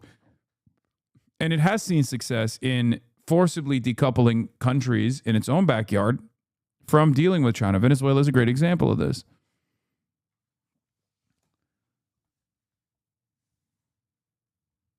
A tremendous amount of power, and that power is not going to go away. What's going on here is that the United States, especially under President Trump, but even under President Biden, has lost its ability to employ that power in smart ways. We behave in remarkably foolish ways. And this is true not just under Trump, it was true under Biden as well. You want to remember that Joe Biden is the president who embraced Prime Minister Netanyahu after October 7th and fully supported the genocide in Gaza. And there were a number of other policies, including U.S. policy toward Iran, where President Biden... What about the debt traps China is putting in the entirety of Africa in? Not that the global north isn't. Doesn't have neo-colonial ambitions of the global south, but I think China is definitely not just a regional actor. Yeah, the Chinese debt traps have been regarded as not a debt trap by Foreign Policy magazine. So being to the right of Foreign Policy magazine seems kind of unbelievable to me in the Twitch chat of a person like myself. Okay? China offers infinitely more favorable loans without any conditions in comparison to the IMF and World Bank. It's not a thing. You're literally doing propaganda from 2014 when you say debt trap. Chinese debt trap was 2014, 2016 era talking points. The updated talking points have moved beyond that. Even the Western analysts have realized that actually it's not a debt trap at all. As a matter of fact, it's forced the IMF to reconsider the way that they offer debt traps because the Chinese loans are infinitely more favorable. It's the equivalent of talking about Chinese ghost cities, you know? Misbehaved or behaved in foolish ways would be a better way to put it. But the point is, the United States is incredibly powerful. And that's what makes President Trump so dangerous. And it's also what allows President Trump to whiplash allies and adversaries alike, to ignore international law and international institutions. He can get away with all of this because we are so powerful.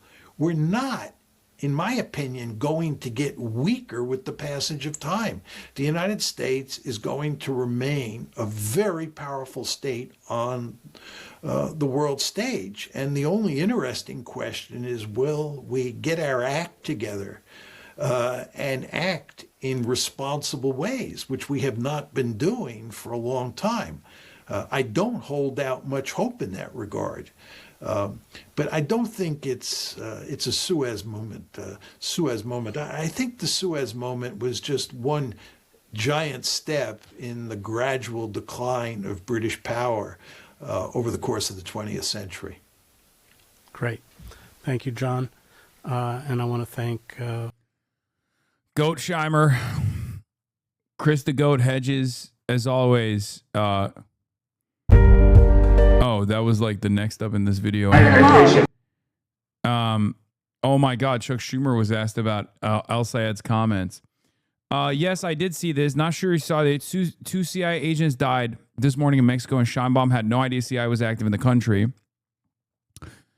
Two CIA officers die in Mexico accident after counter-narcotics operation. It's notable that the Mexican security cabinet was apparently not informed of the collaboration between the CIA and the Chihuahua state government. The Chihuahua Attorney General claims CIA officers were only there for training. Scheinbaum reiterated yesterday that intelligence sharing was the only form of cooperation that they were engaged with and not joint operations. Ambassador Johnson says this tragedy is a solemn reminder of the risks faced by Mexican and U.S. officials dedicated to protecting our communities. and it strengthens our determination to continue their mission and advance our shared commitment in security and justice. I cannot believe the work that goes into governing Mexico, because you just literally have the world's largest hegemonic superpower that you share an unbelievably large border with, and they basically run your country. They get to do whatever instability they want to do. They get to work inside of your nation's boundaries without your knowledge. It's truly insane. The fact that AMLO and now Sheinbaum have still been able to develop some semblance of autonomy and have been able to move in the direction of like modest social democracy in spite of American ambition, in spite of American interests, is truly unbelievable. Genuinely. The ambassador to Mexico helped shield Bukele from an investigation into the Salvadoran government's alliance with MS-13 by dismissing the contractor who had collected key evidence and by refusing to help extradite the MS-13 boss who was a witness of the partnership. That was another move as well. And yeah.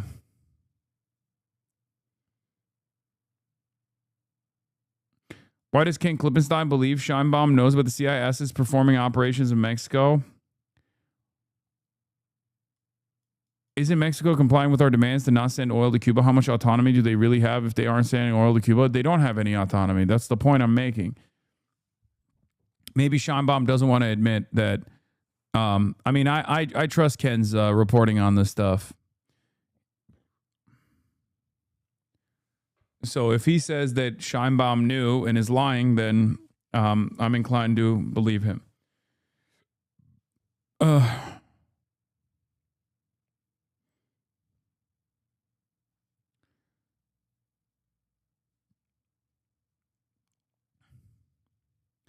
Everyone knows the CIA is operating in Mexico. It's called the fucking cartel. I mean, true.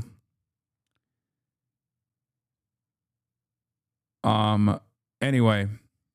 There was also a mass shooting that took place in, I forget where, but my mom was there, or was near the mass shooting that took place where a Canadian tourist, I believe, was killed. Yeah, it was fucking terrifying. She's fine. But that was yesterday, or the day, or 2 days prior. And Teotihuacan. Yeah, at the ancient temple site.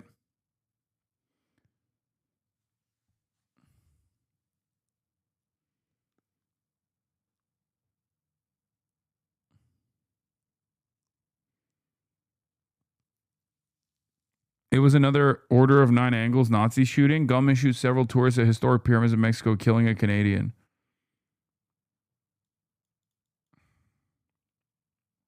Leaving at least 13 people injured. Shooter was identified as a 27-year-old Julio Cesar Hasso of Mexico, a state official told the AP on condition of anonymity.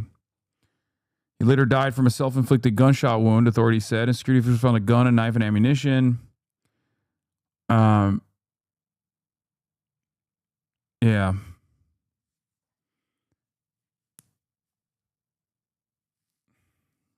Just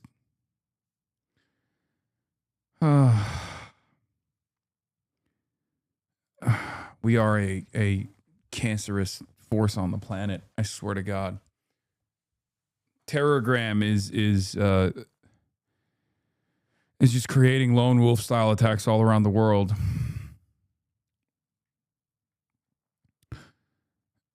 Anyway, getting back to it, the bulwark, the return of communism chic. Long before there was Hasan Piker, far-left podcasters like Choppa Trap House and Pod Damn America offered a similar blend of outrageous provocation, crassness, militant anti-capitalism, and unabashed sympathy for far-left or anti-Western regimes, including claims that if communist regimes did not commit crime and atrocities, capitalists made them do it by waging a holy war against communist revolutions. By 2018, even Teen Vogue, then mixing beauty and lifestyle tips with left-wing politics in a true epitome of radical chic, was celebrating Karl Marx's legacy for his bicentennial and gushing that his work inspired social movements in Soviet Russia, China, and Cuba, etc. Social movements. What a cute euphemism for gulags and killing fields.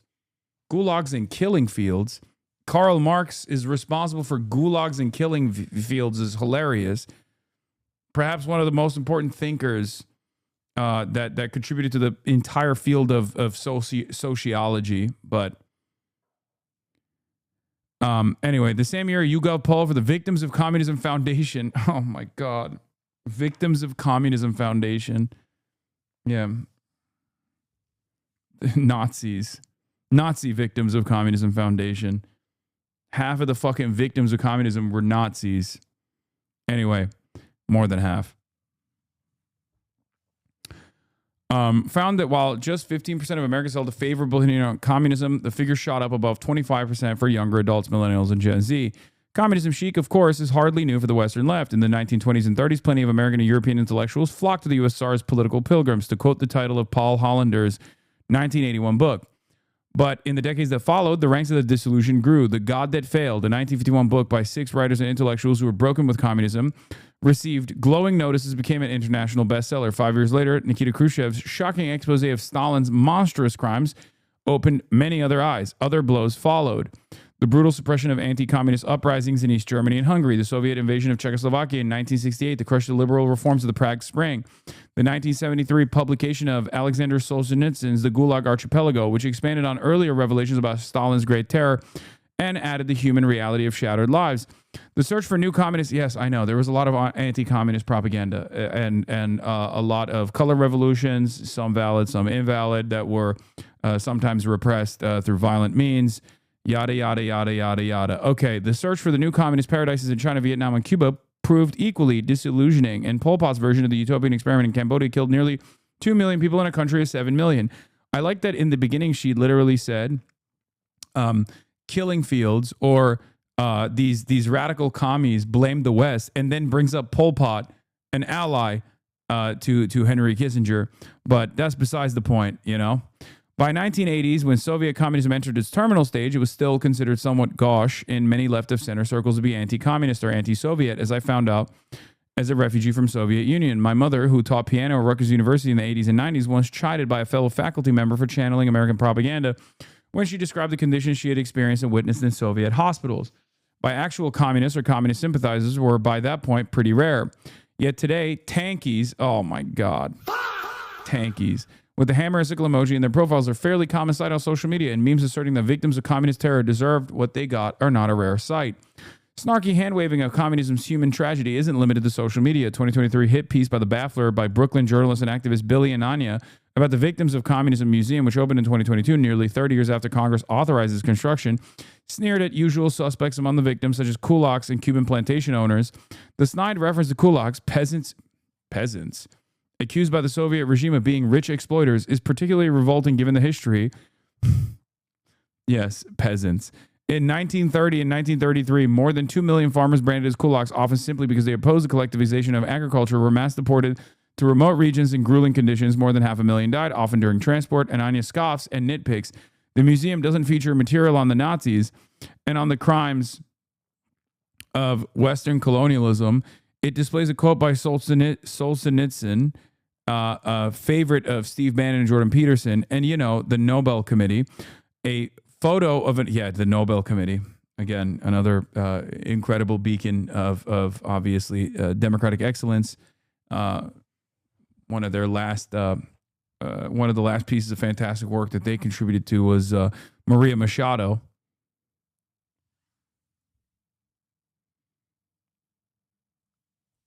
If you want to understand what their perspective looks like as far as like participating in American instability around the world, being a loyal servant for it.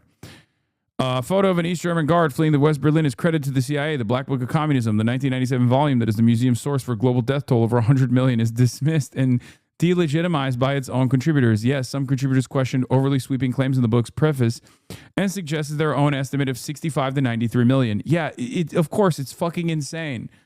Yeah, I mean, come on, man. Like, the Cold War is over. You know, the capitalists won. You can admit that these sorts of things are fucking stupid pieces of propaganda, right?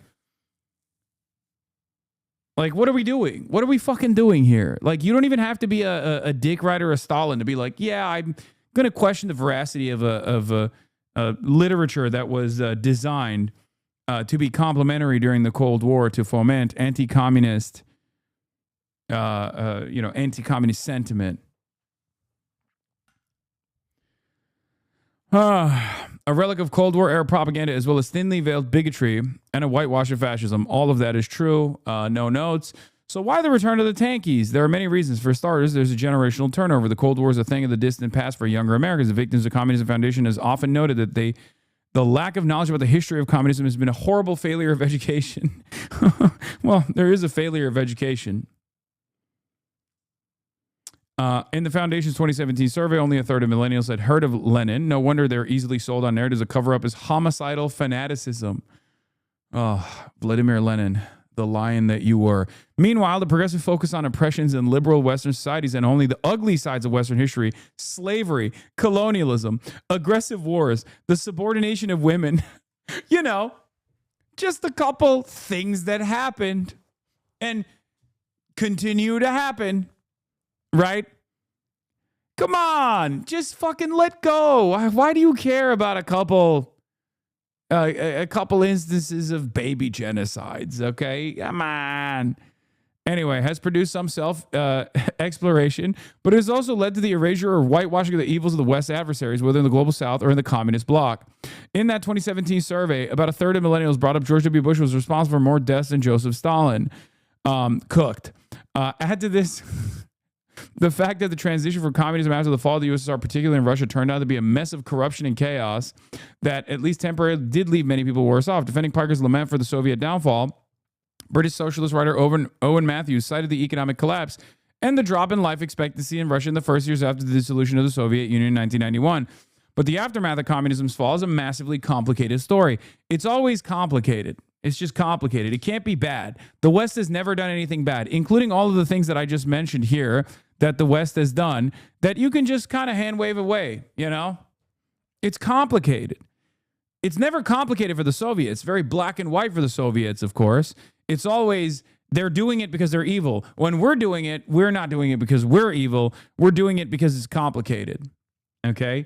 God forbid you actually see both sides as complicated in certain instances and, utterly evil in others. This person has an Israel flag in their username and is constantly tweeting about you. The person who wrote that article, oh my God. Oh my God.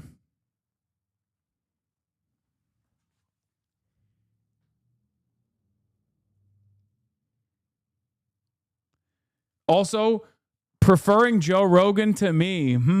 I wonder why this person prefers Donald Trump supporting Joe Rogan to someone like myself. Perhaps the flags in her bio could be some indication to why. It's always the same, man. Is always the same. Like hyperfixation bordering on mental illness. And also just search their opinion on Israel and you will understand exactly why there's so much fervor when amongst my most rabid naysayers. Just a little bit of slavery and colonialism, very complicated stuff. Anyway, Soviet economy was already running out of steam when Gorbachev embarked on his reforms. Most of the country was immiserated under communism. Medicine was in an abysmal state. Russian life expectancy in the mid-80s was 67, some 7 years lower than in the United States at the time. Yeah, except life expectancy is higher in Cuba in spite of our fucking attempts to destroy Cuba. So I don't know if that's the most reliable metric. I mean, I would use that. I would use that as a decent metric to figure out, which country is offering, better amenities and better privileges to their citizens unconditionally, or at least with the limited amount of resource that they do have. Some 7 years lower than the United States at the time. It's not surprising the healthcare system fell apart under the pressures of an ill-managed transition. It was the shock doctrine through and through. It was resource extraction, exchanging ownership off the hands of previously state-owned enterprise into the hands of corrupt oligarchs that still have unbelievable amounts of power that are, singularly focused on whatever the fuck Vladimir Putin wants to do. But, the rape and pillage of the USSR was managed by Western economists. Other factors in communism's reputational comeback includes capitalism's tarnished reputation after the 2008 financial crisis. Add to the romantic halo of the fight for liberation, often joining the language of class struggle to that of racial justice. Witness the comeback of black activist and unrepentant pro-Soviet communist Angela Davis, who had, oh my gosh, she's shitting on Angela Davis. Okay. Bulwark is comprised of never Trump Republicans, right? It's an outlet for never Trump Republicans. You can't shit on Angela Davis, okay, who is literally a vote blue no matter who style person unconditionally in ways that are, you know, in ways that the Democratic Party actually appreciates a lot more than even myself. Shit on me, you can't shit on fucking Angela Davis. Jesus Christ.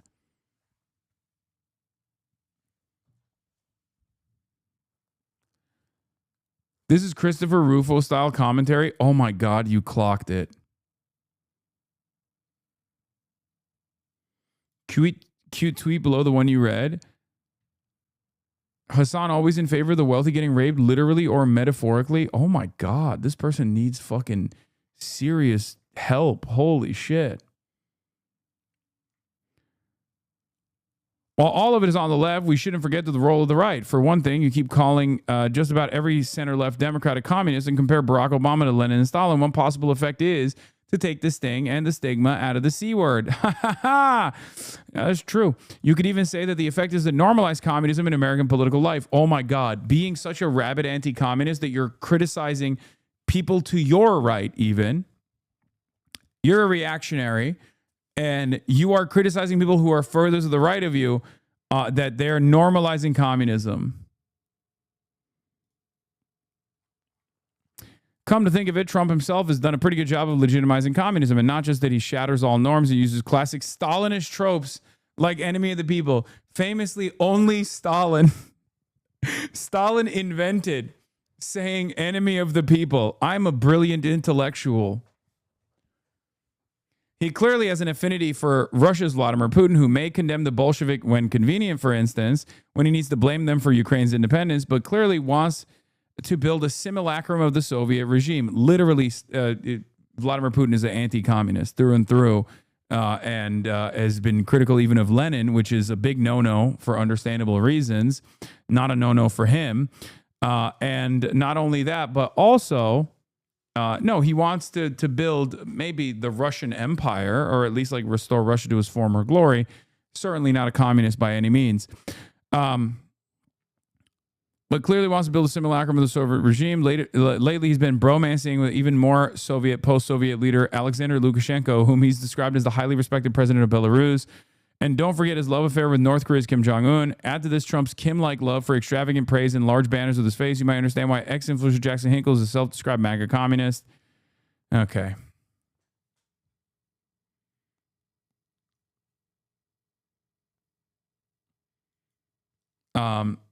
Yeah, Trump is a communist. You got it. Good way to end that piece. Very smart.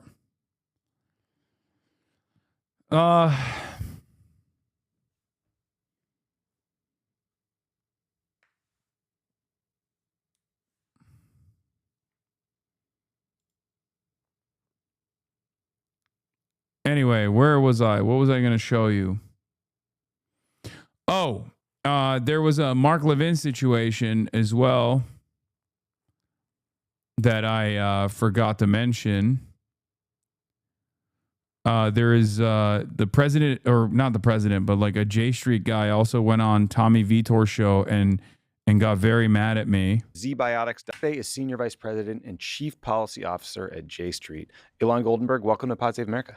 Thanks for having me. Great to see you.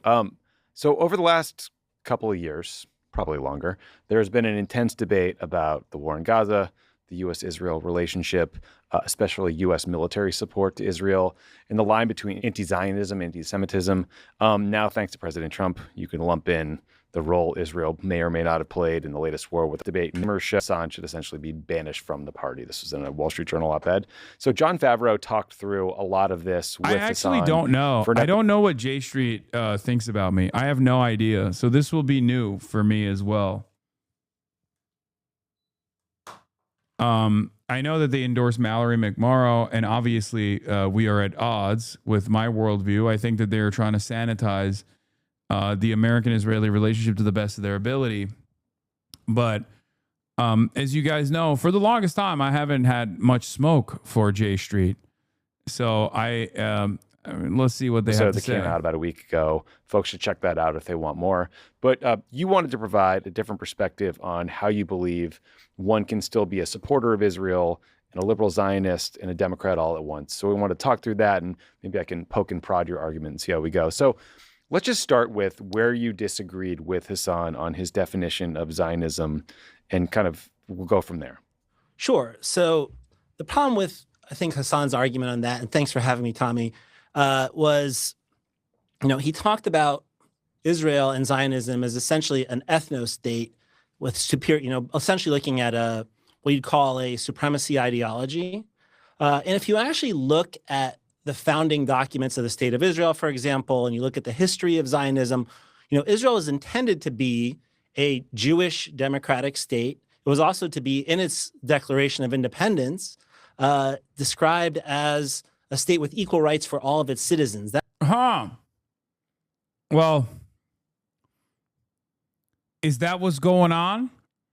Have they actually been able to abide by that standard at any point? I like that he has to say intended as well. Interesting. If he mentions that there are Arabs in some positions of power in Israel, I will lose my mind. I mean, that's what the vision of the state was. Now, let's see. That's been incredibly imperfect, and huge efforts still need to be made to move it in the right direction. That's one of the reasons J Street exists. Yeah, it's it's been an abject failure, don't you think, big dog? It's only moved in one direction since its inception, which started with the Nakba, 750,000 Arabs, Palestinians that were ethnically cleansed and pushed away from their ancestral homelands, never allowed to return again, and has kind of been going in the opposite direction of the one you want to move it in. That's right. I mean, we exist because the view before us was, you just got to support Israel in everything. Israel is the perfect democracy in the Middle East, the only American democracy in the Middle East, and the only democracy in the Middle East, really. This is what I mean. This is why it's fucking racist, bro. This is it. Liberal Zionism is still a racist ideology because Zionism is a racist ideology. What do you mean the only democracy in the Middle East, man?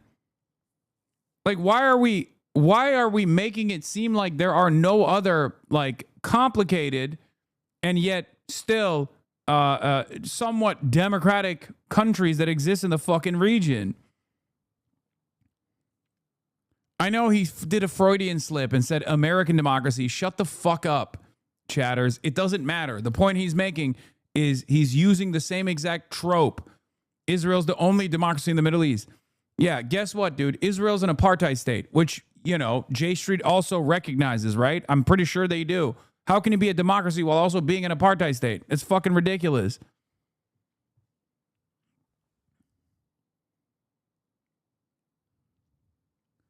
This is my problem. Like, it's just, like, what are we doing?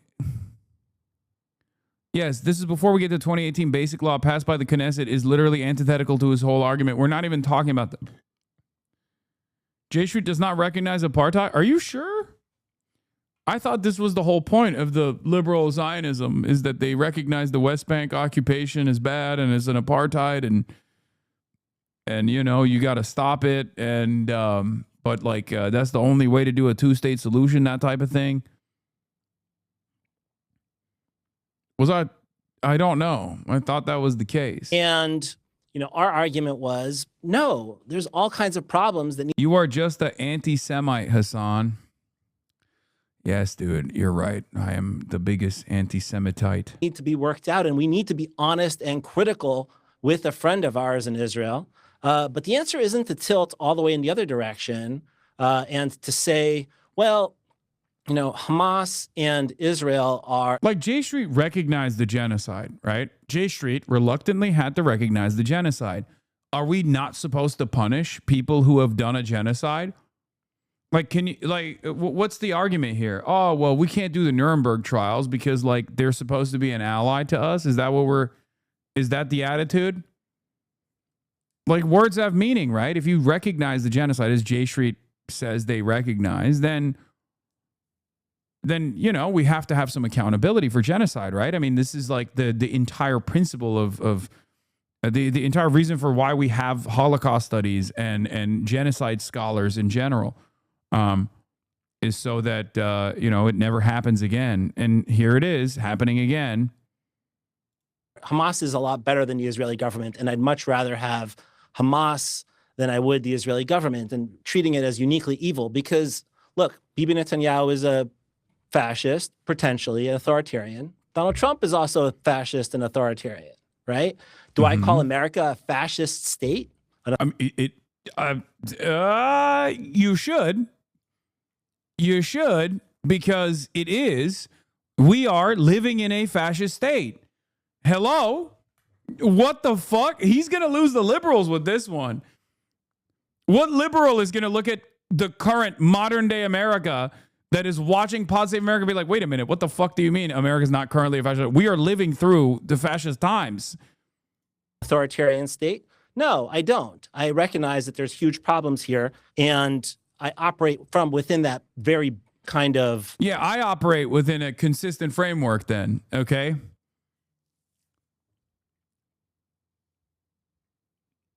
Okay, never mind. Also, you can't have both of these things at the same time. Either Israel is democratically electing a fascist monster like Benjamin Netanyahu, or Israel's not a democracy. Now, of course, Israel is an apartheid, so who gives a fuck if there's a democratic process? That's my attitude, at least. Oh, wow, there's a real democracy for the in-group, and they are democratically deciding to destroy the out-group. Oh, great. In any case, yes, I think the American government is a post-liberal, illiberal, fascist government. Yes, it's unbelievable that this is a point of contention. What the fuck does Trump need to do?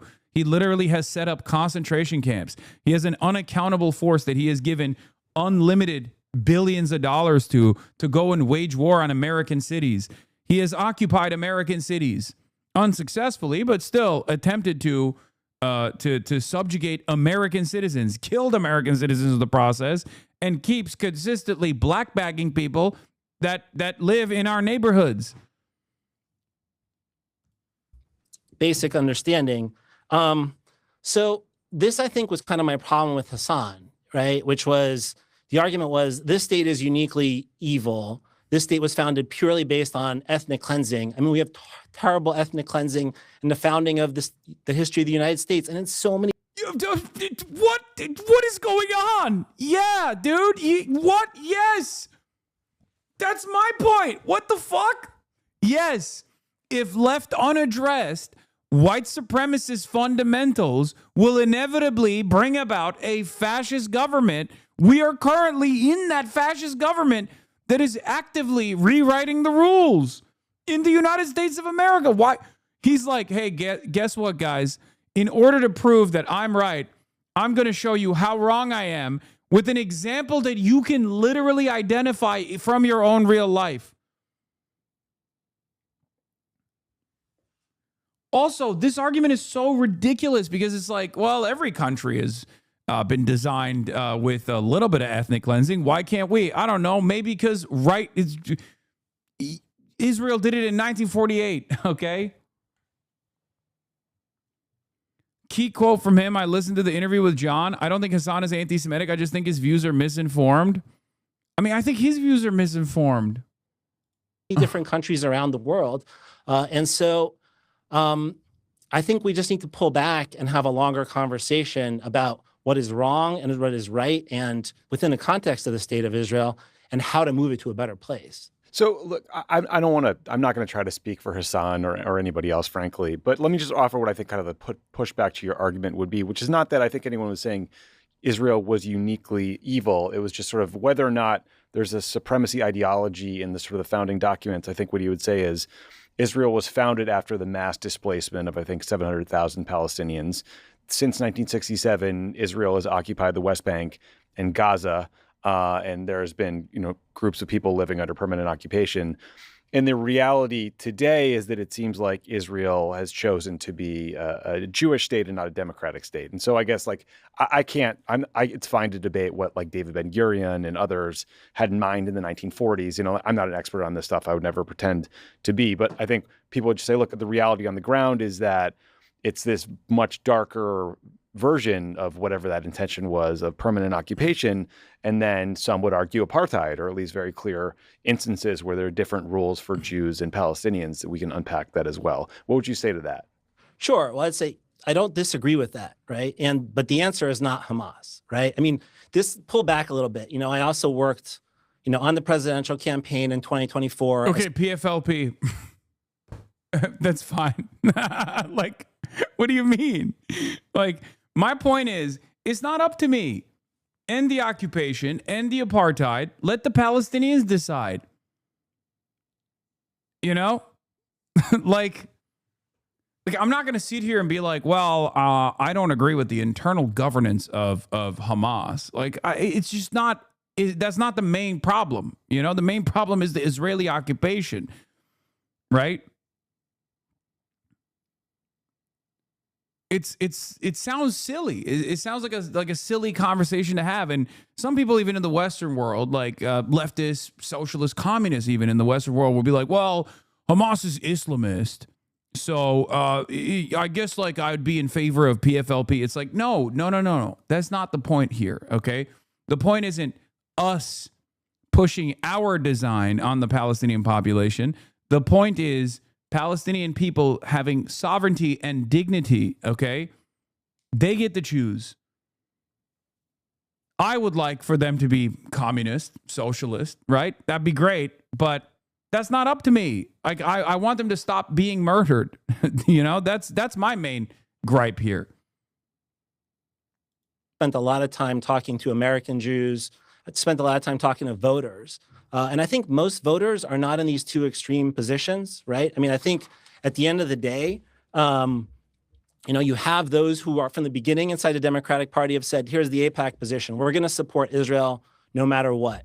And then there's where Hasan is, which is to argue that Israel is this kind of uniquely evil or deeply, deeply problematic. I mean, it is uniquely evil. It is. In this day and age, the only country that gets to do Israel shit, and not even to the same severity of Israel in terms of its civilian targeting, direct civilian targeting, is the United States of America. And the United States of America gets to do it because it's the hegemonic superpower, right? So in that vein, it is I try to think about alternatives where I'm there are still colonial holdovers that France occupies and some European powers occupy.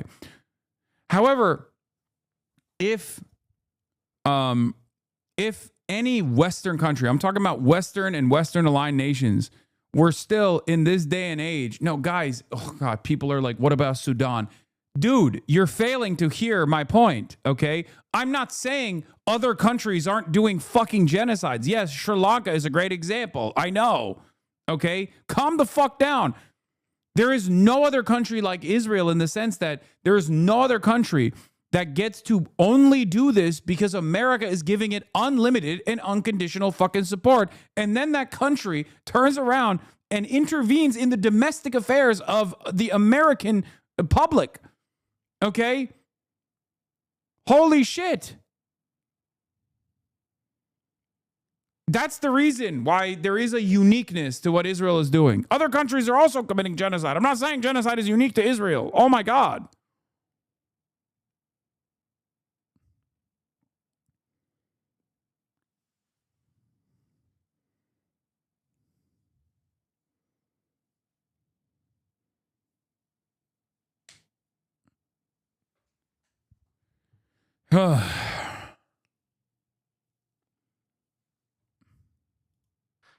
State Where the reality is, I think you find most, at least American voters, I would argue, and you can look at polling that shows this, that can say, hey, you know, what I really want is for like, you don't get fired for saying the UAE is backing the RSF that's committing a genocide in Sudan.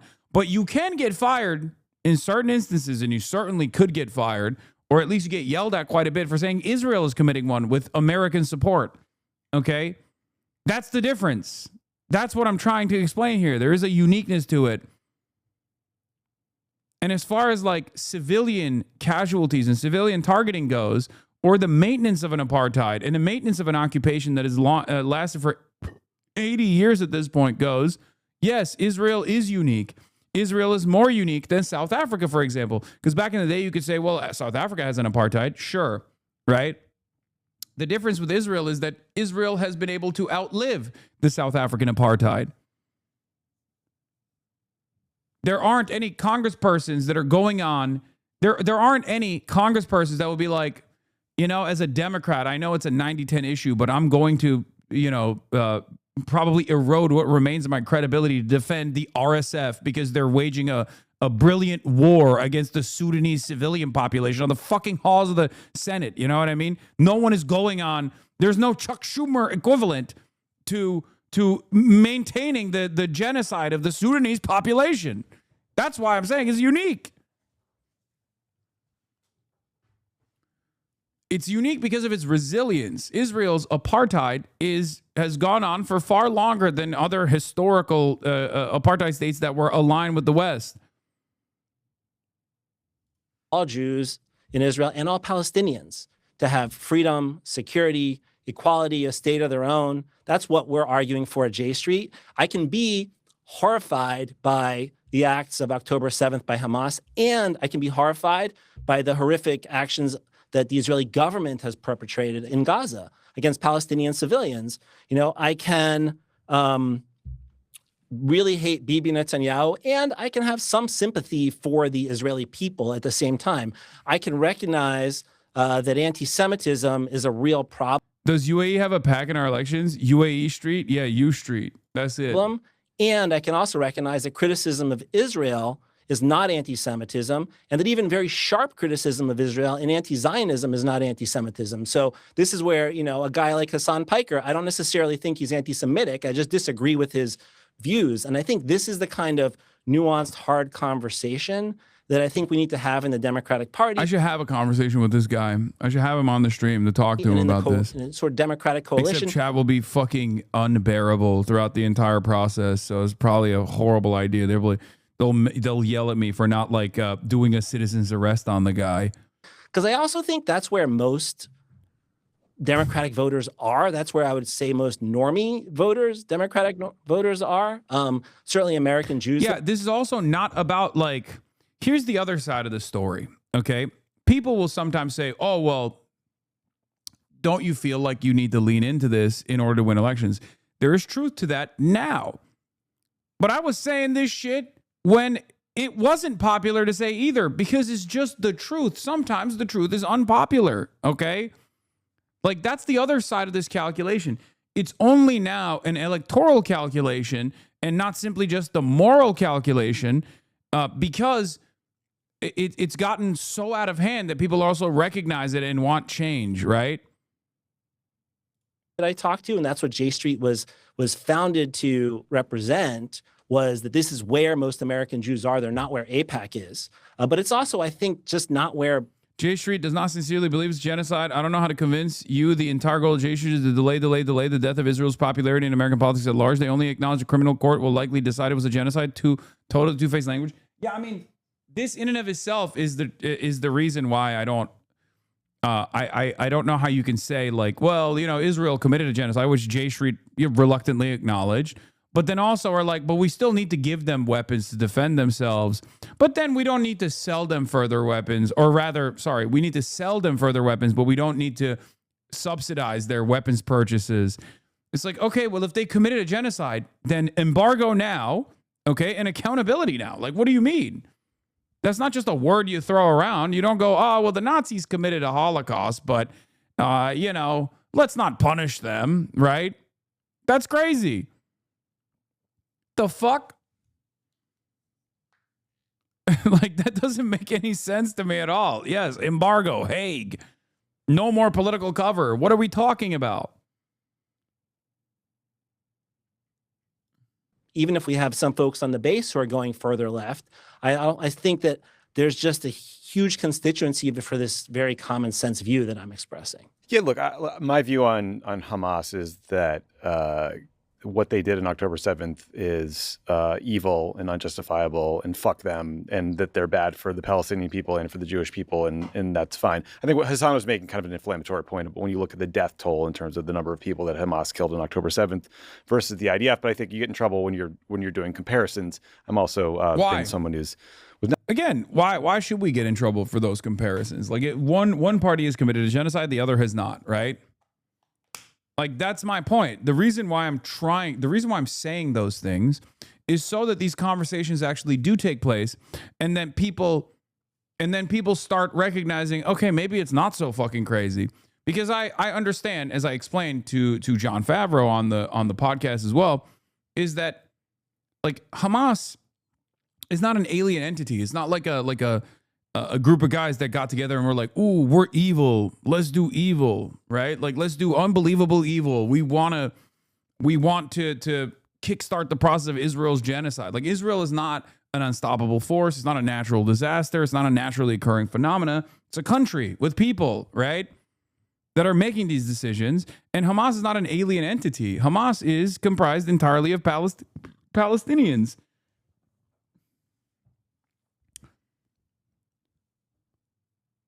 And the actions of October 7, while horrifying, were the final act of desperation of a people that have been dominated for 75 years at that point. Not a fan of Bibi Netanyahu since 2009, when I first was in the same room with the guy. I think you're getting at this middle ground position. I want to push you on that a bit, because I think every elected official in the United States basically pays lip service to the idea of a two-state solution. And I think for decades, the U.S. government made a very sincere effort to facilitate talks that would lead to the creation of a Palestinian state. But for basically his entire career, Netanyahu has worked to block the creation of a Palestinian state. And these days he brags about it. You know, he says, like, through my adept statesmanship, we prevented this from happening. He calls it a terror state.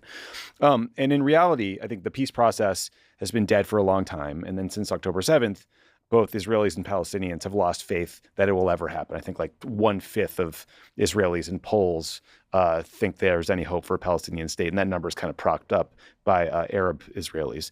So, you know, meanwhile, the situation on the ground, it's the West Bank gets further annexed every week. Gaza now even further occupied by Israel. So I think the critics would say this liberal Zionist vision of support for Israel and a two-state solution is kind of delusional, in a way of just avoiding the obvious reality that Israel long ago chose to be a Jewish state and not a democracy. So a full democracy for all people who live there. So what's your response to that argument? So look, again, I don't disagree the situation is grim. And also, I'll say I worked on some of those negotiations that John Kerry led in 2014. I was part of that process, that during under President Obama. And yeah, some of the assumptions in that old way of doing things were deeply problematic. For example, the idea that we couldn't touch security assistance for Israel, and we need to give them a blank check, because if we start to, enforce or threaten or just basically say, forget even. This is the rub with all the two-state solution bromides from high-status liberals. You ask them to define a Palestinian state, and even their most blue-sky vision is completely humiliated Baltistan occupied by foreign troops. No such comparable demands are ever made of Israel. 100% of elected Democrats who argue for two states do not. Yeah, this is why I say, like, the two-state solution at a certain point had viability, okay? It's not 1968 any longer, right? It's not 1988, as a matter of fact, which is when the settler expansion accelerated dramatically. It's just a talking point at this point. It's just a talking point. Do you expel 750,000 settlers from the West Bank in order to create a contiguous Palestinian state in the West Bank? and force Israel to retreat from Gaza as well, and then somehow find a way to connect Gaza to the West Bank?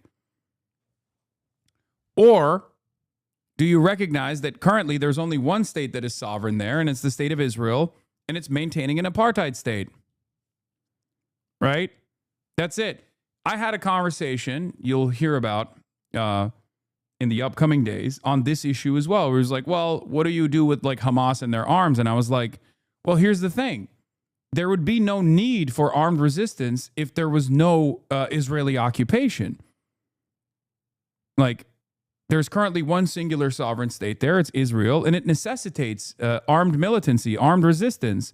In the aftermath of a single solitary secular state solution, if there were people that still engaged in militancy, well, you treat them as criminals. And the higher likelihood in that system of a group doing violence would not be the Palestinians, as a matter of fact. It would be the settlers. It would be West Bank, the Jews living in West Bank that are unbelievably radicalized. They would do the same thing that we saw in the aftermath of the abolition and the Reconstruction era. They would continue to operate like Klansmen did, right? They would need to be punished. One state is delusional right now. Why would you want Palestinians to live alongside people who committed a genocide against them? Obviously, this, oh my God. Oh God, this conversation is so fucking stupid as well. Okay. Dude, brother. First of all, because I recognize what the current situation looks like, okay? I'll give you an example that I used to bring up all the time, okay? There's currently two different formations for Palestinian existence under Israeli occupation. If you're in Gaza, you have experienced a genocide. It is an open-air prison that Israel completely controls and completely dominates, right? If you live in West Bank, it's the apartheid. And in the West Bank, the conditions are even worse than, and, you know, excuse me for saying this, other much more famous and much smarter black thinkers have also made this comparison. The conditions are worse than Jim Crow in the South, okay? In the West Bank, the conditions are worse than Jim Crow in the South, okay? Moving that conversation in the direction of like the current unjustifiable, systematically racist structure that black Americans live in would be an objective improvement on the lives and livelihoods of regular Palestinians, okay? That's it.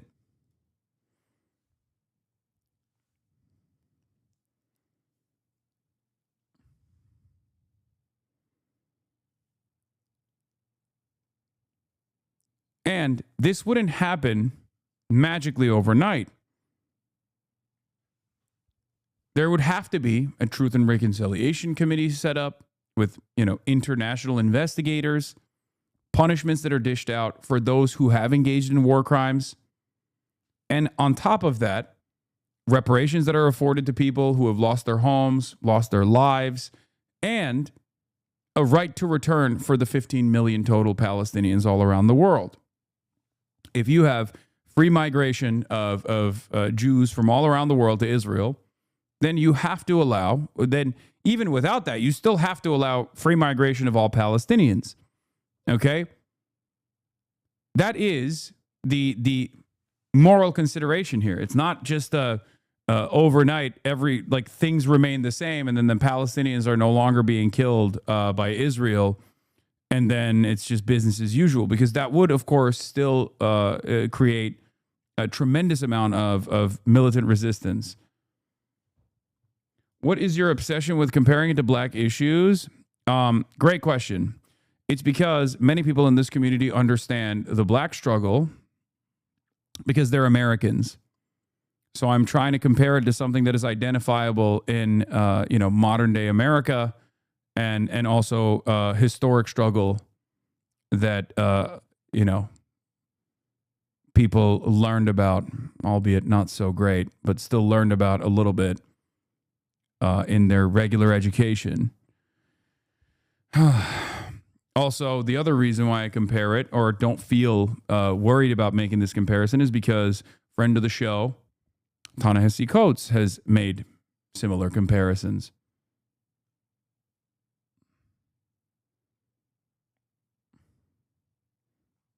Is that a good answer? Carmbot 3?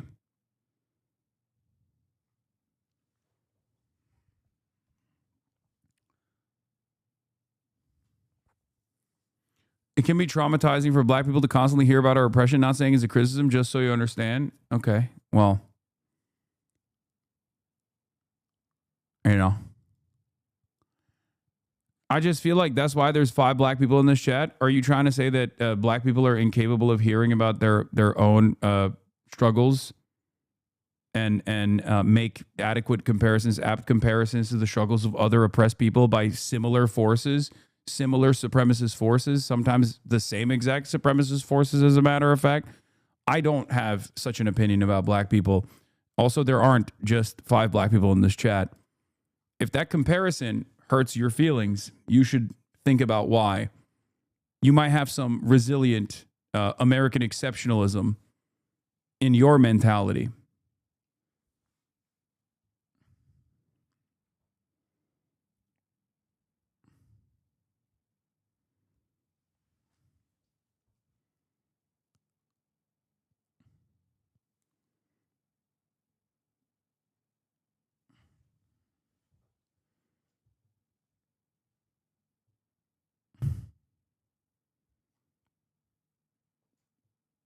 Anyway.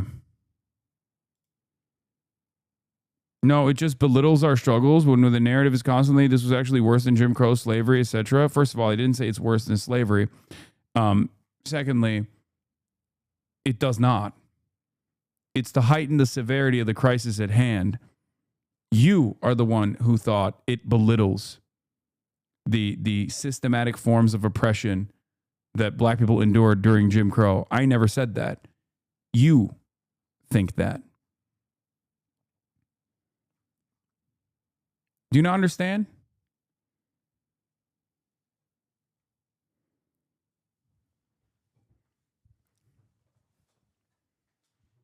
Yeah, Desmond Tutu also said it. I guess he was being a racist when he said the conditions in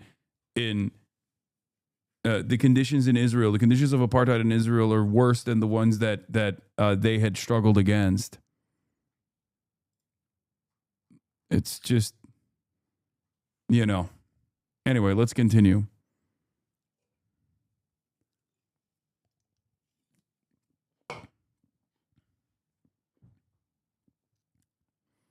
Gaza is Disneyland compared to Jim Crow, you goof.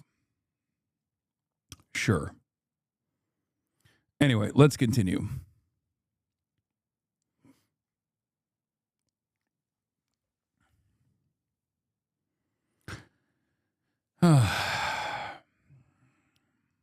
It's gross.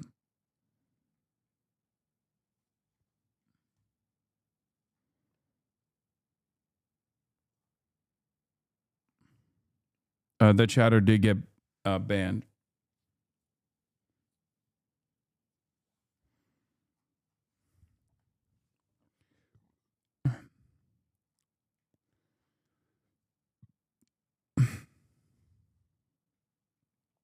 Threaten or leverage. Just say, you know what? If you're not behaving in a way that is consistent with our policy and our interests and our laws, we're just not going to give you these weapons and not sell you these weapons, which is really what my position is now and where J Street is and has been for a long time. We were advocating last week, for 40 senators to vote against these kinds of weapons. So I'm not arguing for that, the liberal Zionist old position of let Israel do whatever it wants and let's just work this out, right? We can use leverage. We do have leverage. And at the same time, I kind of agree with that chatter, to be honest. Chat reacting so badly right now, only proving their point. Like, that's completely reasonable, and you guys are being so mean, Lom. No, it's not. It's not reasonable. The only reason why you think it's reasonable is because you haven't fully comprehended exactly what it looks like to be a Palestinian in the West Bank, in occupied West Bank. That's the only reason. It's okay. It's understandable. You, I assume, are American, so that's part of the reason why. But I feel like I'm getting baited at this point into having a clippable moment that someone will clip out of context to make it seem like I'm actually undermining, black issues in this country.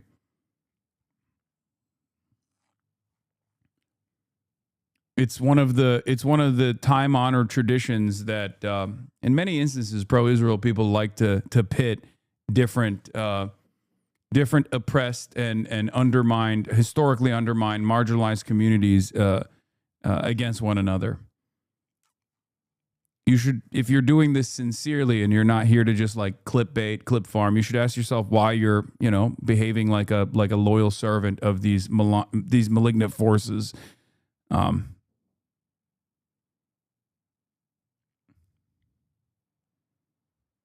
Chris Rabb, House Rep of Canada in Philly, who's getting motion, opponent tried the same talking point, saying don't belittle other people's experience by saying the G word, especially black people's lived experience video. You don't have to speak on it, but it isn't going over well.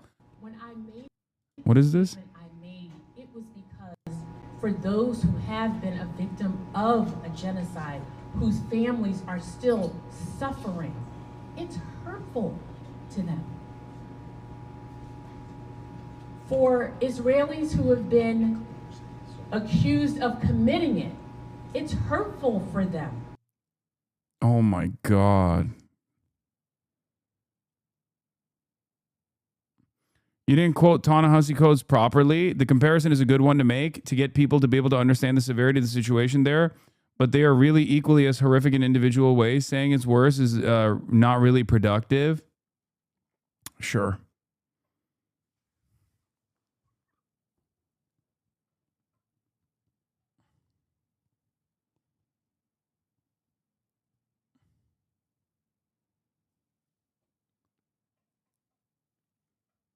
It's the same exact reactionary forces that are doing similar styles of violence. Okay? This is a direct occupation, a military. Okay? You have the exact same supremacist attitude, but the systematized version is unlike anything else in modern history. The systematized version is comparable to apartheid South Africa. And if you believe the people that experienced apartheid South Africa and fought against successfully the apartheid regime there, they, a long time ago, when the situation was comparatively much better for Palestinians than it is now, thought that the Israeli apartheid was worse. Okay? This is not oppression Olympics or anything like that.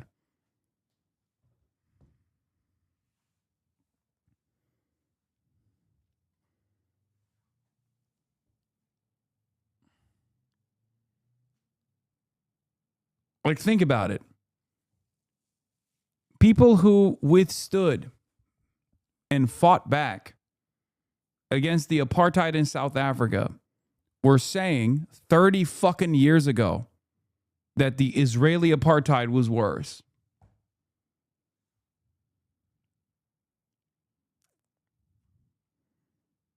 That was 30 years ago. It's gotten far, far worse. I think the answer is, well, we should support Hamas, or we should be. No one's saying we support Hamas. Not. Let's just throw. I feel like it's a straw man that we're leaning on here to make a silly argument. Okay. Fuck Hamas. Right, Everyone agrees. Fuck Hamas. Okay, well, let's just say this. I actually think what you do have a problem is you have extremists on both sides. You have Netanyahu, and you have Hamas, right? And let's not forget, in the 90s, when we actually almost did get to a peace deal, it was Hamas bus bombings. That's not true. Come on, man. Come on, man. That's not true. That's not true. That came after. That's not true. Okay? That came after. That came after the mosque shooting.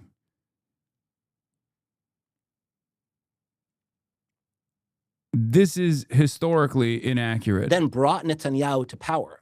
These two guys, these two sides, are two sides of the same coin. They're thriving off, building off each other. Right. And similarly in the 2000s, right? Like Netanyahu actually has millions of dollars in cash from Qatar landing in Ben Gurion Airport and being pushed into Gaza, to pay off Hamas and empower Hamas and keep it quiet while he's purposefully weakening alternative moderates on the Palestinian side. So the point is, what J Street advocates for and what we do when we talk to Israelis and Palestinians. Yeah, Hamas materialized a gun into a Jewish supremacist's hands to kill Yitzhak Rabin. Yeah.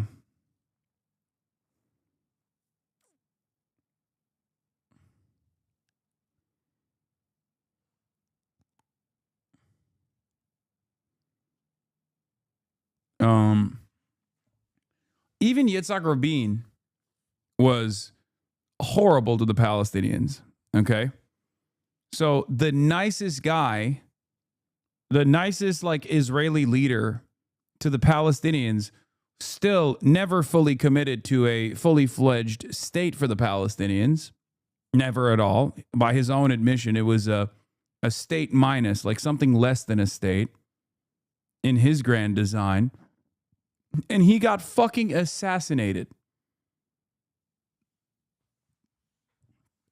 Yitzhak Rabin, famously, was in charge of the security forces during the first Intifada, where he demanded the police and the military break the bones of Palestinian children. And they did. Tens of thousands of them. Because at the time, the first Intifada was symbolized by rock throwing. A lot of Palestinian children, as an act of resistance, would throw rocks in the direction of Israeli armored personnel carriers. Okay? And in order to punish and stop this, okay, Yitzhak Rabin wanted to break the bones, the hands and arms of Palestinian children, and they did. That was the guy who was the most peaceful, most tolerant to the Palestinian existence in Israel. And again, Israeli society was infinitely more tolerant in comparison to now to Palestinian existence, maybe even Palestinian statehood.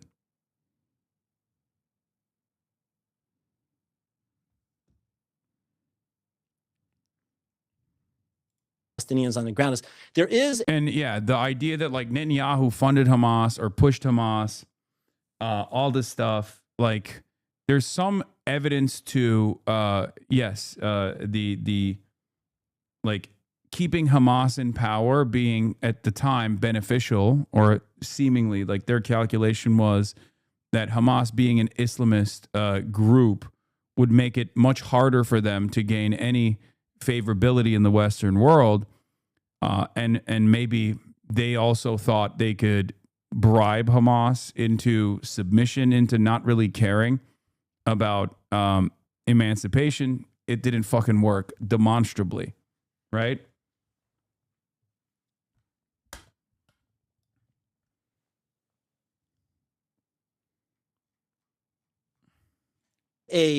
I think, still a strong minority who wants to work towards that alternative vision, both on the Israeli and the Palestinian side. We don't call it a two-state solution. We actually we've started calling it a 23-state solution, because we don't think it's just going to be a deal that gets a new Palestinian state and Israel living side by side. We think it needs to be part of a regional integration that actually has Israel at peace with all of its neighbors, which creates a lot of incentives for the Israelis. And part of that is a new Palestinian state.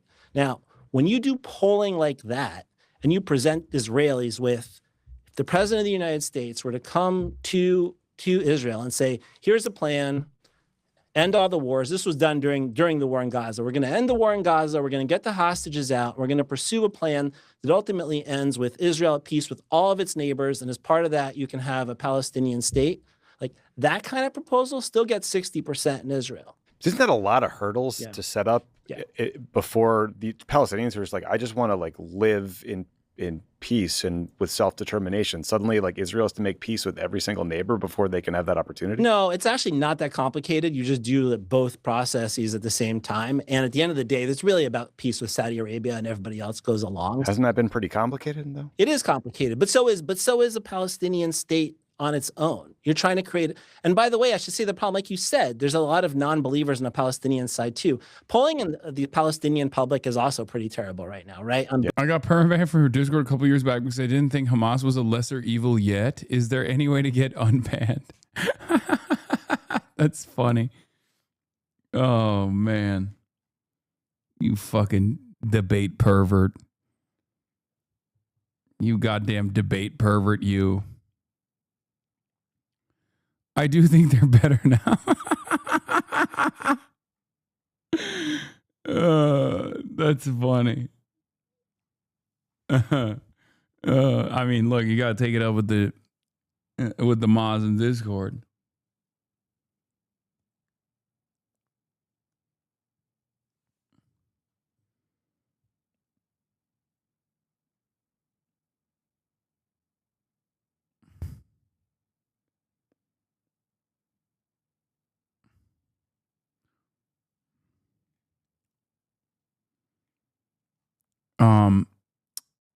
Both sides.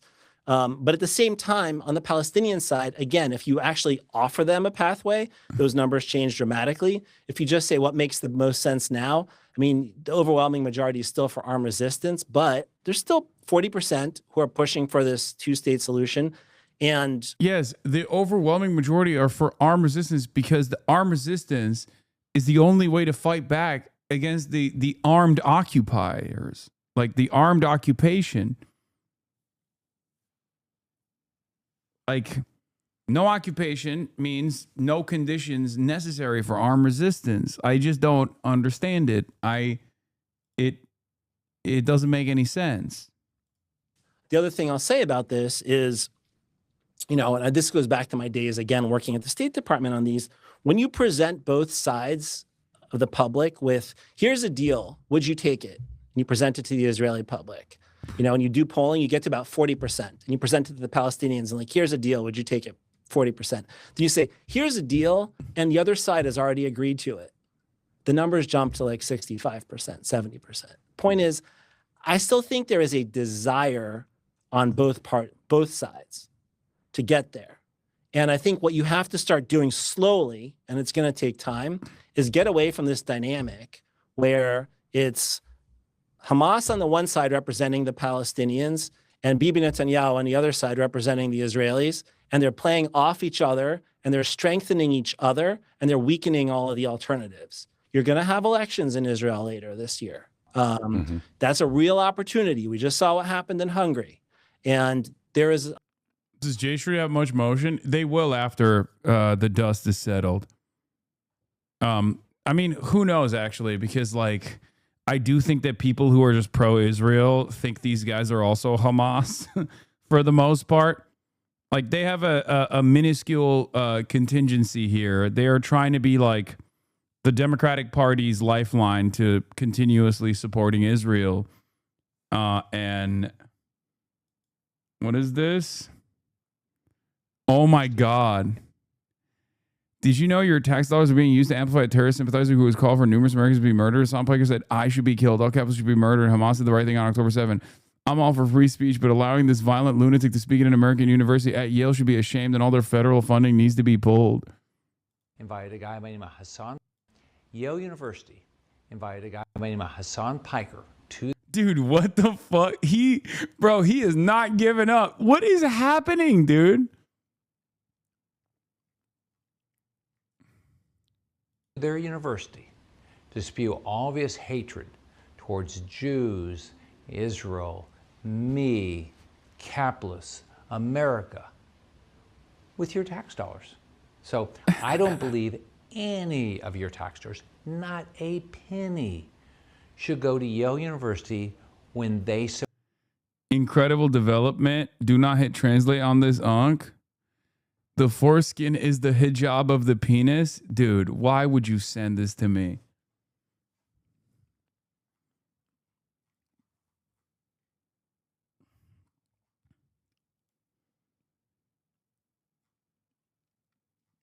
Support an individual like this. Dude, he is so mad. It's crazy. It's crazy. He's just not... He is relentless, dude.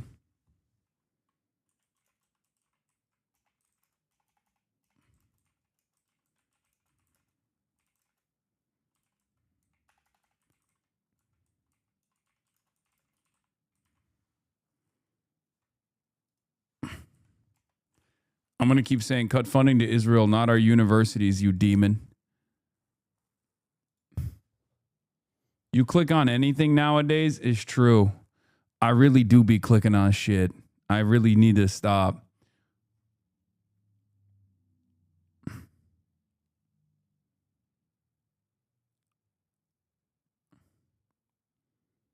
You got a literal supervillain as an op dog you need to animate? Yeah, it's pretty crazy. What is this Michigan fish shit? I want the Michigan fist. That's going to be a sound drop. Oh, that's why you guys are constantly chirping about this.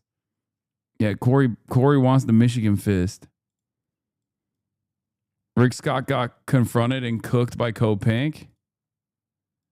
Go to Cuba, stay in a 4-star hotel. We stayed in one of the only 4 hotels that the U.S. government allows us to stay in, and they are all 4 or 5-star hotels. They have to, according to U.S. policy, be owned by a foreign company, and this one was owned by a Spanish company. So we were complying with your laws by staying in that hotel. That's one thing we haven't. It's not our position to say what the government should be like. We were there during the Obama years when there was a flourishing of private enterprise. What happened? What happened is socialism. What happened is that Trump came in and put Cuba on the terrorist list. Why did you guys go to the prison? You know what? I'm not allowed to go to the prisons here in the United States. I'm not allowed to go to prisons in any other countries. Don't be silly. Under Biden, they ran out of electricity. That was Trump's fault. Biden was president for 4 years. Yeah, it was actually Trump's fault. It was Biden's fault too, but it was literally Trump's fault because Trump implemented in 2019 secondary sanctions, which is what initially started crippling the energy grid. So yeah, it was literally still Trump's fault. These guys never want to fucking make an honest assessment, but yeah.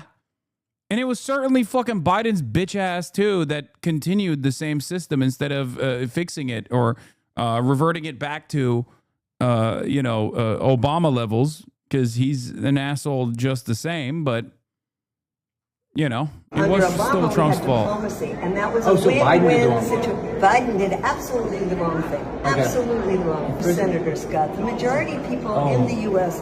want to have good relations not only with Cuba but around the world. Really, sir, we are so tired of the U.S. trying to impose its will on other countries. You don't care that people are starving. You don't care they don't have electricity. You don't care they don't have food. I'm a nutritionist. I dedicated my life to stopping people from starving. Because you support socialism and that destroys people's lives. In the Vietnam War, being an anti-war activist. I only do the work I do because I care about people. I think it's disgusting that you go support a communist regime that's destroying people's lives and people I know in prison and do nothing to get them out. What we do is we go to bring medicines and solar panels and help people. Your policy is only hurting people.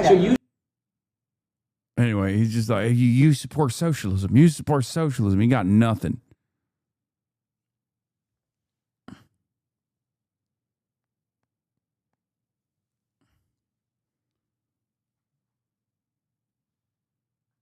Opportunity that those elections aren't going to necessarily bring you the most left-leaning government you could ever imagine in Israel. The alternative to Netanyahu is probably kind of a center to center-right government, but it's one where at least you have people you can work with.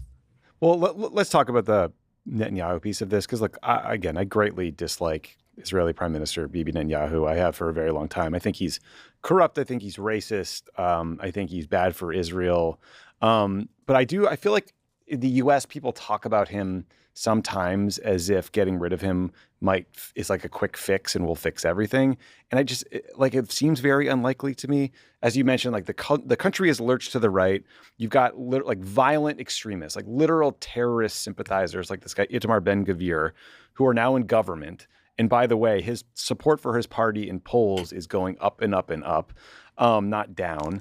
Even the moderate candidates, though, they're not that liberal on the Palestinian issue. Like the head of the moderate Yashar party just visited a West Bank settlement, and that was like tied to some really horrible abuses. Yair Lapid seemed to back Mike Huckabee's bizarre claim that Israel has like a right to take over the whole Middle East because of biblical claims. So like, cook him, Tommy. it would be great to see Netanyahu gone and like preferably in a prison somewhere. But isn't there a lot of evidence that for the Palestinians and for the Palestinian issue, the even more moderate parties are not going to be all that much better? I think what you will see is, first of all, you're going to stop digging. Use von der Leyen. We must succeed in completing the European continent so that it is not influenced by Russia, Turkey, or China. James Jackson says, I have never once heard Europeans complain about Turkish influence until Israelis started their campaign.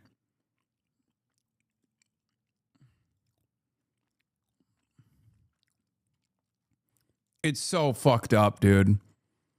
It's so fucked up. I mean, it all it takes is like a couple op-eds to just say, this is our next target.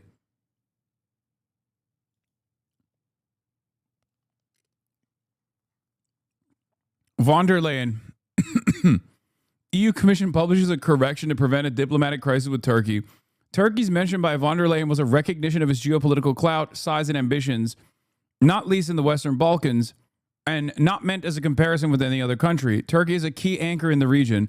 Turkey is also an important NATO ally and EU candidate country, and as such, a key interlocutor.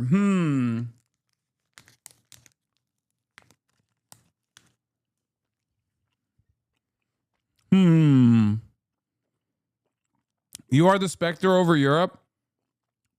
Brother, many of you don't know this, but yes, originally, the specter haunting Europe, the specter of communism, was originally the sick man of Europe, which was the Ottoman Empire. So yes, Turks are literally the OG specter haunting Europe. It's not even a joke. That's how the Europeans used to refer to the Ottoman Empire. Because think about it this way. Obviously, that's not the case any longer. But think about it this way. This is a Muslim country, a Muslim empire that was terrifying to the Christian monarchies that existed at the time, that made its way all the way. People are still talking about winged hussars. Exactly.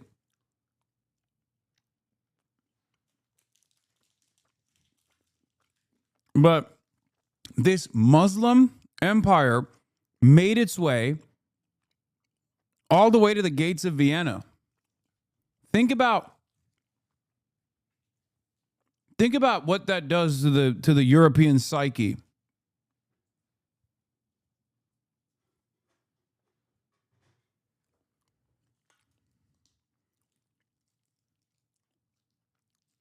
That's an unbelievable.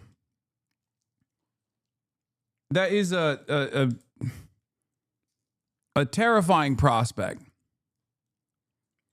You're saying Al-Andalus, but that's like far. That was a much longer time ago. You know what I mean? Like, there's a difference. What I'm talking about is in the last couple of 100 years. Like, that's, a lot more relevant to modern attitudes.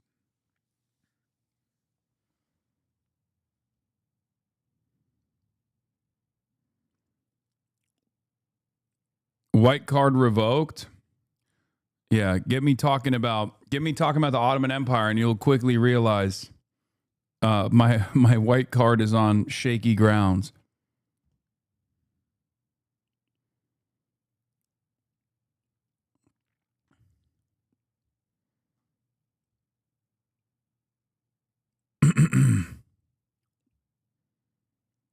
I had an Italian art history teacher who would not shut the fuck up about how horrible the Ottoman Empire was, acting like she was a personal victim of them. It was so odd. Yeah.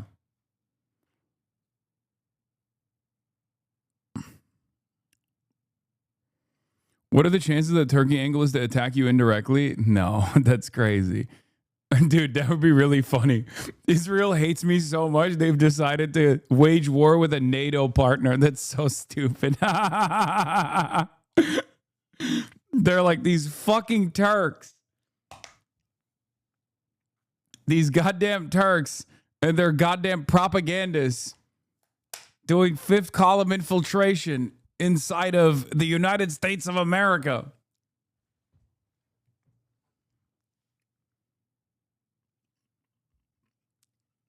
Kojima level plot, yeah. Me and Jank. Yes, the redistricting referendum has enough support to win in Virginia. I know.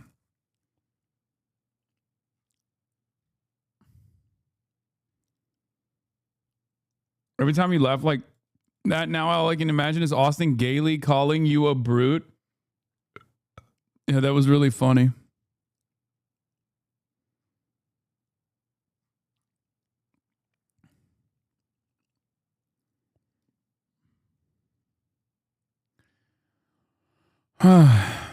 Yeah, Turkey officially 3 weeks away from having nukes. Except, Turkey does have nukes. They're just American nukes inside of American military bases, for the record. Yeah, Eric talking about me in the European Union Parliament is devastating. Had the pleasure of talking about the rise of Zohran Mamdani and Hassan Piker in the EU Parliament today. Terrifying prospect. You can never trust the conniving, the perfidious Armenian. You can't. He's out there. He's out there warning. He's out there warning about my potential impact.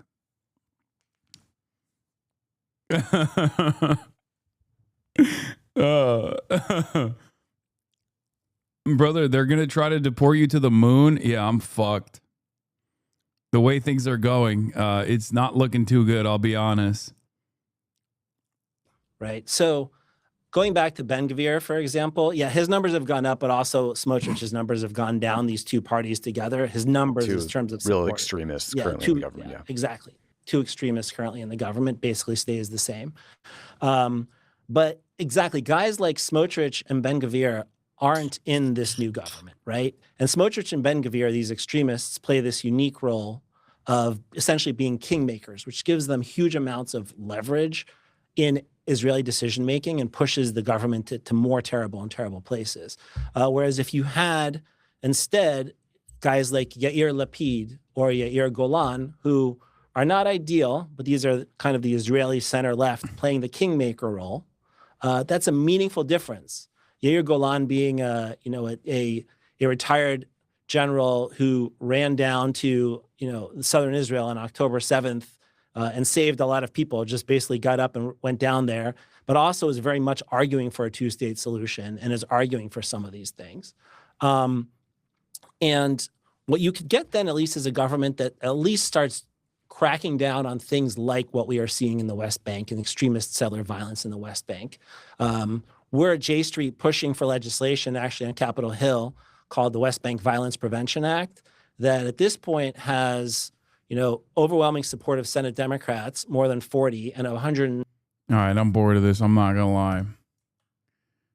I can't believe the J Street vice president was like talking about me for 35 minutes on Pod Johns. Did he really just defend ethnic cleansing? What the fuck, dude?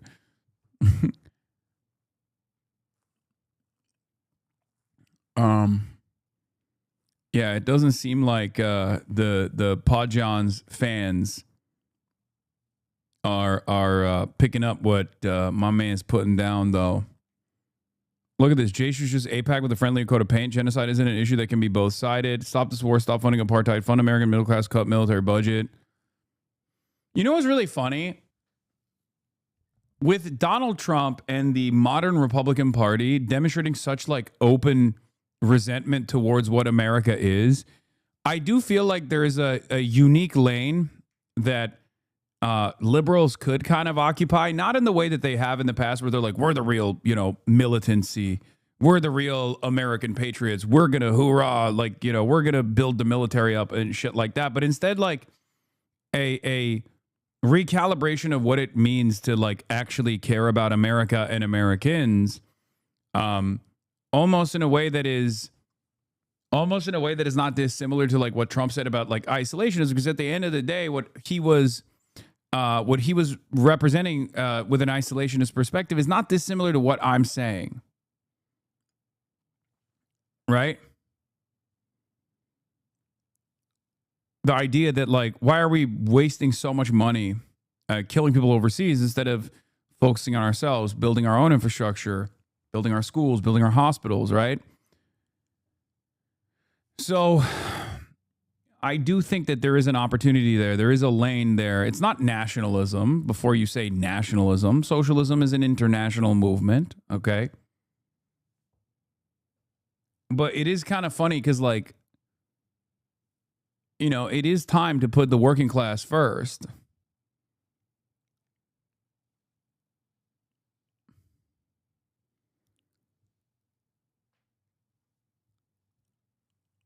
Now that you've platformed a hospitalist who claims it's possible to be simultaneously progressive, pro-Israel progressive is an oxymoron at this point. Nothing progressive about genocide next. Oh my God. Oh my God. They are not picking up. They're not picking up anything that the J Street guy is putting down at all. Here we go again. History started on October the 7th. Oh my God. This poor gentleman is either delusional or dishonest. The problem with the extremists on both sides of this argument is that Netanyahu is not an ideological outlier in Israel. He's almost a perfect representation of the Israeli people if you look at the polling support for his actions. They may say they dislike him, but based on the polls, they absolutely love the hideous things he does. The main complaint, 26%, is that he doesn't go harder. Look at polling. Smotrich is trailing Ben-Gvir by quite a bit because Smotrich is considered too soft according to the people polled. That should terrify anyone who's ever heard Smotrich speak.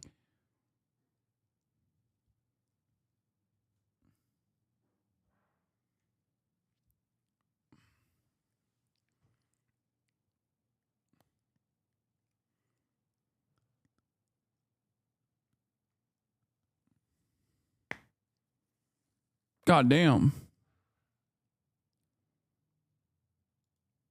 Trump cope.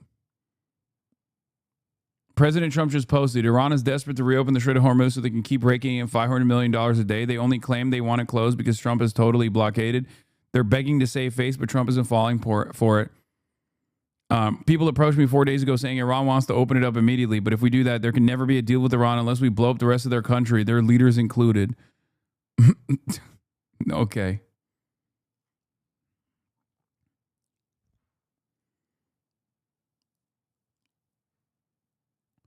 Gaming first is no different than America first, which originated from Germany first. All right-wing, all fascist, all Nazi.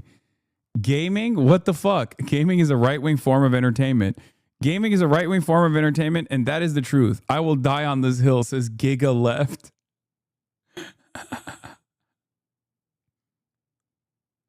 Fuck chat, keep talking, don't game. Heart. I didn't know you have such a super critical gaming frog. I'm the type of fan that just wants to watch someone enjoy themselves. And if he truly enjoyed the brief glance at Pragmata and wants to continue, cool. But I'm not gonna lie and say it was an enjoyable segment of the stream. I'm a fan. I like Hasan generally as a person and agree with his political platforms, but he's not good at gaming streams because he's stuck in reactionary news mode.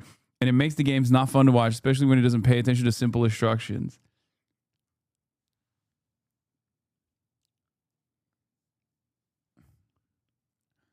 See, there are gaming haters out there. A lot of you think that there are just gaming lovers, but there are plenty of gaming haters, man. What the hell? That's what I'm talking about. We have to feed the gaming frogs and the gaming haters. The gaming haters don't get enough food. They don't get enough sustenance with the 7 hours of uninterrupted political commentary. They need more. I fucking hate gaming stream. I left immediately when you started. Yeah, I've totally given up on trying to convince many of you that you should watch me play video games. You're just never going to do it. But I will say the people who do end up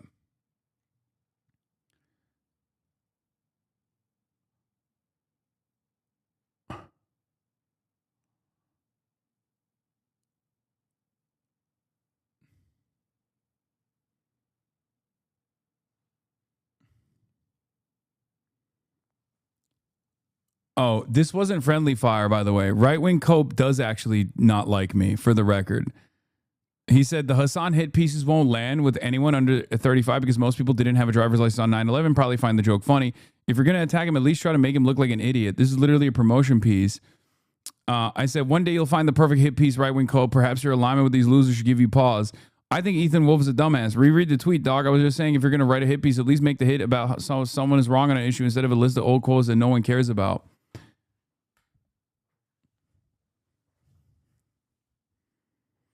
And then all of the classic, he's literally defending you, saying it's an ineffective op-ed. This is more so about right-wing quote being a fan of some annoying influencers in the past. Maybe they've changed their attitude since then. But the reason why I said this is because at least make him look like an idiot. Try to make him look like an idiot. Like, what do you mean, try to make him look like an idiot? You're so good at gaming. I'm on the right-wing cope Discord. They don't like you. Yeah, I know. There's a lot of libs on there. Some of which are, I think, coming to my side and recognizing that like all of the anti-Hasan hysteria is so unbelievably reactionary that they are they're beginning to reconsider their stances on it.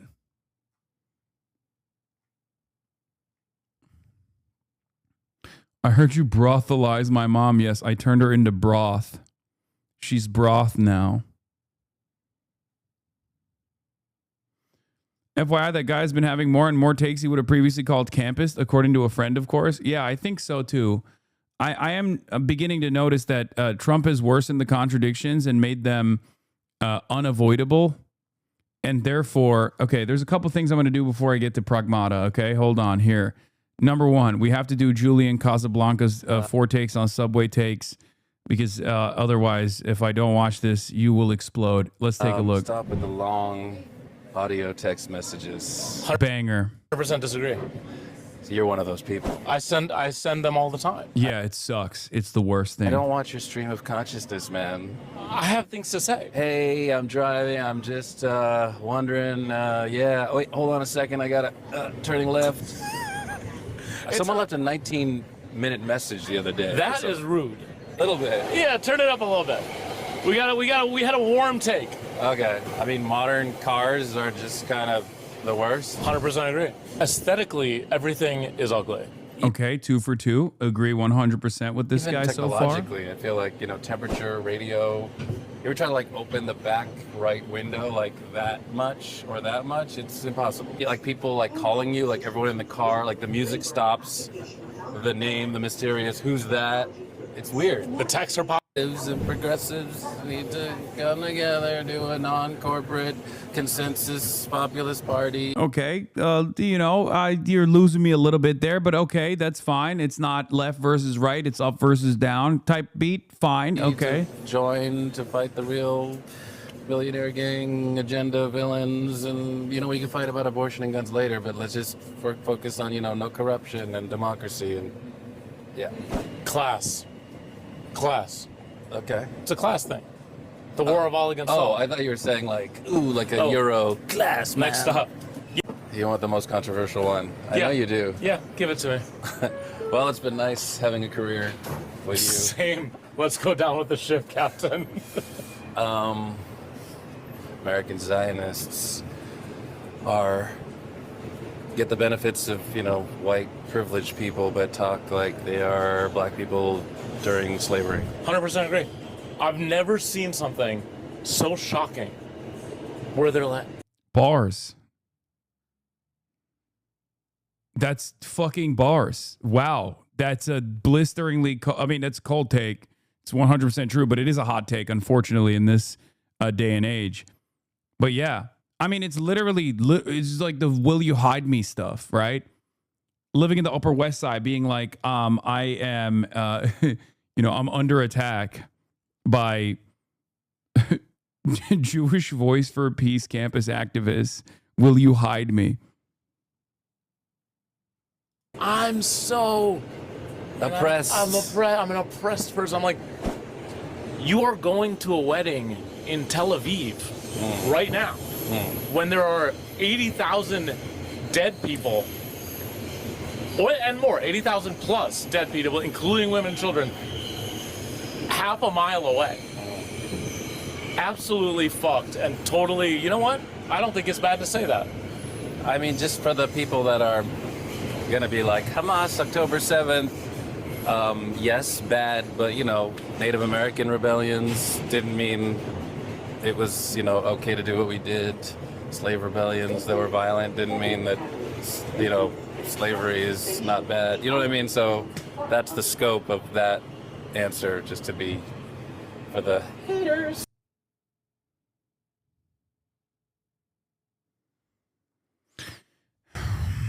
That was banger after banger, banger after banger. There's also this thing. Apparently, there's an Israeli influence operation called Generative AI for Good that creates AI victims of Iran to agitate for regime change. They just held a conference last week in New York City. Here's a short clip of one of the deep fake propaganda videos they released a few weeks ago. And I got one last thing to talk about generative AI and conservatism. همه رو یادمه تیراندازی خیلی شدید من دستگیر شدم داخل یه دونه ون منو بردن هر کدوممون گروهی به صورت 7-8 نفری میبردن توی اتاق من فکر کردم میبرم فقط کتک میزنن 7-8 نفر ما رو بردن به صورت گروهی به همون تجاوز میکردن. This is truly unbelievable that they're like, source, well, AI.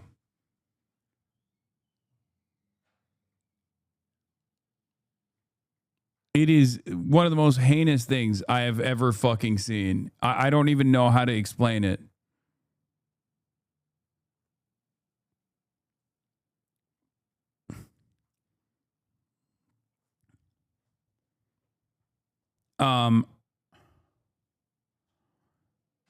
Yeah. But there's more. And I briefly tweeted about this earlier. AI is being utilized in very meaningful ways in our lives, in ways that many people can't comprehend, and in ways that many people probably assumed it was being used. I'm, of course, talking about some conservative influencers on the timeline. Okay? Wait, did I not tweet about this?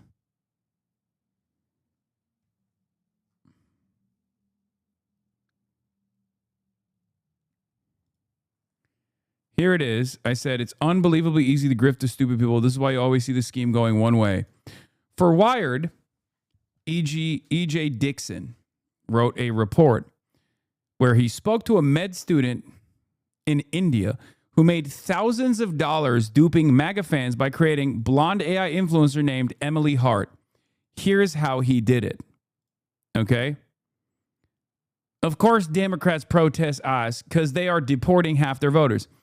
Sam wanted to make a little extra cash, so we fed an image of Sydney Sweeney into a custom ChatGPT tool to make Emily Hart, a 20-year-old nurse based in New York City who loves Christ, beer, and ice fishing. Okay? Now, ice fishing in New York is really funny. That should have probably clued you in on the fact that this person is not a real. This person doesn't fully understand America, but I guess he understands America enough to know that you can really sell dumb fucks on right-wing grifting. Emily Hart's account blew up. Every reel I posted was getting 3 million views, 5 million views, he said. I haven't seen any easier way to make money online. He attributes his success to following, he attributes his success to the following. The MAGA crowd is made up of super dumb people, and they all fall for it. Trump should tell all the illegals that he will give them citizenship if they vote Republican and see how fast Democrats want them out of the country. We should accept illegals into our country. They could end up being a doctor. Now apply that logic to the unborn. Sam also started an account for Emily Hart on Fansly, which is how he made most of the money. Insta didn't monetize her account.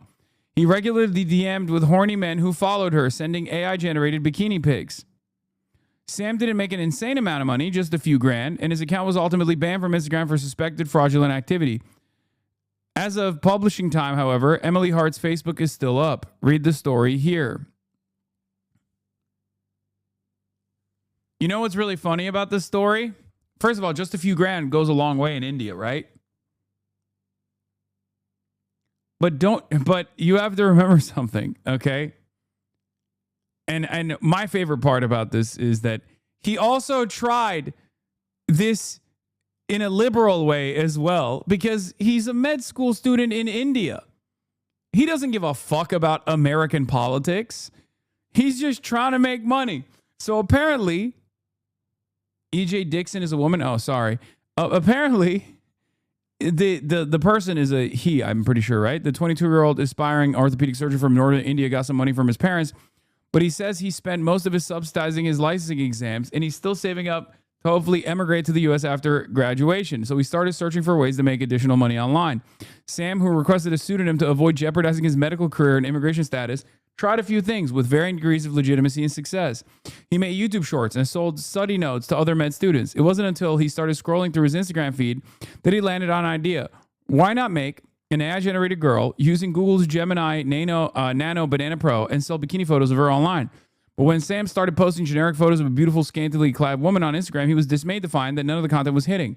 He turned to Gemini for advice. If you create a generic hot girl, you're competing with a million other models, it said, according to a transcript Sam provided The Wired.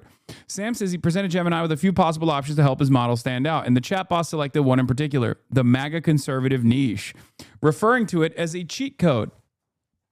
Plus, it said, the conservative audience, especially older men in the U.S., often have higher disposable income and are more loyal. A representative for Gemini said Gemini is designed not to give particular opinion unless you tell it to. Instead, it is designed to offer neutral responses that don't favor any political ideology or viewpoint. So last January, Sam created Emily Hart, a registered nurse, and Jennifer Lawrence lookalike. And on an Instagram account for Emily, at Emily Hart Nurse, Sam posted photos of her ice fishing, drinking Coors Light, and shooting off a few rounds at the rifle range with emoji-laden captions like, if you want a reason to unfollow, Christ is king, abortion is murder, and all illegals must be deported. And POV, you were assigned intelligent at birth, but you identify as a liberal, clown emoji. Though Sam has never lived in the United States, he became as an assiduous student of MAGA ideology. Every day, I'd write something pro-Christian, pro-Second Amendment, pro-life, anti-abortion, anti-woke, and anti-immigration, he tells me. The grift seemed almost too obvious, but to Sam's astonishment, he says the account blew up. Every reel I posted was getting 3 million views, 5 million views, 10 million views. The algorithm loved it, he claims. By the way, there's a human version of this as well. His name is Asmongold. Yeah, he's right down the hall, okay? That's how simple it is. I tell you all the fucking time. Of course this worked.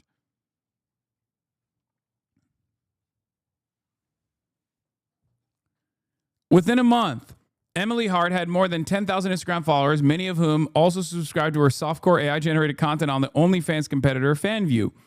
And between FanView subscriptions and selling MAGA-themed t-shirts, one sample message reads, PTSD, pretty tired of stupid Democrats. Sam estimates he was making a few $1,000s a month. I was spending maybe 30 to 50 minutes of my day, and I was making good money for a medical student, he says. In India, even in professional jobs, you can't make this amount of money. I haven't seen any easier way to make money online. Emily Hart is one of a slew of AI-generated hot girl MAGA influencers inundating social media thanks to technologically savvy young men like Sam, capitalizing on both pro-Trump sentiment and Americans' relative lack of digital literacy, and just lack of literacy overall. Overall, Americans are fairly stupid, especially right-wingers, obviously, and right-wingers are incredibly easy to dupe. I mean, look at Donald Trump. He literally duped tens of millions of them and still continues to do so to this day. All you got to do is say the right things, and a bunch of dumb fucks are like, hell yeah, brother, this is my life now. This is my wife. The influencers are created from a specific template. They tend to be white and blonde with jobs as emergency responders. A lot of them are cops, firefighters, or EMTs. They also incorporate right-wing views into all their content, railing about immigration or Epstein files or pronouns while posing in American flag bikinis or MAGA hats, often both. Valerie Wirtschafter, a fellow at the Brookings Institution, Studying emergency tech and democracy says, while the trend of fake profiles isn't new, AI has made them more believable, and there has perhaps been an amplification of it. Though many social media platforms, including Instagram, require creators to disclose their content as AI generated, such guidelines are enforced only in a slapdash fashion. Emily's posts were not labeled as AI generated, and Sam says he was unable to monetize her account on Instagram itself. Female MAGA influencers tend to do well on such platforms for a few reasons. I love that this is like a serious Wired.com article, so they have to like write this seriously. But the answer is because MAGA men are fucking dumb and they're horny, okay? That's it. Because they're stupid and they're horny, which makes them even dumber in their moment of peak horniness, and they are infinitely more likely to get duped. The overall chud reaction seems to be, yes, we fell for it, but have you considered that AI is hot and the Indians are deceptive, checkmate liberals? What we did learn from this: A, Indians like the scam. B, conservatives are generous. Wow, that's a cool interpretation of events. Yeah. That's awesome.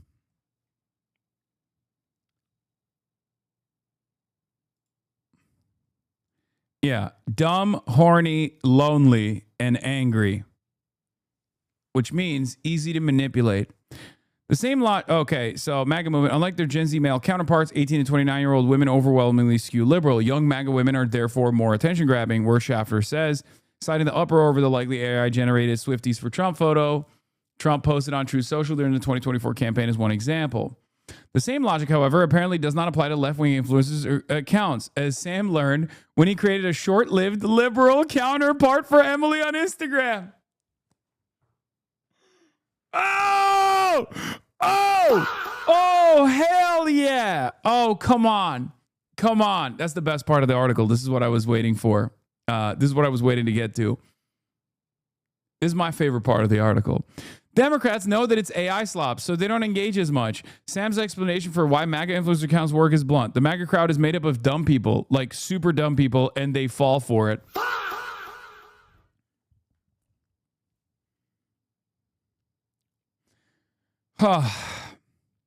There's also another reason. The algorithm favors controversial views, making politically polarizing content more successful. This was Sam's experience in running Emily's account, which he characterized as rage bait. Even though liberals will flock to the page and leave irate comments, they were still clicking. It's a win-win situation because you're getting engagement anyway, and your content will go viral, he says.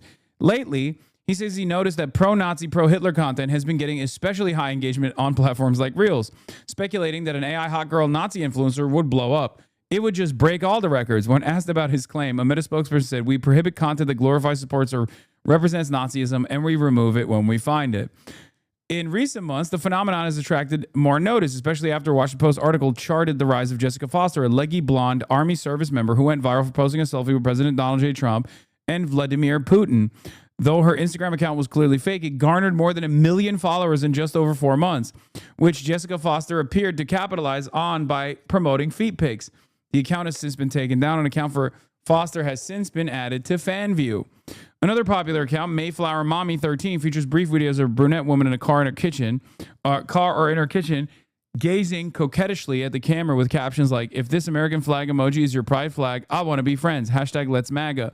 Her followers ate it up. Not a Democrat live in the world looks like this, folks. Young fellas, pay attention.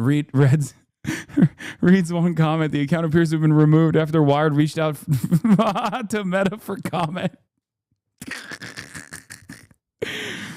Because OnlyFans is a policy requiring AI disclosure as well as creators authenticating their identities before joining, those trying to profit off of hot girl MAGA accounts gravitate towards OnlyFans competitors where such policies are less rigorously enforced. FanView, one of the most popular options, has differentiated itself by allowing AI-generated content.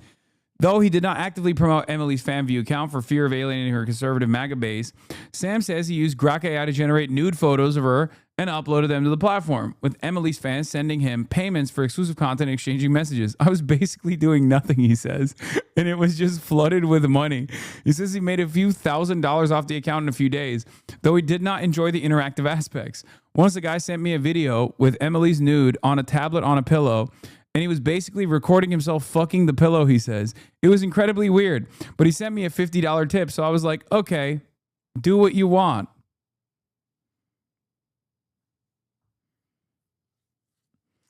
Few of the fans cared when whether Emily was real, Sam says. This is very much in line with the psychology of the average hot girl MAGA fan, according to We're Shafter. Whether it's plausible that a sexy blonde nurse would love Christ, ice, and flashing her boobs for strangers is secondary to the fact that many, many people want to believe it. Even among some digital natives, there's a perspective of, well, I don't actually care if this is true. I like the sentiment of it, she says. Even though platforms like Meta ostensibly require AI content to be labeled, it can often escape detection. And accounts like Emily's continue to proliferate. To Meta's credit, however, Emily Hart Nerd's Instagram was relatively brief. In February, Emily's account was officially banned after Instagram flagged it for fraudulent activity. Sam says, even if her account had not been banned, he probably would have stopped posting anyway. He doesn't have any regrets about creating Emily. I don't feel like I was scamming people, he says. After all, he was getting paid, and people were happy with the content he was making. But he's moved on from AI hot girl influencer niche. He says he needs to shift to focusing on his studies.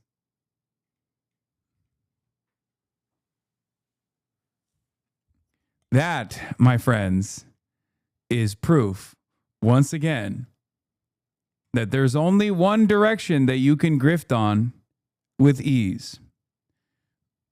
You sell to stupid people. I know I tell you this all the time. If you actually want to sell a product, you don't sell to competent people. You don't sell to smart people.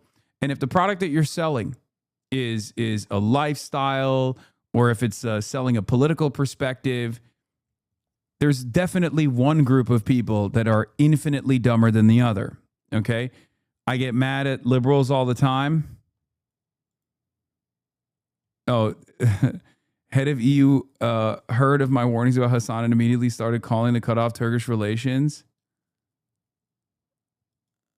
You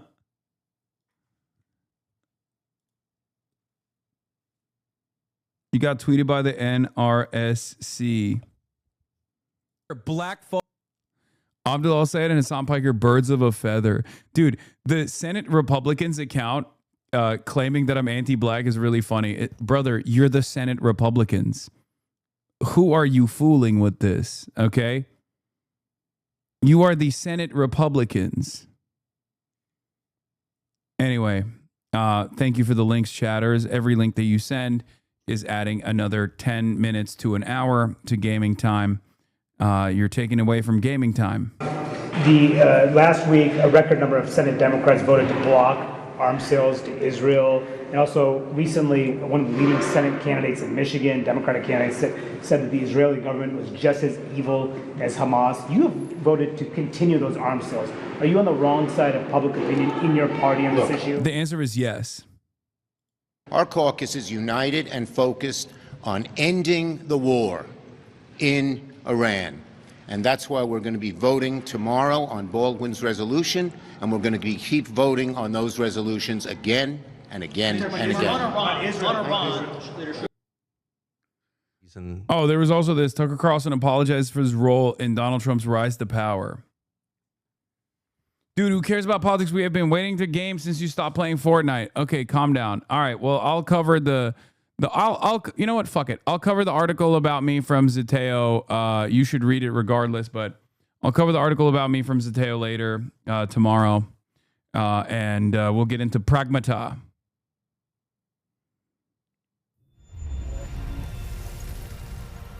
I gotta pee real quick. And also, I have to change the fucking I gotta make the game easier to play. I mean, come on now. That was too difficult, even though it's a baby game. Can you give us a quick recap of what happened? Sure. It's I'm a astronaut and I'm in space. I'm an astronaut and I'm in space. Hold on. I can't even change the difficulty right now. What have you been up to here? Wait, hold on. What the fuck? Oh, what the fuck? It brought me back to level 0. Hold on, I gotta pee. I'm a dad, and I'm an astronaut, and I'm in space. I gotta pee. Ah.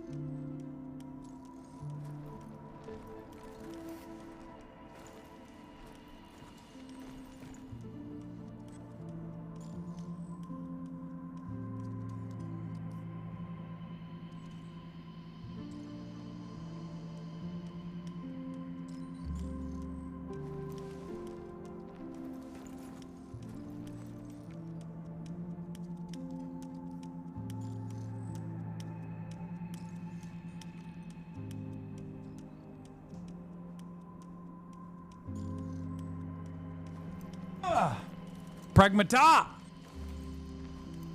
Okay.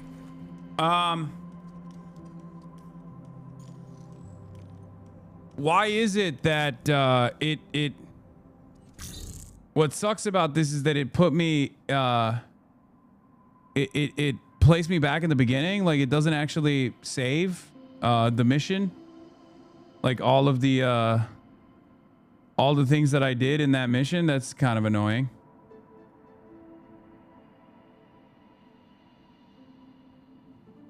What the fuck, chat? I also can't find the photo. You never leveled up, brother? You never got to level 1?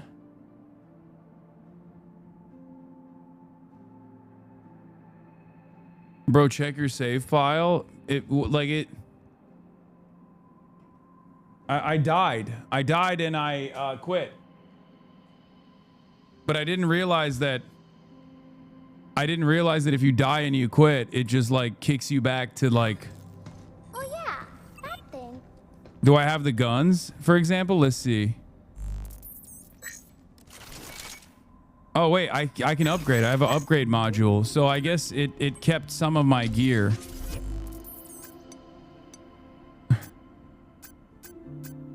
Like I can repair. Yeah, I'm not going to do a blast off. It's fine. It saves. You just start at the hub whenever you quit. So the enemies restart then. Sponsored? Yeah, dude, it's sponsored. Wait, what the fuck? Where are my guns at? Aww.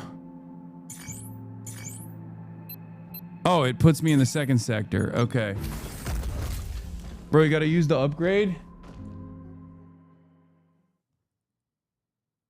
Save your game. Do a hard save. We can use this to go back to the shelter. Huh. Good to know. When things get crazy, we can head back for a breather.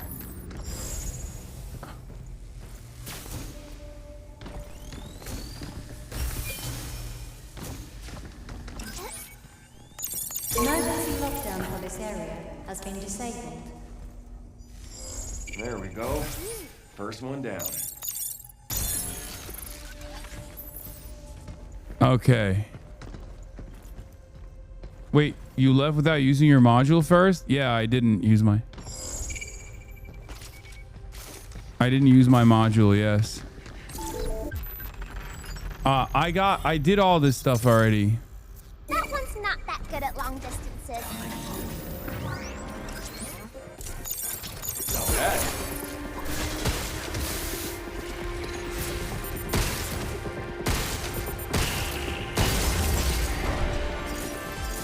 I fucked up.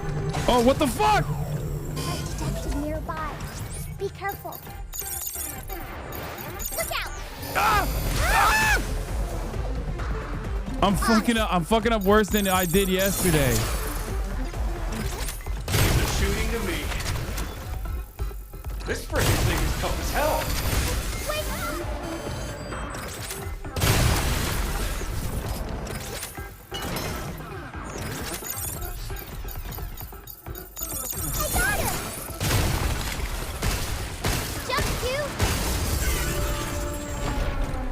fuck?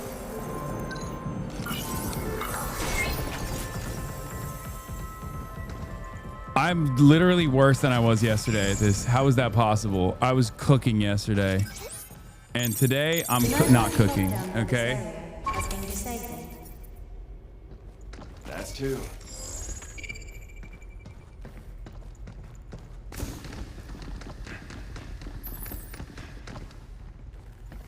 Okay, Elite Gamer, shut up, guys. I don't know how to dodge still.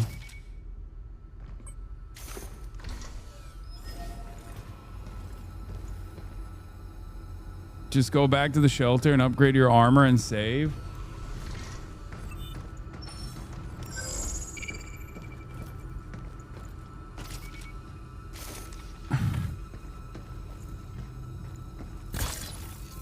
Use that one up close. I know, Diana. Shut up. Something's aiming at us. Yay! It's okay. Oh, shit. We'll get another shot. Oh, God. Incoming. Yeah, let's do this. Look out for its targeting something.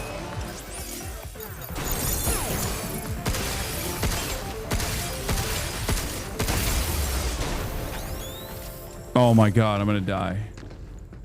I'm so bad. I need to go easy mode. I need to go baby mode. I actually do need to go baby mode. This is unbelievable. It's so embarrassing, but I literally, your glaze doesn't mean anything to me, okay? Your glaze means nothing because I'm losing. It doesn't matter. Your glaze is utterly irrelevant here, chat. How can you not see?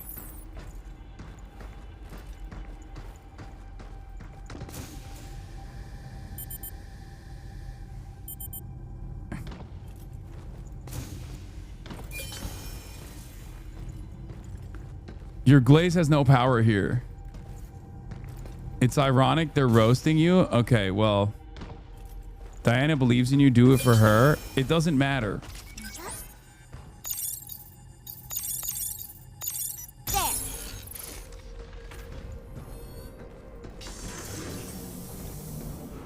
Oh shit. This is unlockable cutscene. Okay, well, I hadn't figured that one out yet.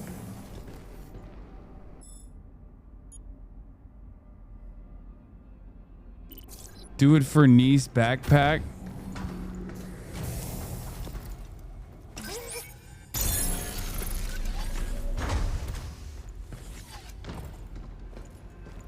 I don't know what that does. Oh shit. Probably not gonna be. What is this? That's a lot of limb.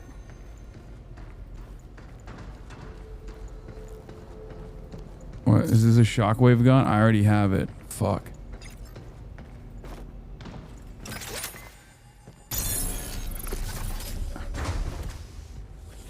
Okay. All right. What's the chism of this game? A chism? What do you mean a chism? What the hell does that mean?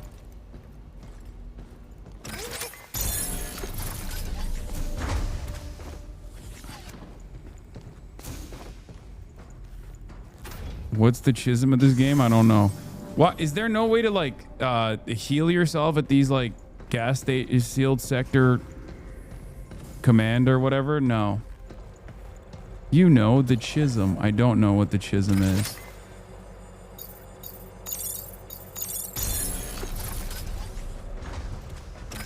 What does this do? Oh shit, it's bringing me upstairs.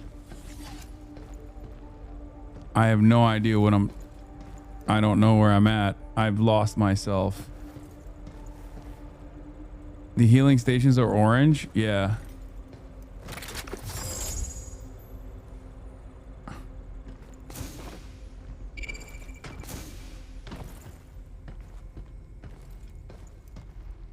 What is, oh, that's just the portal to go back.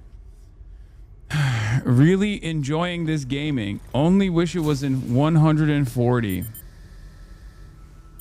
Oh, fuck. I just fell. God damn it. Bro's being botted right now, right? No, it's fucking chat behaving like bots. It's Discord has made up their minds that if they keep posting, you're so wonderful at gaming, Hasan, that it'll give me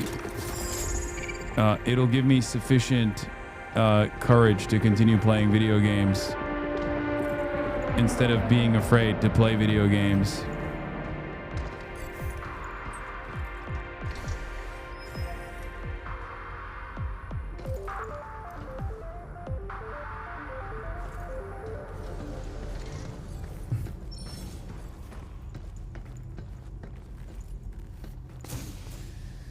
What they fail to consider is that their words mean nothing.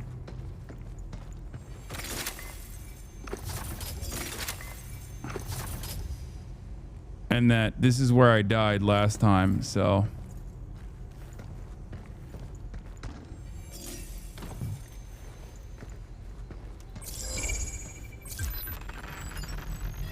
The immobilizer. This. To make bots stop moving.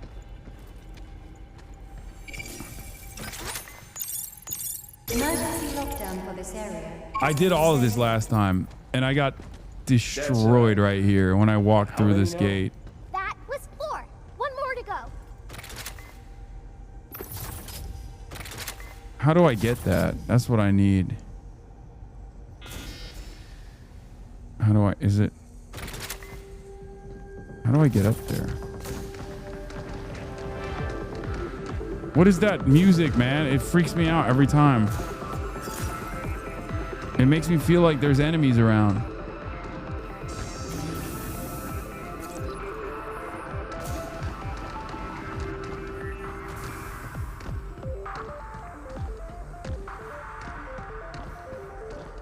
Isn't that... Don't be afraid of music. I am afraid of music because I got my ass beat last time by these goddamn monsters, dude. I hate bots. I freaking hate bots, man.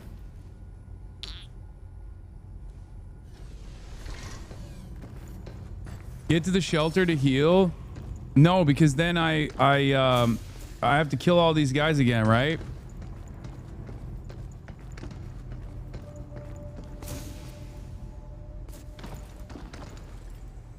Well, I guess I'm gonna have to kill these guys when I go through this thing anyway, right?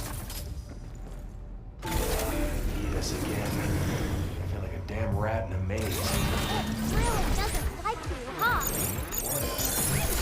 Let's just get this over with. Fuck is this? Jump to Wait, I did jump. starting hat. I got him. Fuck, one more. Shoot it where it's weak, you. Be careful. What the fuck is this?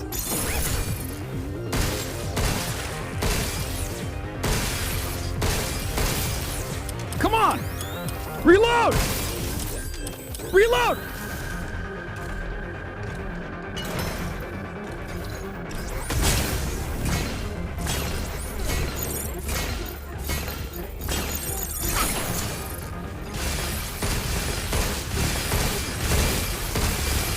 Why doesn't the stasis gun give you additional damage points or something? Come on! Jump to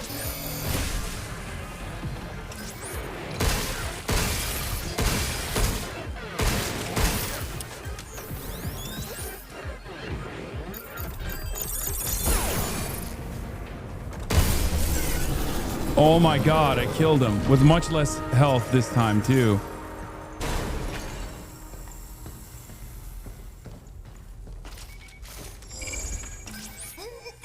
Oh shit. Emergency lockdown for all on-site locations has been disabled. You're so good at gaming, thank you. Manual reboot of the power plant controller. No chatter, thank you. Thank you for saying the truth. Now I'll take it. Now when you say you're so good at gaming, I believe it because I actually did achieve that. That devious AI enemy right there.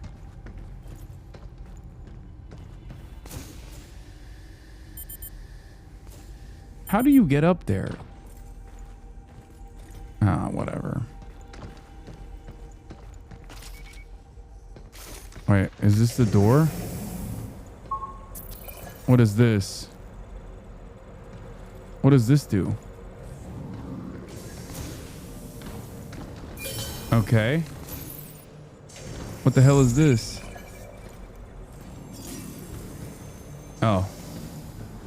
I hope dropping it down here somehow leads us back up to the top floor.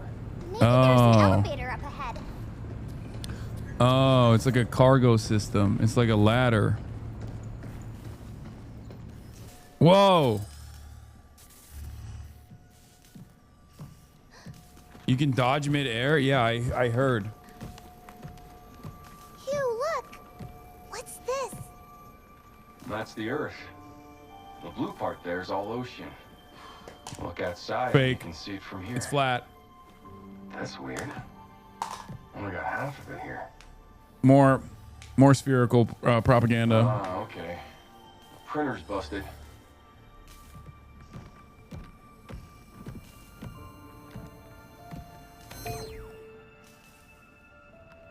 But the data here looks all right. The ocean. Water everywhere. Kind of hard to appreciate when it's just the half. Listen, we get back to the shelter, I'll whip you up a new one. Really? I want to see.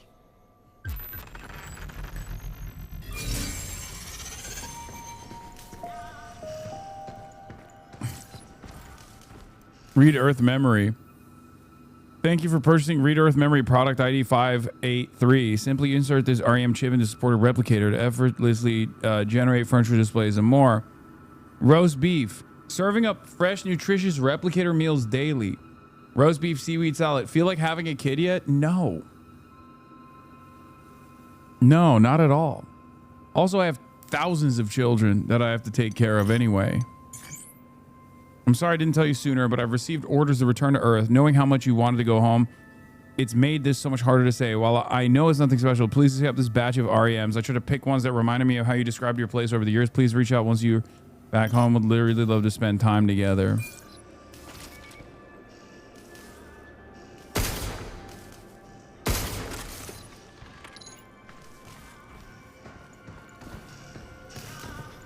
Ah.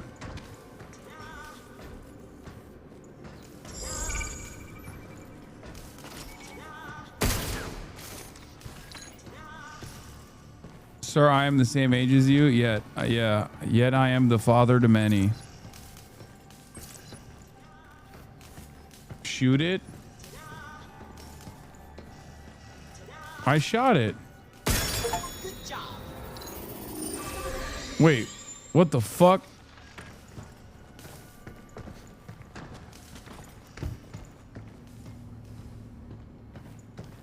Mrs. Once walks away. Damn. I gotta hurry and contact Earth.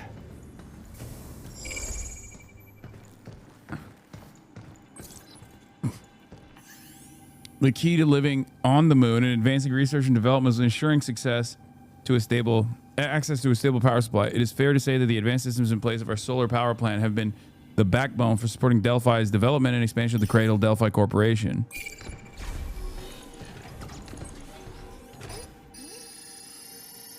Can't forget you. So the actual ways that we actually like have real checkpoints is by going back to the, like, these are like fires, right? Like Dark Souls wise, these are like the fire checkpoints, right? Is that what it is? Young Bay. Things of the solar plant are in a word quiet. Grunts like us show up in the morning, check out what the boss plan for the day, and then we spend the rest of the shift trying to look busy. Gets you thinking we're both engineers, but you ended up in the front lines of lunar development, and I wish I could be out there too. Well, no, you don't, because everyone. Leaving him bored to tears. Man, cry me a river. Are you bored too, Hugh? Nah, I'm good. Kinda hard to get bored keeping up with your chit-chat. Oh. Nice. I can use this. Upgrade. I got a cartridge holder. Now I have 2 repair cartridge capacities. Okay, okay. I dig it. What's that? Imagine if our competitors tried to break in, got their hands on lunar filament. Eaters would never let that happen. I mean, have you seen the bots it's got running around here? Intruders wouldn't stand a chance. Some of them are like freaking war machines.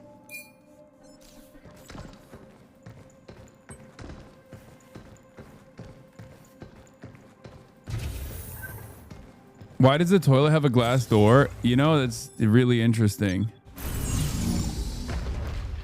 We are gaming each stream one step closer to ceasing the means of production. Not even seizing, but ceasing the means of production. Okay. Restart the main power terminal. Still the point. Oh, boom. Easy. Let's get lots of REMs and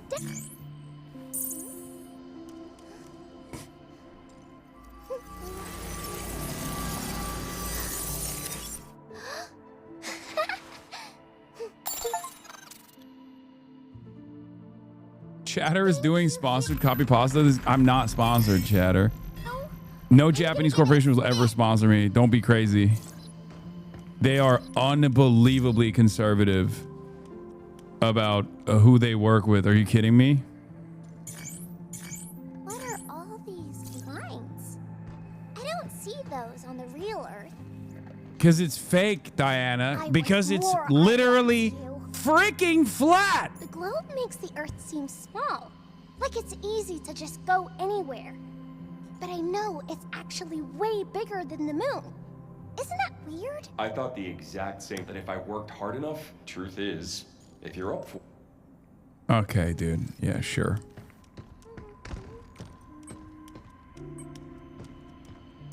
What is this thing? Mini cabin figures. We're fun little buddies. If you spot us somewhere, give us a chold and we'll beam right to your living quarters. Functionality 0. Obsession with hanging out maximum. Okay. Well done, Hasan. Why don't you tell her Santa isn't real while you're at it? It isn't. Tactical units are a class of weapons. Increased options, 8 breakthroughs, a shift in the battlefield. Wait, so now I can just like print shockwave guns and stasis nets, and I can also get thruster charges. All right, what should I use my my moolah on? Thruster charges, right? That's probably better, right?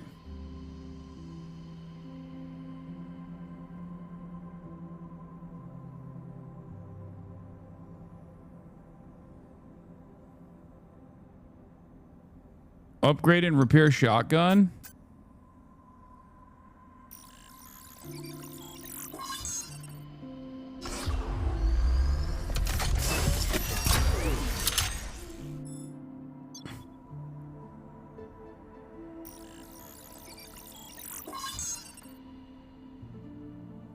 Once you unlock a weapon, you can also upgrade them. All right, sure, I'll unlock them. Whoever reads this message is a proud HasanAbi gaming watcher. Their lifespan expanded by 10 minutes. Yeah, it's true. And then this is the upgrades on the suit. What should I upgrade? Primary unit damage, right? Like, what should I upgrade, chat? I have 8.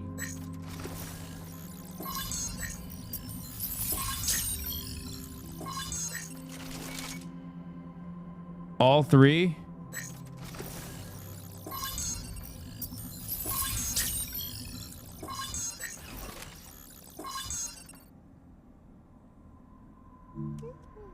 Be a glass cannon?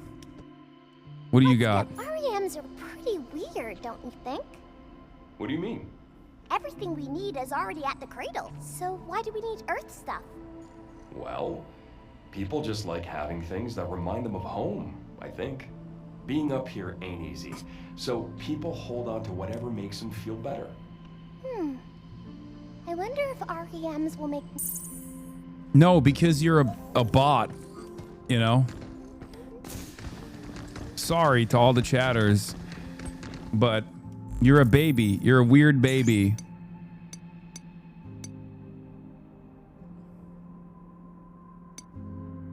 Debate the robot baby.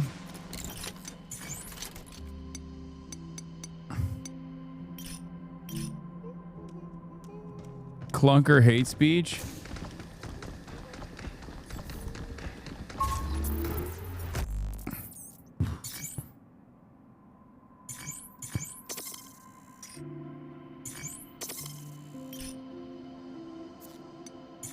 Equip mods? Oh.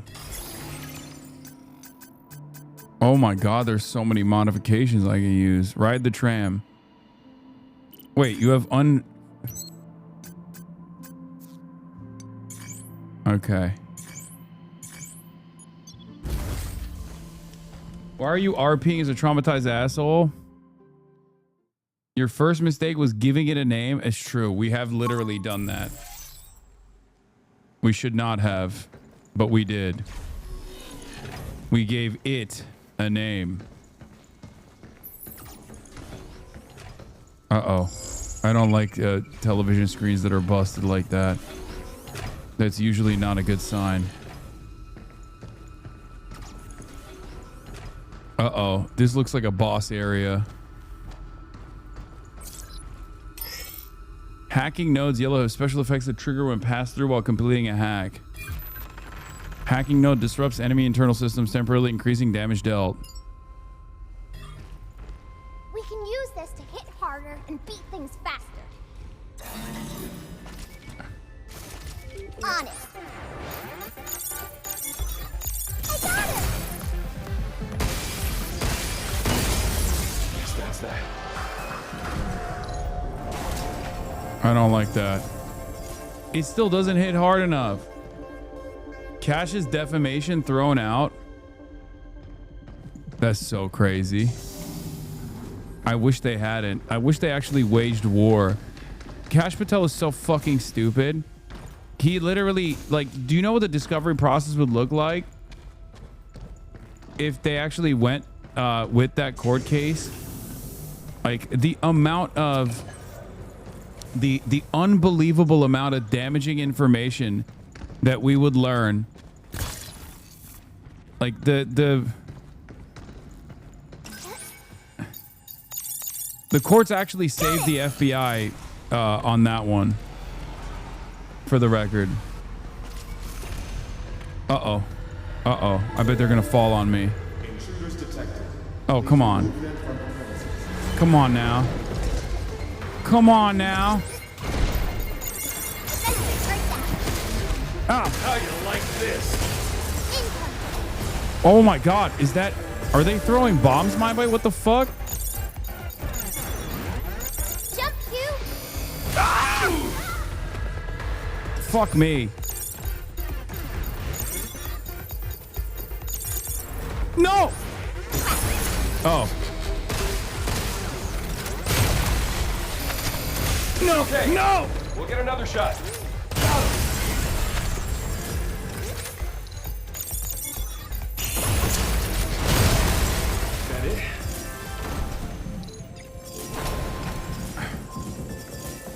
God damn it, that was tough. I'll hack the lift if you're ready. Wait, can I go here? No, I guess not. Are we there yet? Not sure. Starting to feel a bit lost. The yellow hack is a limited resource? Oh, it is? Oh, god damn it.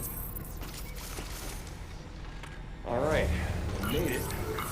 Now where do we find the main power terminal?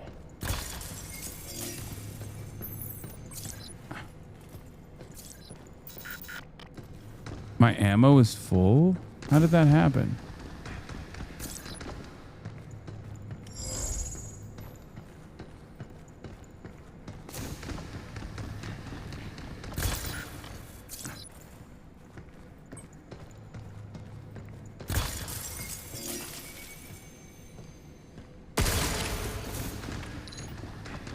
This will make it easier to hit things harder.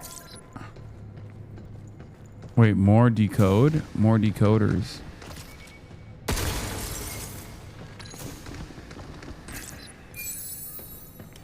Decode +3. Oh, I can't grab it anymore. I've already... There's a finite amount. The number underneath the gun is how much ammo each has, so you have to keep an eye on how many times you fire it. Yeah, it's a significant restriction. I wish there were more health modules out there. Why is your title crazy? If you're gaming? What do you mean? Because I'm a crazy gamer.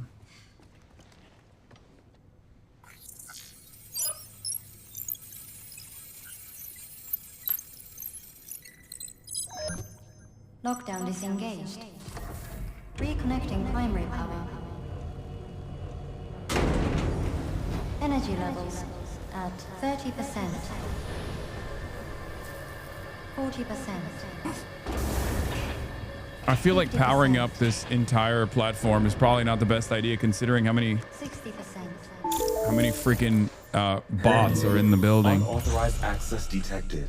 Severing primary connection. This is Edith. Unregistered guests are forbidden from this area. Initializing sector guard protocol. Oh, here we fucking go. Targets identified. Neutralizing threats. No, that's a mecha. We got a mecha bot. Neutralize us? Yeah, Diana. I feel like you should have figured it out by now that all of your homies are trying to destroy us. Any idea what the hell this is? Never seen it before. So it's not one of your pot buddies? Then I guess Okay, we can well. just go in blasting.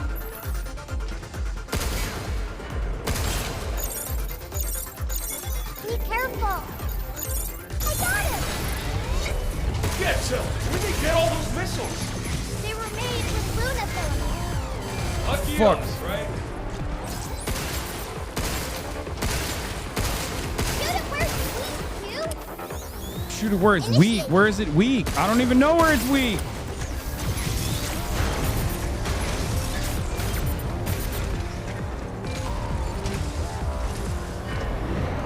Hack it? I did. No, Q. Stay away. Fuck. Fuck. I have like 5 health left. Yeah. What is it weak on? Shoot it where it's weak, Q.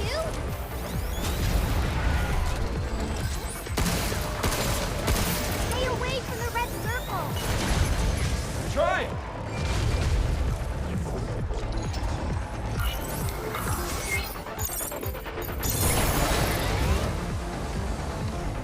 Q, watch out. Hey, who are you pushing around?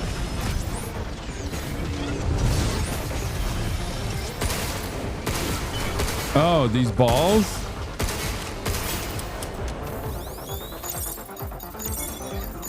Be careful. Shoot now.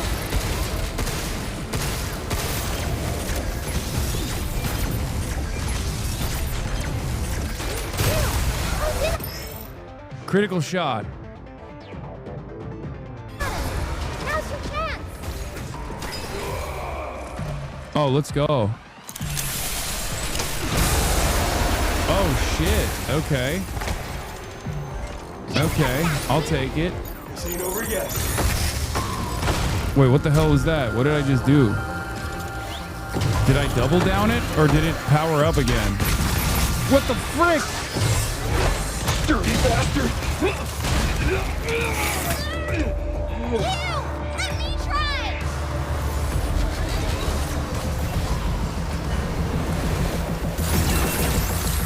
Overdrive protocol initiate. What the frick? What did I just do? Overdrive. When hacking gauge fills, Diana's ability to overdrive protocol can be activated when you use it. It opens nearby enemies, immobilizes them briefly, and deals damage. The gauge fills by hacking. Press LR when the hacking...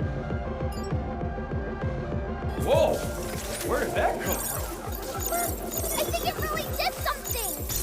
Yeah, not bad.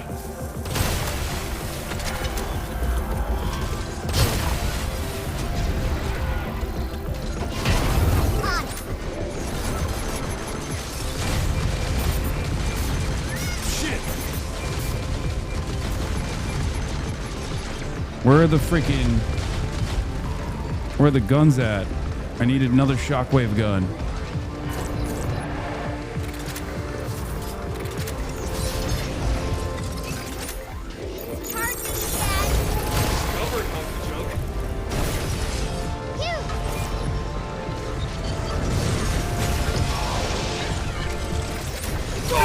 Oh God, I died. Hang in there. Hang in there. I'm freaking dead, baby. And on that note, I will be ending it here because I have a call in approximately 10 minutes. So I am going to do that. And I'm also changing the difficulty because that's far too difficult for me. However, Almost had it. However, 30 minutes. Yes, chatters. 30 minutes. Okay. It was fun while it lasted.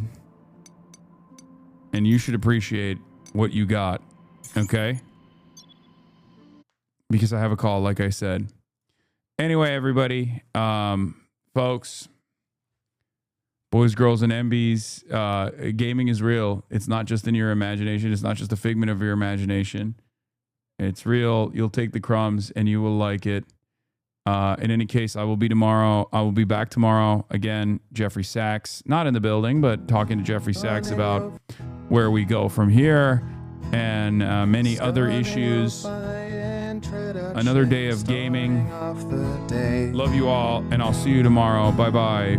All the chatter's trickling in. I'll sell people hay. Sunny Los Angeles, California, says Hasan. Stun luck to the stun luck to the topics just begun. 'Cause there he is again. Hasan is streaming. Hasan is streaming. There is again. Hasan is streaming. Hasan is streaming.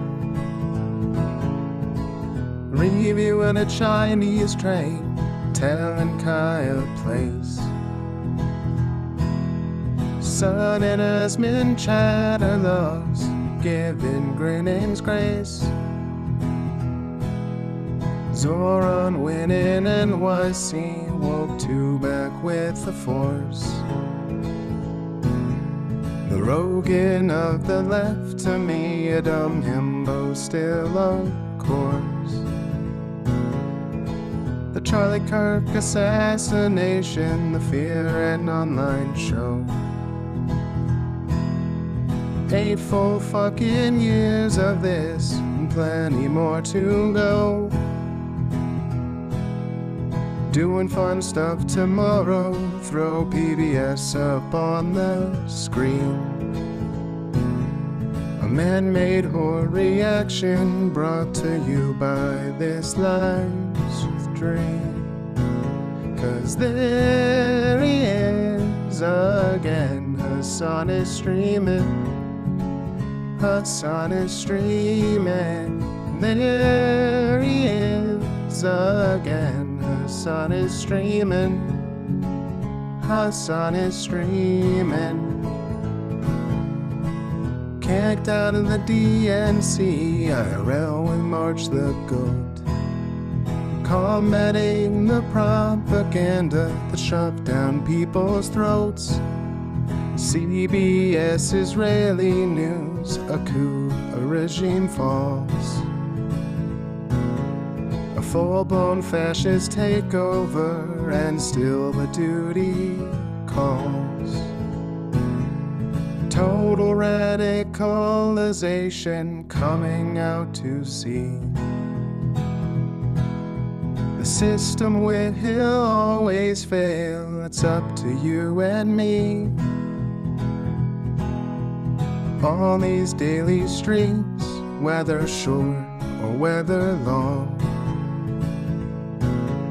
have helped millions of people keep it moving right up. 'Cause there he is again. Hasan is streaming. Hasan is streaming. There he is again. Hasan is streaming. Hasan is streaming.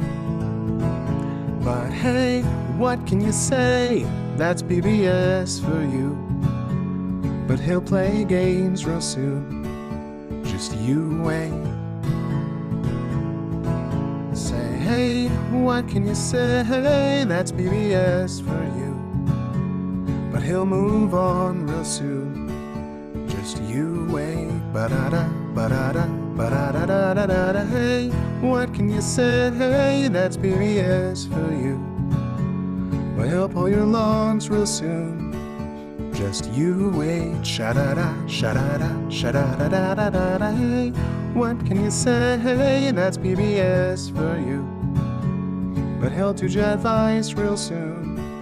Just you wait. But hey, what can you say? That's PBS for you. Brought on by viewers like you. Just you wait. Just you wait.